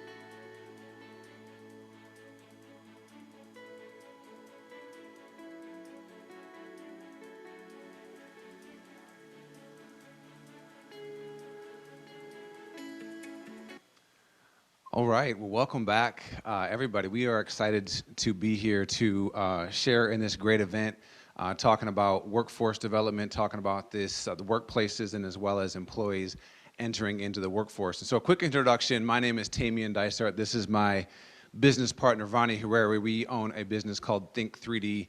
We specialize in leadership development and organizational culture consulting. So we work directly with organizations to help them evolve their culture for the 21st century, as well as working on leadership development, raising up this next generation of leaders. And so this is such a great event. We're excited to be a part of it because we're seeing a lot of shifts happening in the world. We're seeing a lot of shift happening in the workplace, as well as this evolving workforce.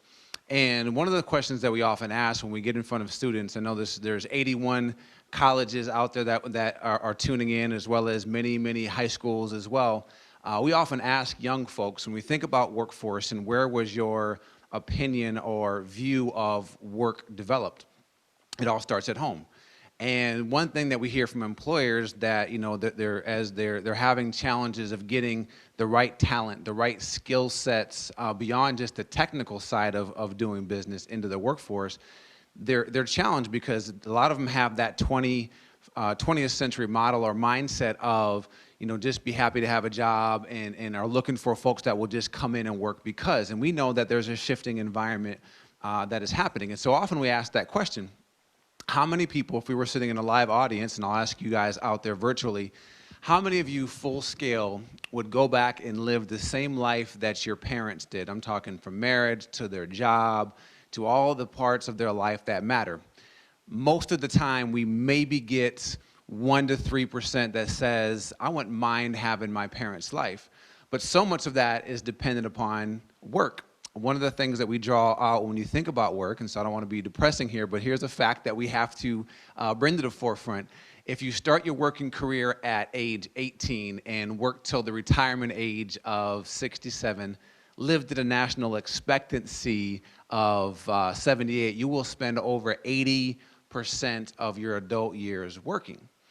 Couple that with the average working professional spends somewhere in the neighborhood of 50 to 75% of their waking hours at work, going to work, commuting to work, etc. And it really brings to the forefront the importance of the workplace. But we're excited to share in this moment, when we talk about this new environment that we're coming into, how do you prepare yourself for the 21st century workplace?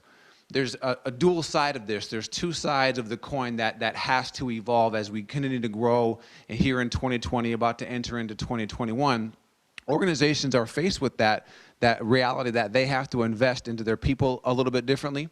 They have to invest into their organizational culture a lot differently. And as they make those investments into their people, into their organizations to transform it, they're also looking to say, how do we help evolve our workforce? How do we help develop the skill sets of this upcoming generation to be better prepared for the 21st century workplace? And so in that, we're going to share 5 things, right? You guys are in your colleges, you have your degrees that you're going after. And as we talk about these things, there's 5 things that we want to focus on beyond the technical skills, right? You're going to school. It's important to go all in, dive into your skill set, dive into developing the technical part of what you're going to do for a career. But there's 5 things that we want to touch on that will help you really be prepared into the 21st century. And those things are communication, collaboration, leadership skills, adaptability, and mental health. So in that, these are 5 skills that are important. They're universal, they're applicable anywhere you go. And so with that, I'll let Vani kind of kick us off into communication. Okay, so as we get started, one of the most important components of any healthy environment is going to be communication. One of the things that we do is we work with organizations of all types to help them intentionally design their culture. We have a saying that a culture will emerge whether intended or not, but if it's not one that you invest in, it'll certainly be one that you pay for. And the reality of it is that in many cases, people are not truly intentional about their culture or their environment. They simply allow it to develop within itself.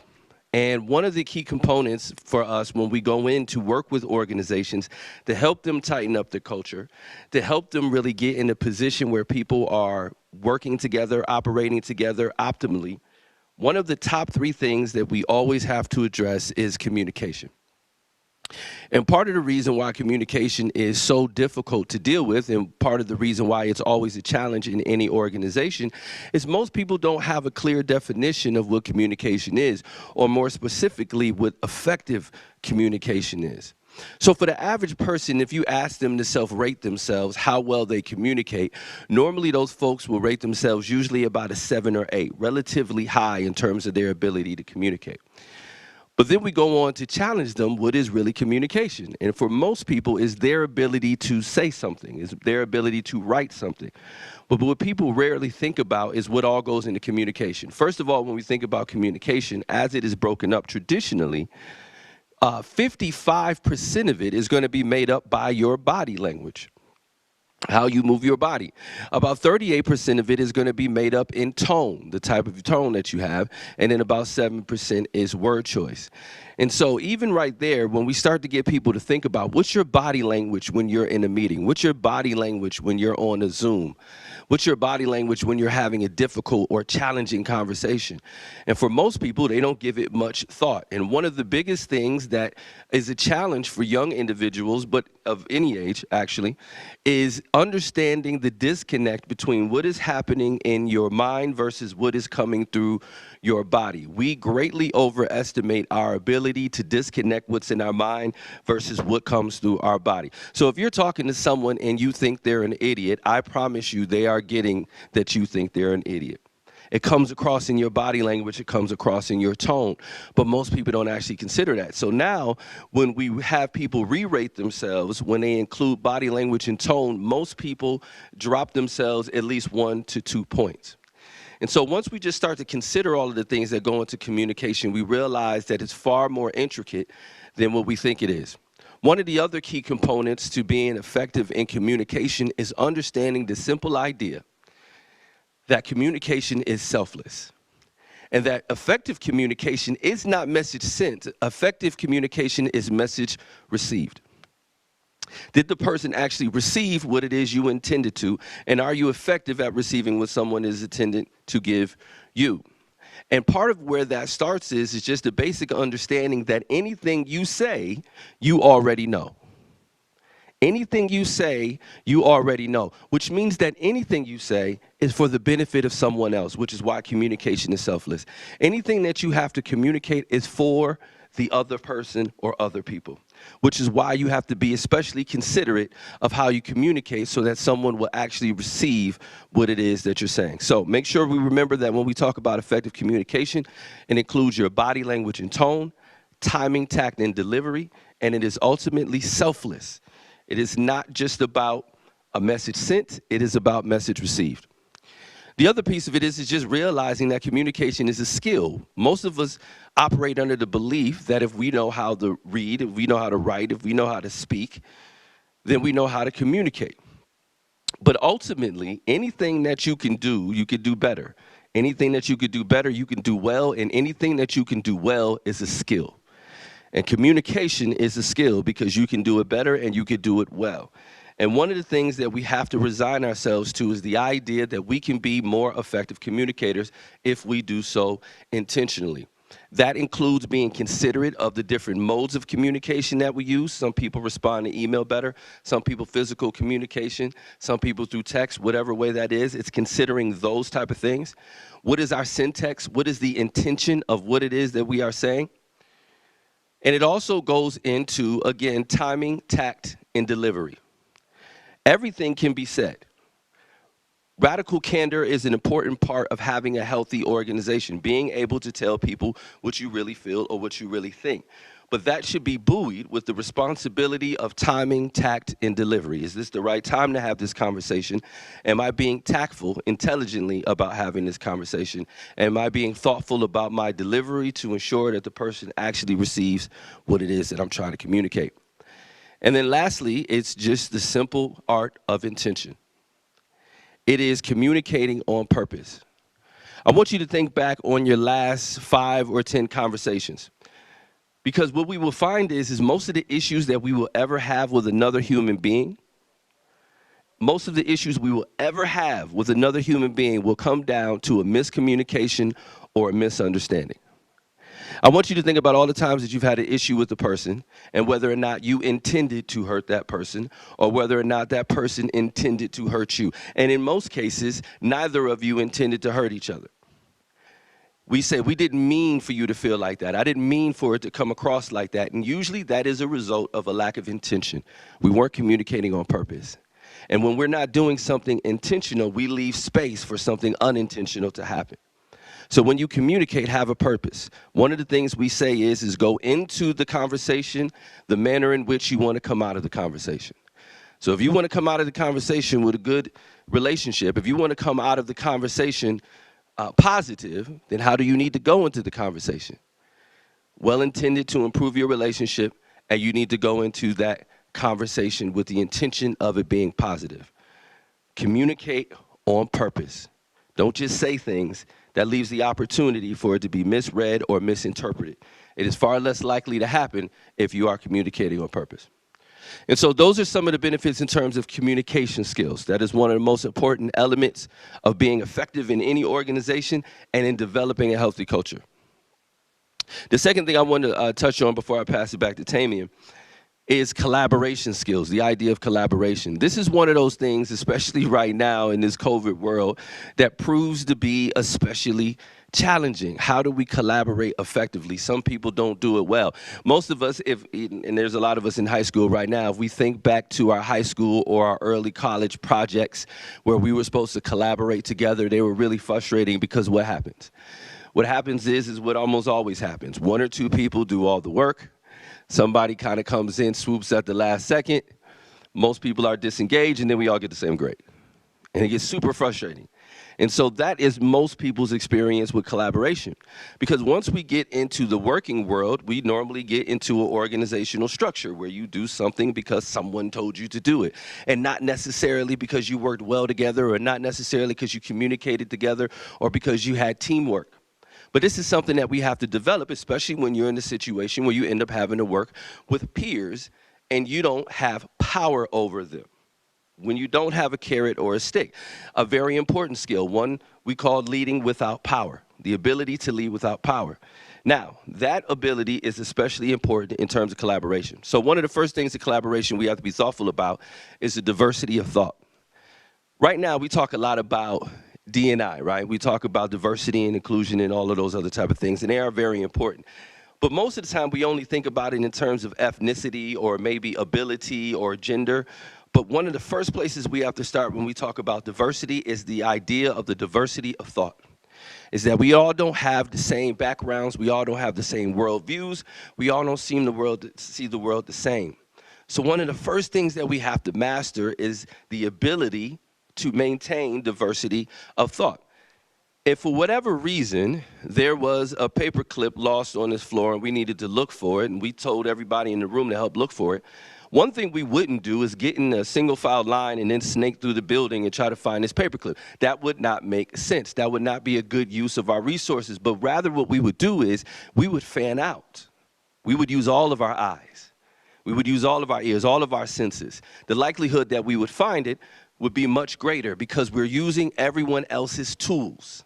And that's what we want to do when we talk about diversity of thought, is how do we use each other's skills and abilities to make sure we are getting the most out of it.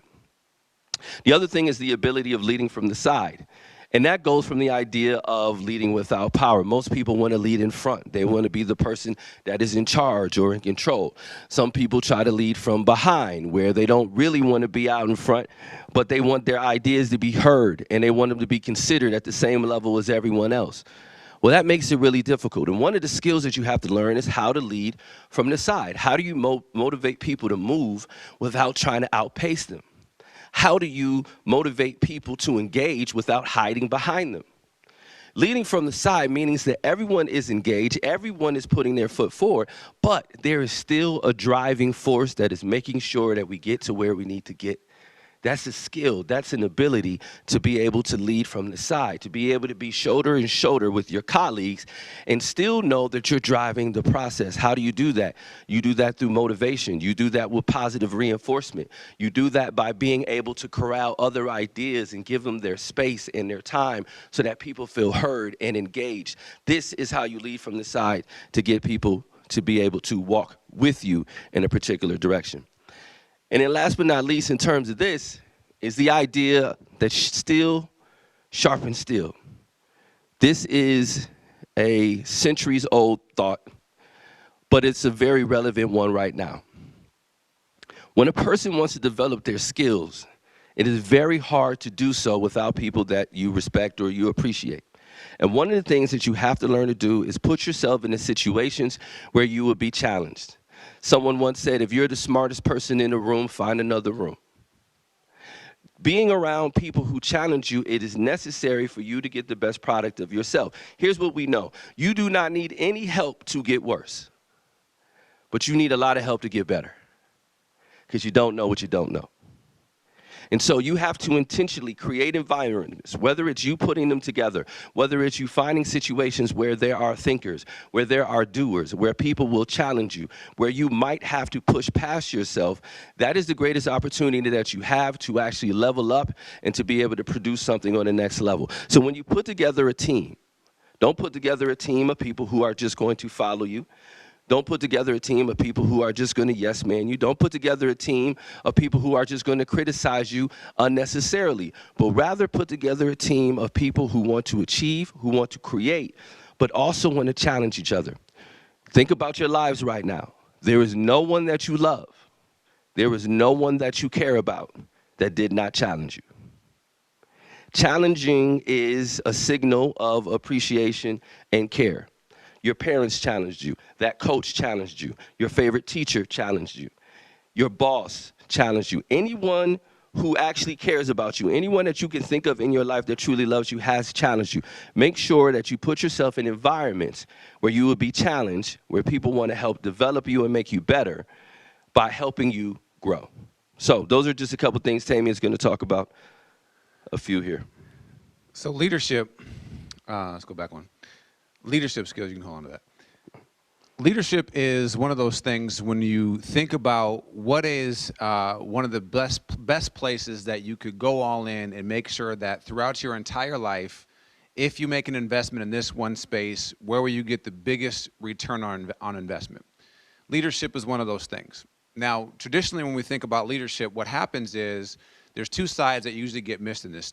Too often we overuse the word leader and we interchange it with a manager. So just because you have a team of people does not make you a leader, right? If you have a team of people that's working for you and they're not willingly following you, you're simply taking a walk, right? There's a clear distinction between being a leader and being a manager.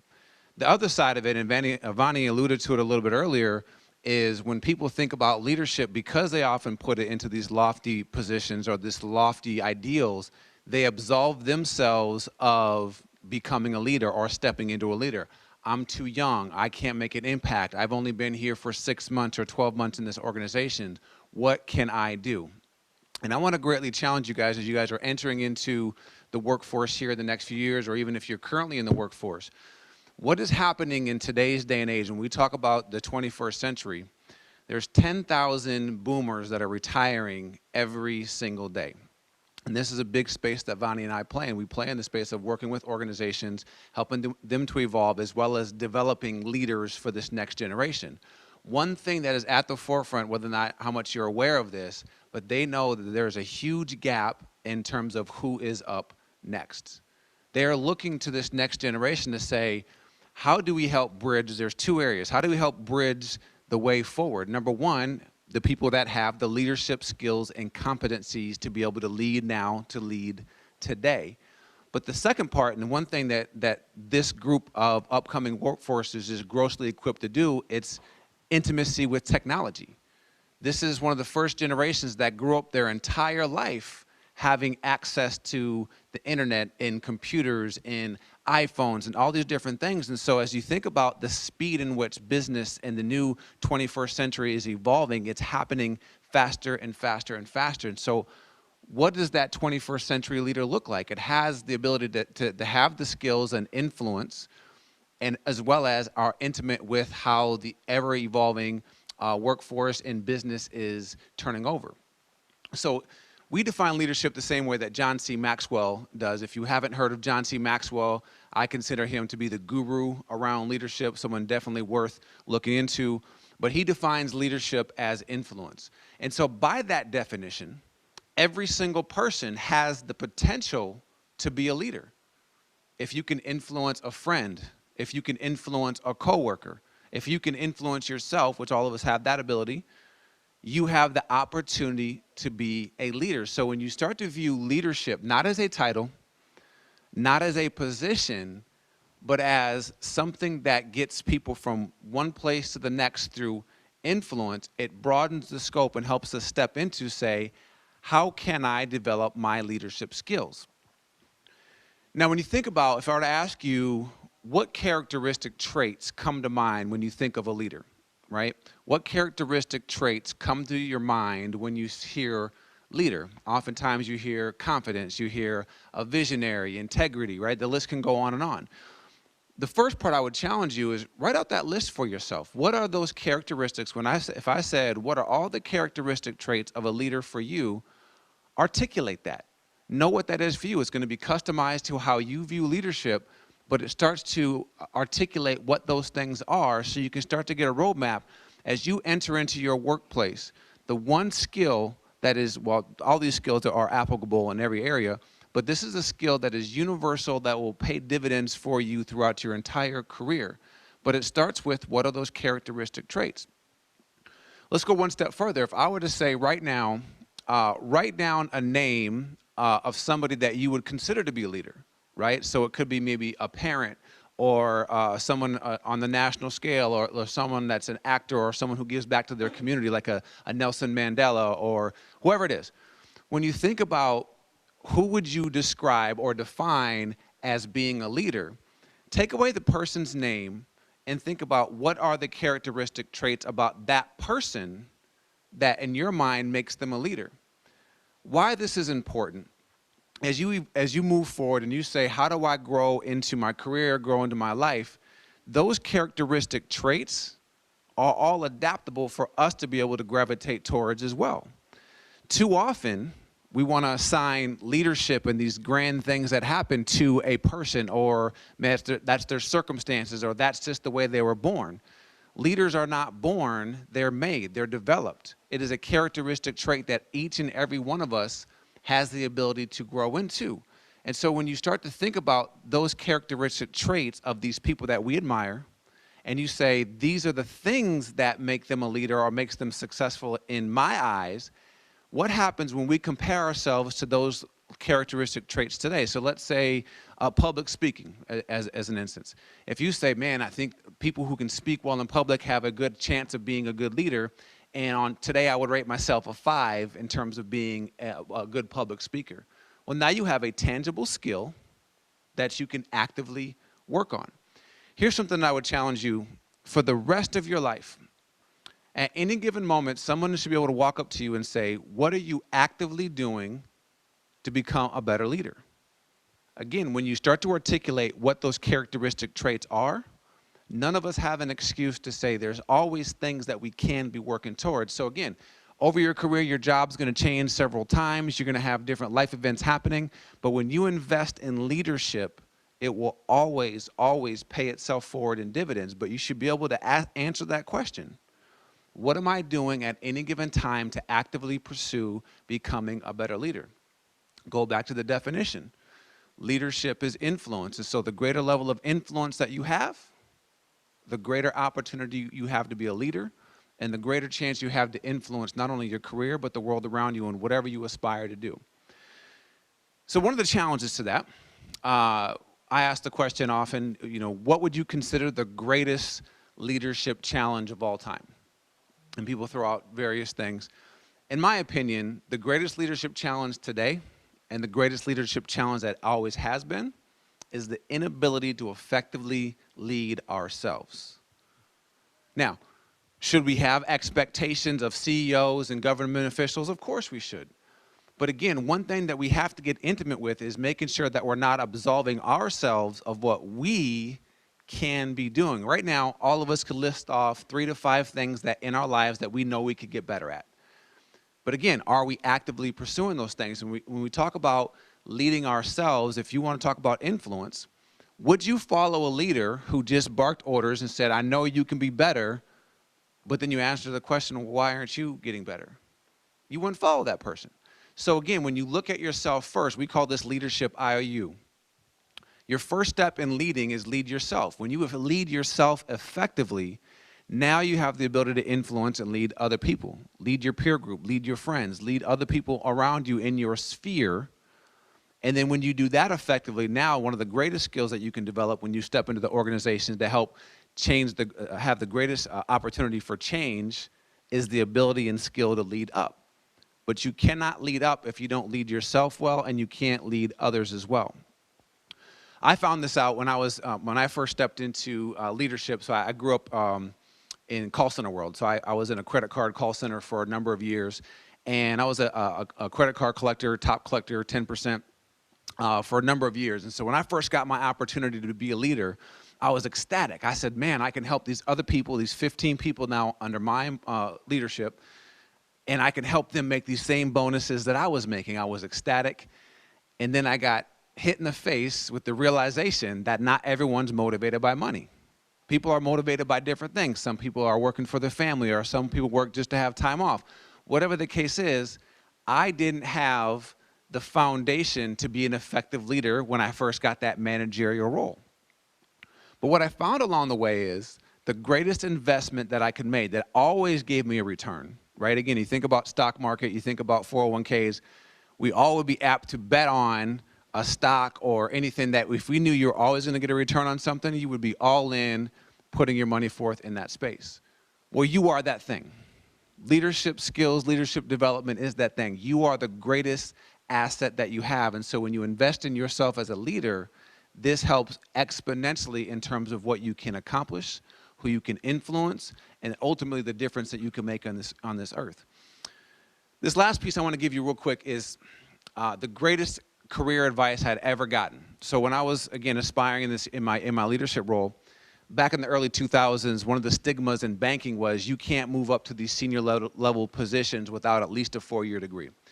And there was a leader who happened to run 3 of our call centers. He was a VP, and he ran 3 call centers without a degree. And so when he came to our side, I said, can I get 30 minutes? I wanted to pick his brain. I said, how did you climb to this level when you don't have even an associate's degree in college?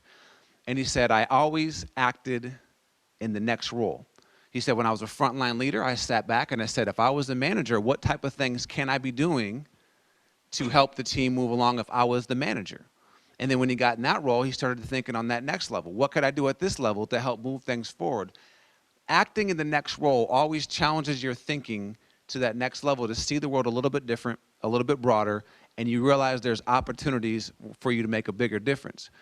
That was a huge thing for me because, again, at this point when I had that conversation with him, I was, again, a young manager who was very naive, and I took into being a manager my mindset of being an individual contributor. So we had 15 teams that were competing in this queue that I was working, and my team was top 3 in the nation every single month. I had a high-performing team. I started getting some results, top 3 every single month. But out of the 3 different sites, Sioux Falls was the last of the 3 sites. And so when he had given me that advice, I started to realize the more I invest in myself, the more ability I have to influence my team, and now was an opportunity to lead my peers. And so I stepped back and said, all right, if I was department manager, what would I do differently to help get Sioux Falls out of last place into first place?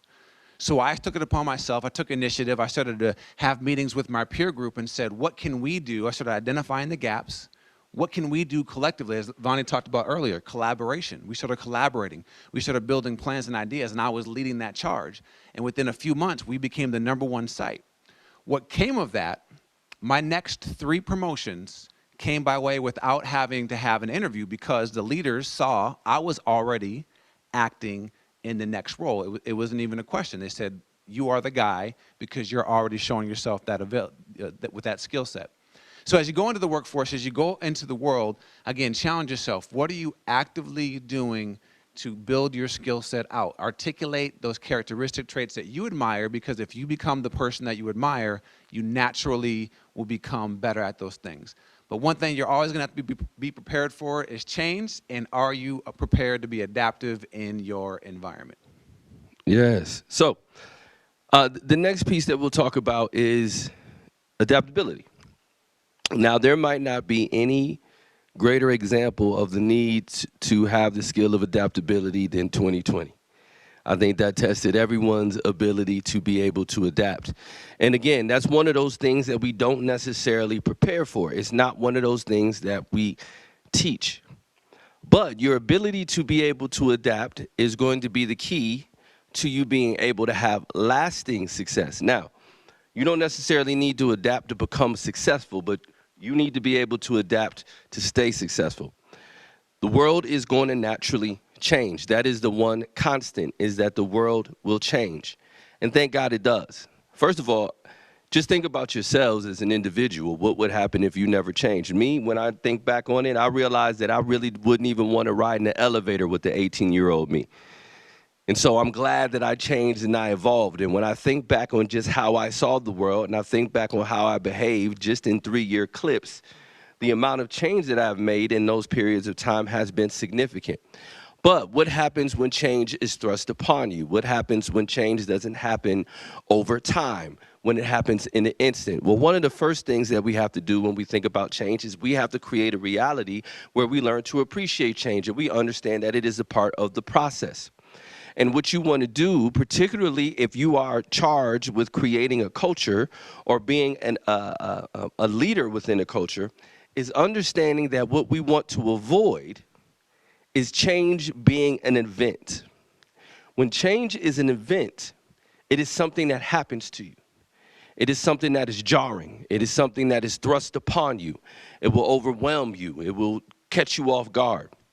But rather than allowing change to be an event, we want to create a situation where change is an environment. When we create a culture and an environment of change where we are changing all the time because we are growing all the time, we are developing all the time, we are getting better all the time, we can embrace change. Change is not what happens to us. It is something that happens that we engage with. So the very first thing we have to do is we have to change the thought process that change is an event versus an environment.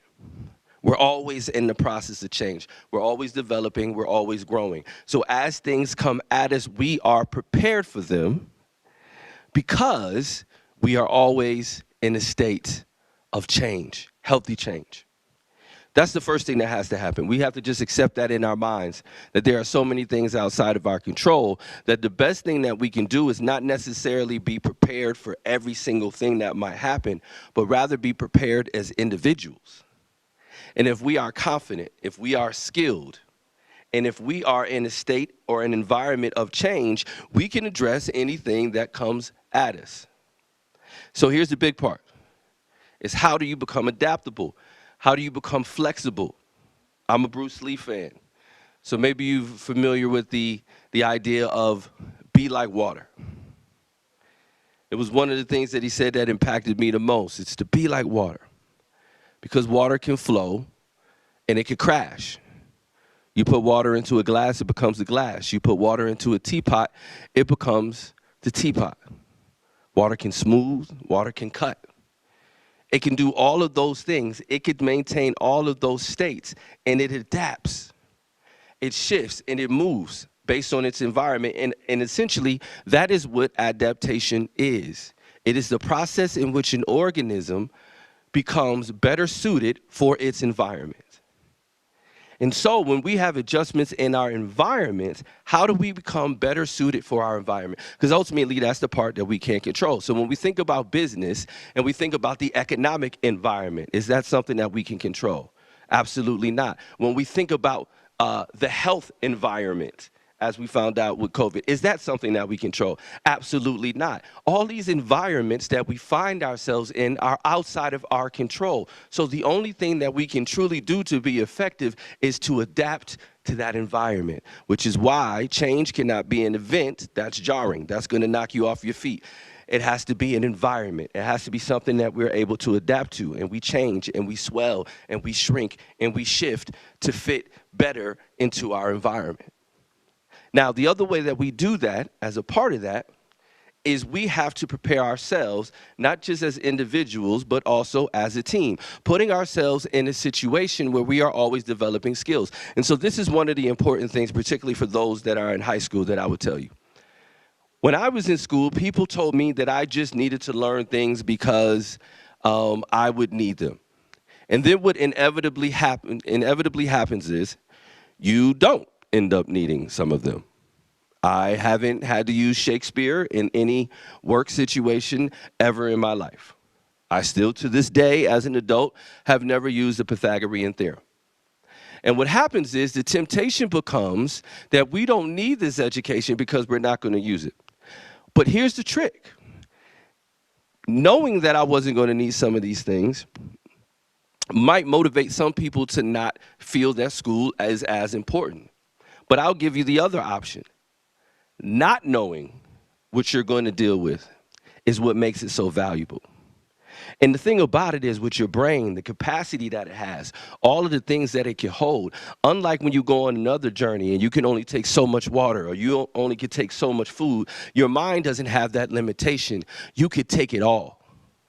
And so that's the beauty of education. That's the beauty of learning. When you don't know what you're going to meet, what you don't know what you're going to have to run into, what you don't know what you're going to have to pivot or change or twist or turn, you don't know what you're going to face. So when you have the opportunity to educate yourself, when you have an opportunity to learn, to apprentice, to be coached, you take it all. Take it all. Because you don't know what you're going to need, but you want to have whatever it is that you need. Take it all. I might go 60, 70 years of life without needing the Pythagorean theorem, but in that one instance that I do, I have it. There may not be many circumstances in which I have to lean on Shakespeare, but should I have it. That's the beauty of education, is that you can take it all.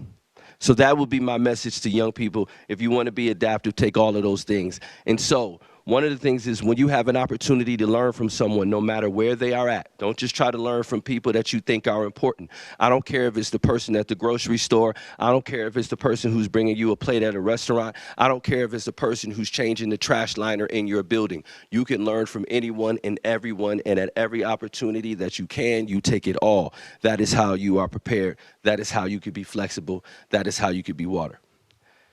This last piece is mental. And this is about doing what works. And this is one of the things that challenges leaders in everywhere we go. Most leaders that we deal with in some way have an issue with imposter syndrome. Many people get a position, or they get to a platform, or they get to the place and they say, do I really deserve to be here? Am I really the person that's meant for this? Why me? Why not that person? Am I supposed to be here? One of the things that challenges people when they are confronted with change is the worry of all the things that could happen, all of the things that may happen, that are out of your control, that might challenge you, that might break you, that might bring you down. This is where you have to combat these things with rational thought. And the most rational thought that you can lean on in these times is do what works. Because here's the thing about worry, stress, and all of those things that weigh us down, that keep us from making a decision, that keep us from moving, is that they don't work. There are things in your life that you have abandoned because they didn't work. There are pieces of equipment that you have had that you threw away because they don't work anymore. There are people in your lives that you love that you don't engage with anymore because they have failed you too many times. They have failed you too consistently, so you don't even engage with them anymore.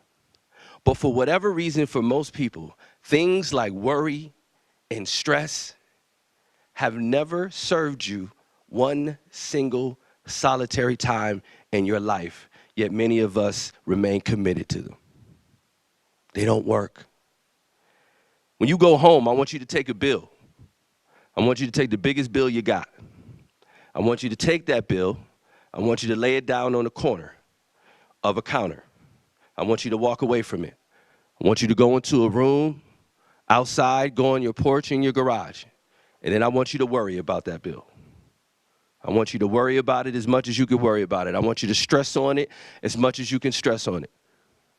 And then you come back the next day, and that bill will be there. Because those don't work.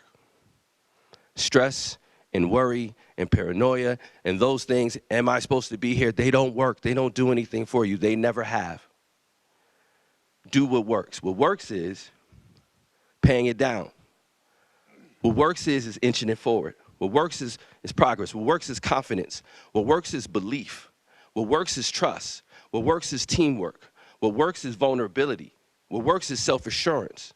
What works is self-awareness. Those things work. Those things will progress you. Not as fast as you want. You won't get it instantly, but they will move you forward slowly but surely. But those other things, that stress, that worry, it has never worked for you, not one single solitary time, and it never will. It has never worked for anyone you know, not one single solitary time. So why remain so committed to something that has failed you so often?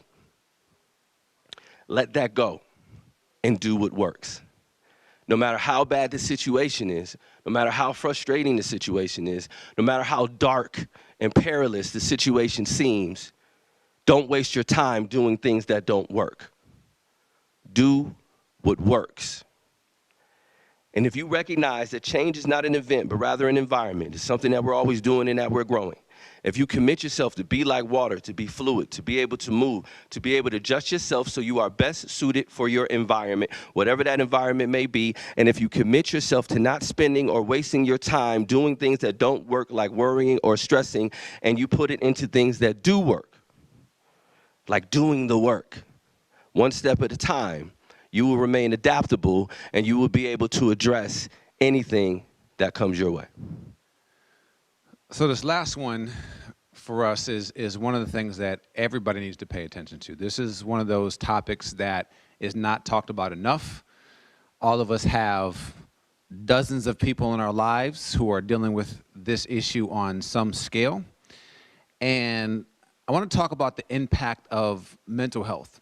And one of our sayings at Think 3D that we believe wholeheartedly in, a better you is better for everyone. Bottom line, end of story, a better you is better for everyone. However, let's go pre-COVID. Let's talk about pre-COVID. We weren't great talking about this prior to. Though all of us understand when the last trip you took on an airplane, when they said, when turbulence comes and the masks come down, what is the first thing you're supposed to do? Put your mask on first. But on a regular basis, because we're so busy being humble and thinking about other people first or serving those around us, we give ourselves the least of us. The most important thing, how can you best serve the world around you? How can you best step into your role, your career, your life, if you are not the best version of you for you? So just a few statistics, as you, especially the young folks out here watching in college and in high school. Recent studies have shown that about 10%, 1 out of every 10 young folks under the age of 22 are dealing with mental health issues on the side of anxiety, depression to an extreme scale. And of those, 60% aren't getting anywhere near the adequate resources they need. So you have one extreme there, and then you think about everyone in between, the ones that are dealing with versions of it. What is the real impact on the individuals around us, ourselves? What is that going to play out in terms of our lives? It is happening. Now insert COVID.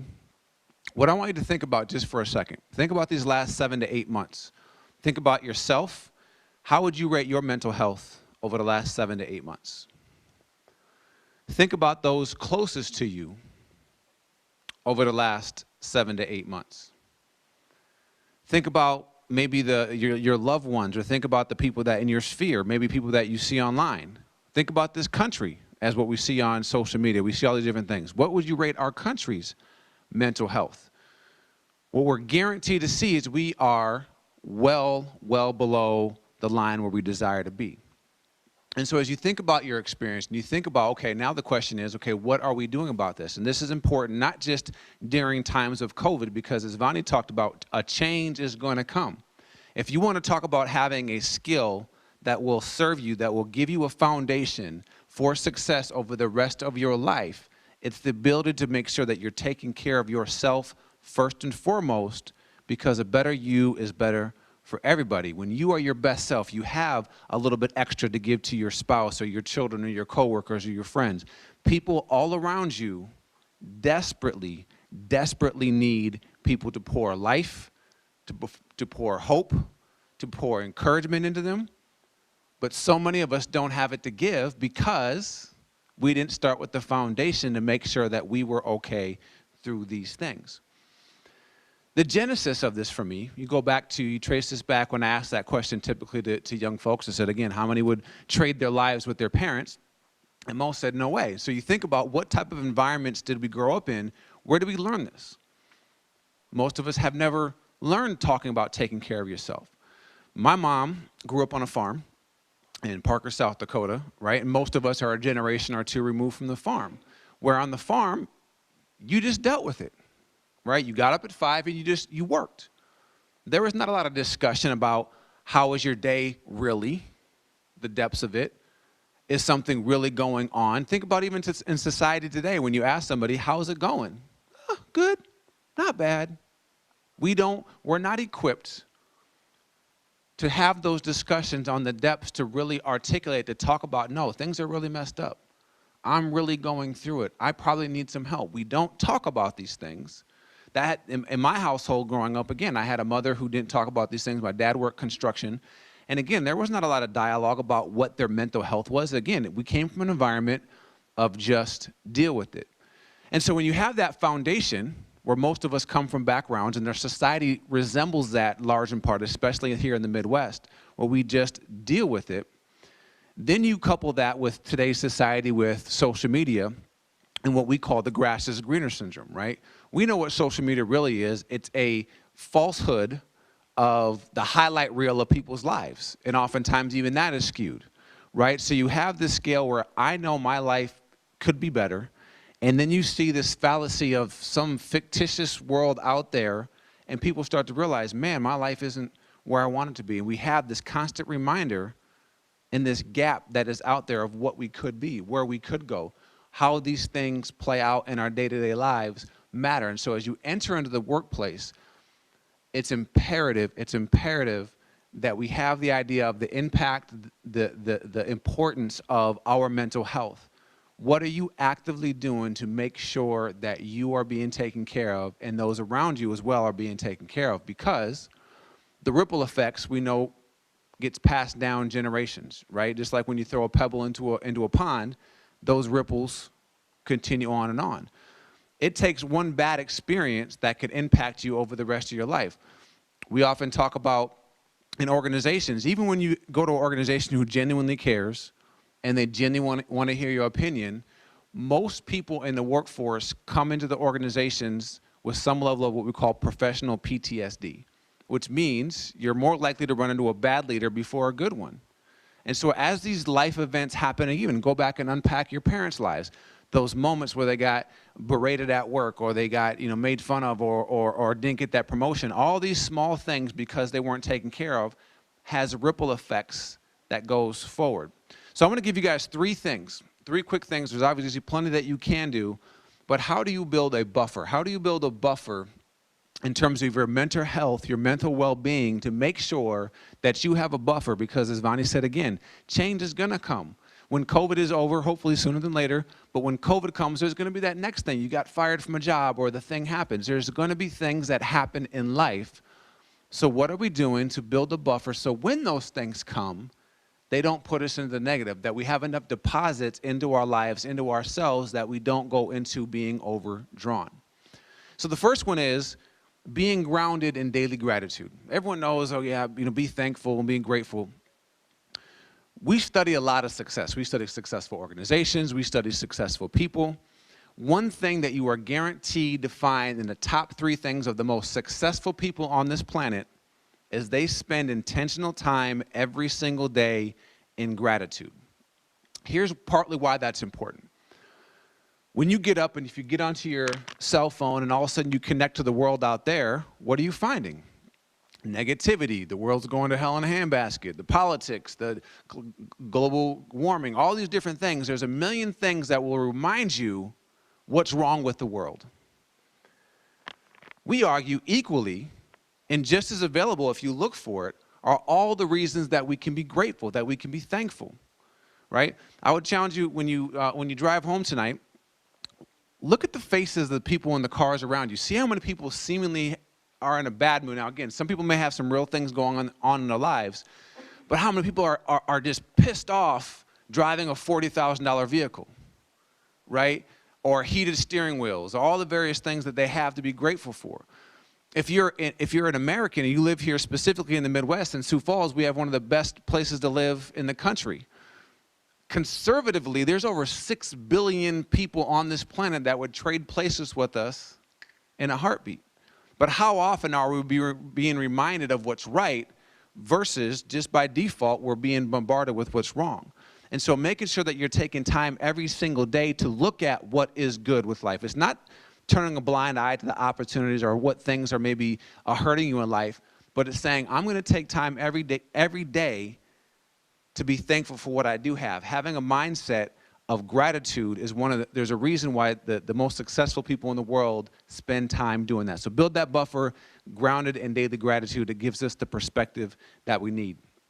The second one is engage in the journey. It is about the journey and not the destination. All of us have heard that before. Well, let's unpack that just for a second. We believe in America, we have what we call the Super Bowl society. Super Bowl society means we only typically want to celebrate when you win this trophy, or when you get the promotion, or you get the new house, or the brand new car, or you take the vacation, the big extravagant things. But what that does is, there's 365 days in a year. How often can you have those big life events happening? Think about the last time that you went on vacation. Were you walking on sunshine and rainbows the entire time you were on vacation? No, right? Did you have a higher frequency of being happy because you weren't at work? Yes. Right? Did you have a higher frequency of maybe laughing and enjoying yourself? Absolutely.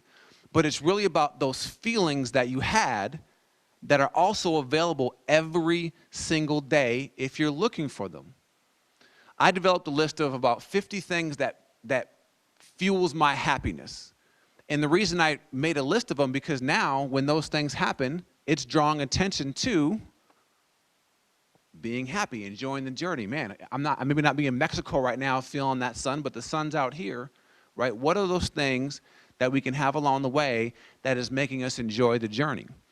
One thing that I can almost promise you, 90+% of the most enjoyable parts of your life came down to doing it with other people, the relationships. Every single day you're engaging with people and relationships. It is about the journey. When you can start to look at life and start to train yourself to enjoy the journey and not the destination, that will increase your frequency of happiness, increase the frequency of enjoying yourself. Because again, if it's all about the destination, as soon as you get there, what's going to happen? You want the next thing.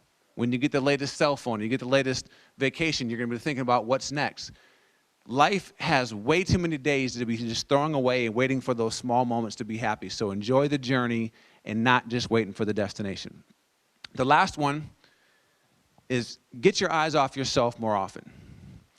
My pastor once told me some years ago, he said, it's hard to be depressed when you're not thinking about yourself. And I know this intimately. When I was 19, I went through some severe depression, so I understand intimately what that feels like. And I know it's a very dark place. But one thing that helped me climb out of it was getting my eyes off me and investing and pouring into other people. Again, here's a guarantee that I'll make to everybody that's watching, everyone here. Every one of you has at least a dozen or more people that could desperately use that word of encouragement, that could use a kind word, write them a letter, something to uplift them. I don't care how bad your situation is, when you get your eyes off of yourself and start to pour it into people around you, that mindset will serve you for the rest of your life. And here's the question, one of my favorite questions of all time, 2 simple words: what if? So as we think about preparing ourselves for the 21st century workplace and having the skill set that is universally desired in every place that you go to, what kind of employee are you going to be known as? Are you going to be the person that steps into the office every day, excited to be there, sharing some enthusiasm, looking at the bright side of things? Or are you going to be the person that's gossiping by the water cooler? Because this is a binary decision. Every single day, both options are available. You can look at what's wrong, or you can be the person that looks at what's right. And when you have your eyes off yourself and you say, how can I add value to other people? How can I add value to my workplace, to the people around me?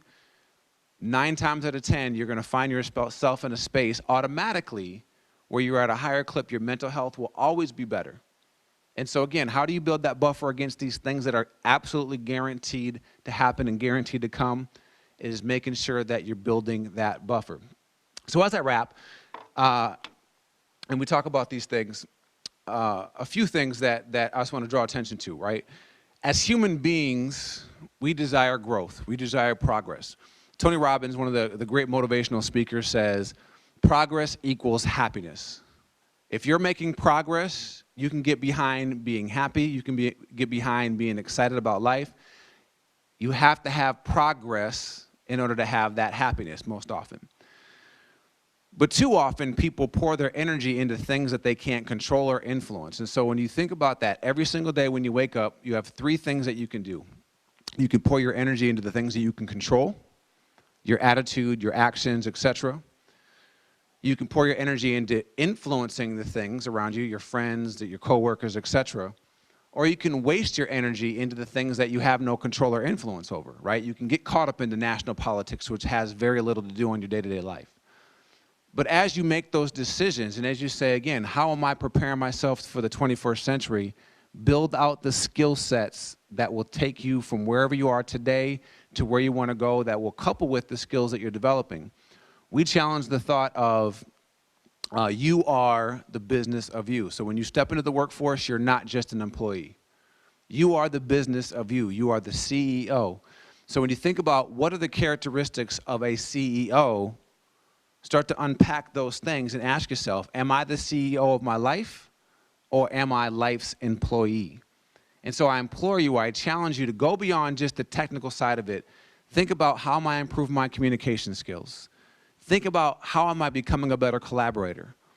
What am I doing to develop myself as a leader? Again, leadership is influence. We all have that opportunity.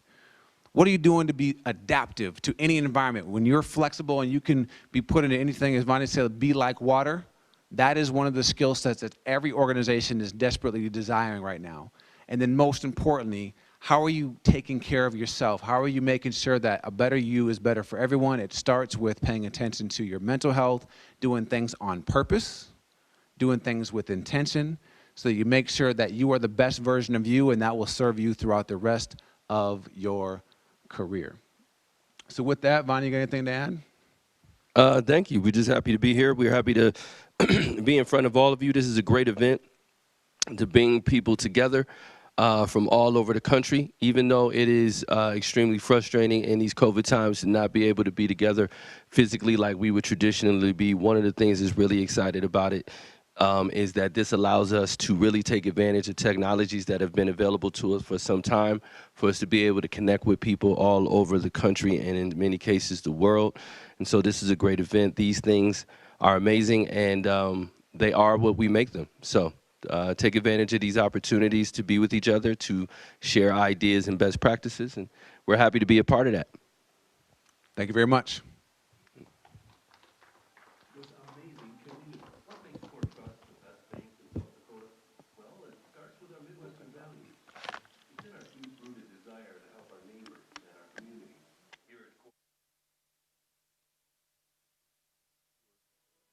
We're the bank you can trust to be good stewards of your hard-earned money and to help you reach your goals. At Core Trust, our values run deep. We're more than just a bank. We're your neighbors, your friends, and your family. While the University of Sioux Falls is well known for providing traditional undergraduate students a uniquely supportive and engaging environment on their path to success, we also offer a transformational approach tailored for adults seeking graduate and bachelor's degrees, including evening and online students. Take your next step on the path to a more fulfilling life with more personal attention, more collaboration, more affordability. University of Sioux Falls Continuing and Professional Studies. Get more, make more. This amazing community we call home is made up of smiling babies, growing children, and adults with amazing hearts, lifting spirits and enriching lives. Be the good. Spread kindness.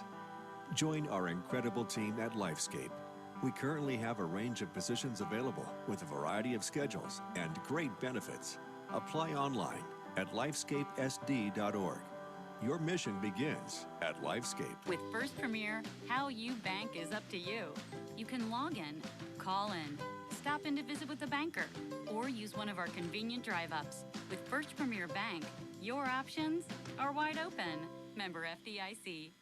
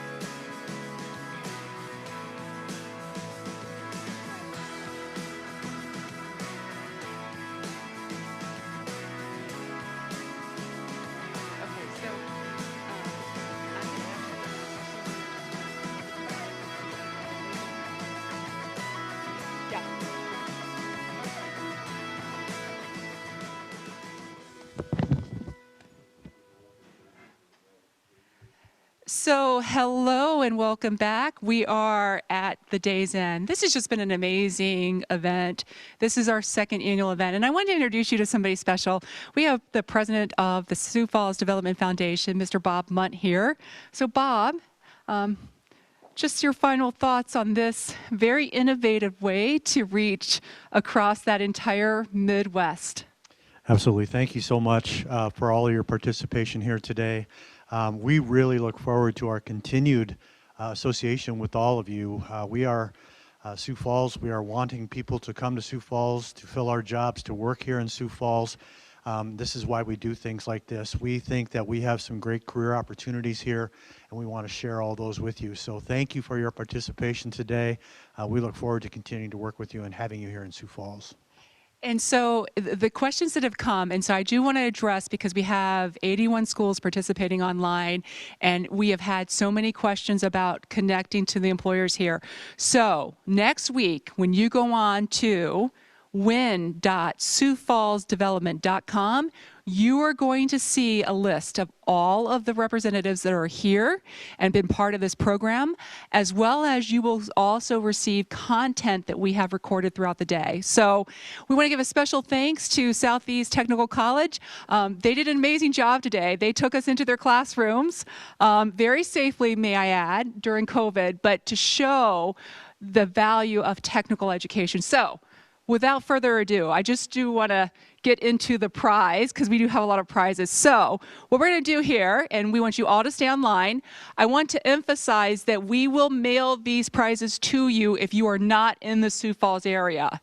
So Bob is going to announce the name, and then I am going to announce the school. So do you have a couple to announce first? I do. So we have Merrill Hillman, Merritt. And so this is one of our Southeast Technical College students. Now you have won an Apple iPods. Yay! So we're gonna have you kind of air pump the president, like. Air pump. Yeah. Okay, there you go. Thank you. Congratulations. So we set this up with COVID to be very, very safe. So I will also share all of the prizes as we're announcing the winners. But thank you, Meryl. Okay, our second person that's here today, we have Dylan Tourette. Okay, if I botched your last name, I'm sorry. Tyree? Tyree. Okay. Also, you won some earbuds from Apple. Yay! All right, good job. And you guys can Fist bump. applaud online. Okay, so now I'm going to turn this over. Bob, you want to start at the top here? I will. Elena Hartsfeld. And Elena is from the South Dakota State University. So you have won some Apple iPods. Annie Olson. Annie Olson is from Augustana University. She has also won some Apple earpods. Grace Johnson. Grace Johnson, also a colleague of Annie's at Augustana University. You have also won some Apple earpods. Isabel Summers. Isabel Summers, also with Grace and Annie at the University of Augustana. You have also won some Apple earpods. Jasmine Wu. Jasmine is from DePaul University. Woo! Jasmine, you have won blue light sunglasses. And Yasmin Ali. Yasmin Ali is from the University of Minnesota and is one of our mechanical engineering students. Yay! You have won some blue light sunglasses. And Jason Hackbarth. Jason Hackbarth is from the University of Wisconsin, Plattsville. Welcome. You have won some blue light sunglasses. And Samuel Padilla. From Morningside College, you have won some blue light sunglasses. And Antonio Maldonado. You have also, you're from Dordt University, you have won some blue light sunglasses. And Ryan Fetters. Ryan is from Dordt College, and you have won some blue light sunglasses. Haley Rice. Haley Rice from Morningside, you have won some portable speakers. And Ashlyn Schoenfelder. Ashlyn is from the University of South Dakota, and you have won some portable speakers. And Brendan Muse. Brendan is from University of North Dakota, probably goes to school as an engineer with our Elda that's right here. You have also won some portable speakers. And Kennedy Alexi Mullings. Kennedy is from the College of St. Benedict and St. John's up in Minnesota, and you have also won some portable speakers. And Carl Aldrich. Carl, you have won some blue light sunglasses, and you are from the St. Louis University. Kara Vanderbeek. Kara is from the University of Sioux Falls, and she has won a battery pack. And Megan Quant. Megan is also from the University of Sioux Falls, and she has also won a battery pack. Ariel Richards. Ariel is from Grinnell, and she has also won a battery pack. And Emily Wolber. Emily is one of our high school students from Harrisburg. She has won a battery pack. And Sophia Podberetskaya. Sophia is from Winona State up in Minnesota, and you have won the Dow Sleep Solutions. Melissa Hines. Melissa's from Southeast Tech, and she has also won the Dow Sleep Solutions. And Dominic Anning. Dominic is one of our Harrisburg students, and he has won some portable speakers. Joseph Buss. Joseph is also one of our Harrisburg high school students, and he has also won some portable speakers. Josh Olson. Josh is also one of our Harrisburg high school students, and Josh has won some blue light sunglasses. And how about Cade Hanish? Cade, also from Harrisburg, has won some blue light sunglasses. And Sean O'Connor? Sean O'Connor is also from Harrisburg, and he has won some blue light sunglasses. Michael Strelick. Michael is part of our Career Connections program from Harrisburg, and he has won a battery pack. And Lene Heinrich. Lene, I just saw Lene this week. She's part of our Career Connections program. She has won a battery pack. Ethan Zimmer. Ethan has won some iPods, some Apple earbuds. And Jose Cicada. Jose is part of our Career Connections program out of Harrisburg, and he has won some blue light sunglasses. And Marshall Maroon. Marshall is part of our Career Connections program, and he has won some blue light sunglasses. Carter Tuntland. Carter has won some earbuds from Apple. Connor Krog. Connor is also part of Harrisburg and has won some blue light sunglasses. And Molly Zakrzewski. Yes, Molly is part of our Career Connections program, and she has won some blue light sunglasses. And Braden Schramm. Braden is part of our Career Connections program, and he has won some blue light sunglasses. There's lots of prizes here today. There. Aaron Wise. Aaron is part of our Career Connections students, and he has won some blue light sunglasses.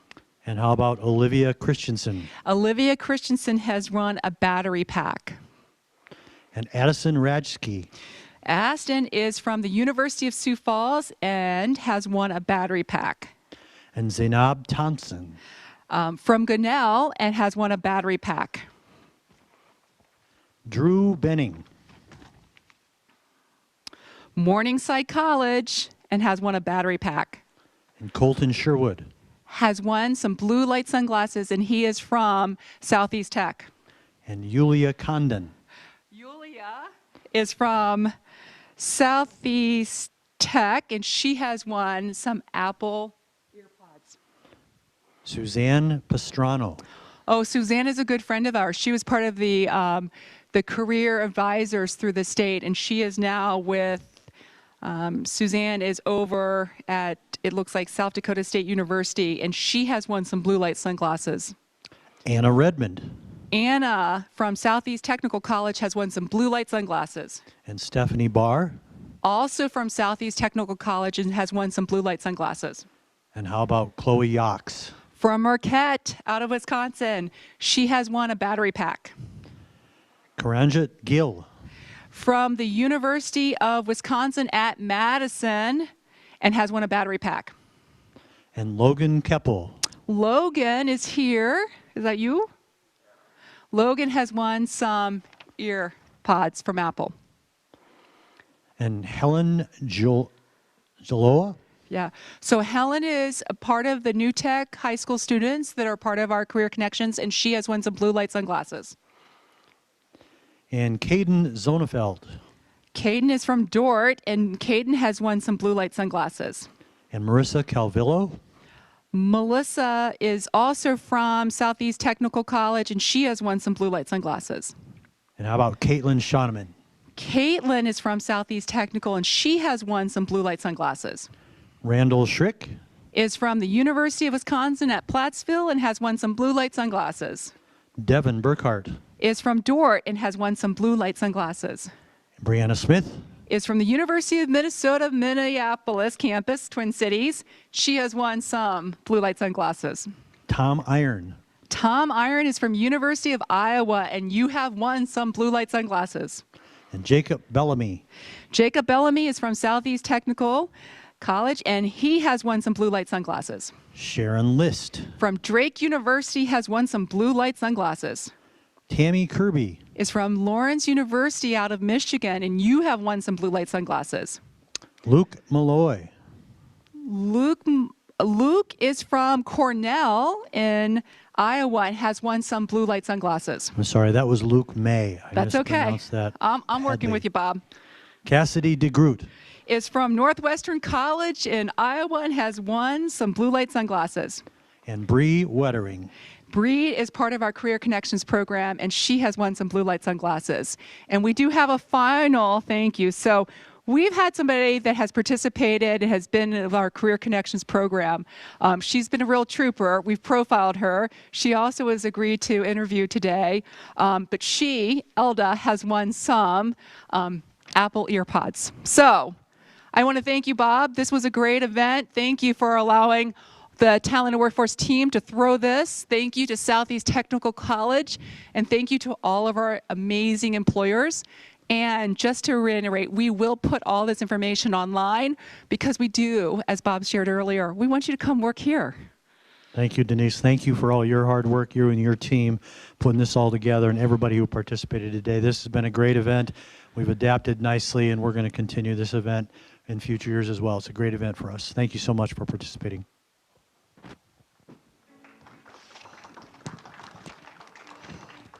So guys,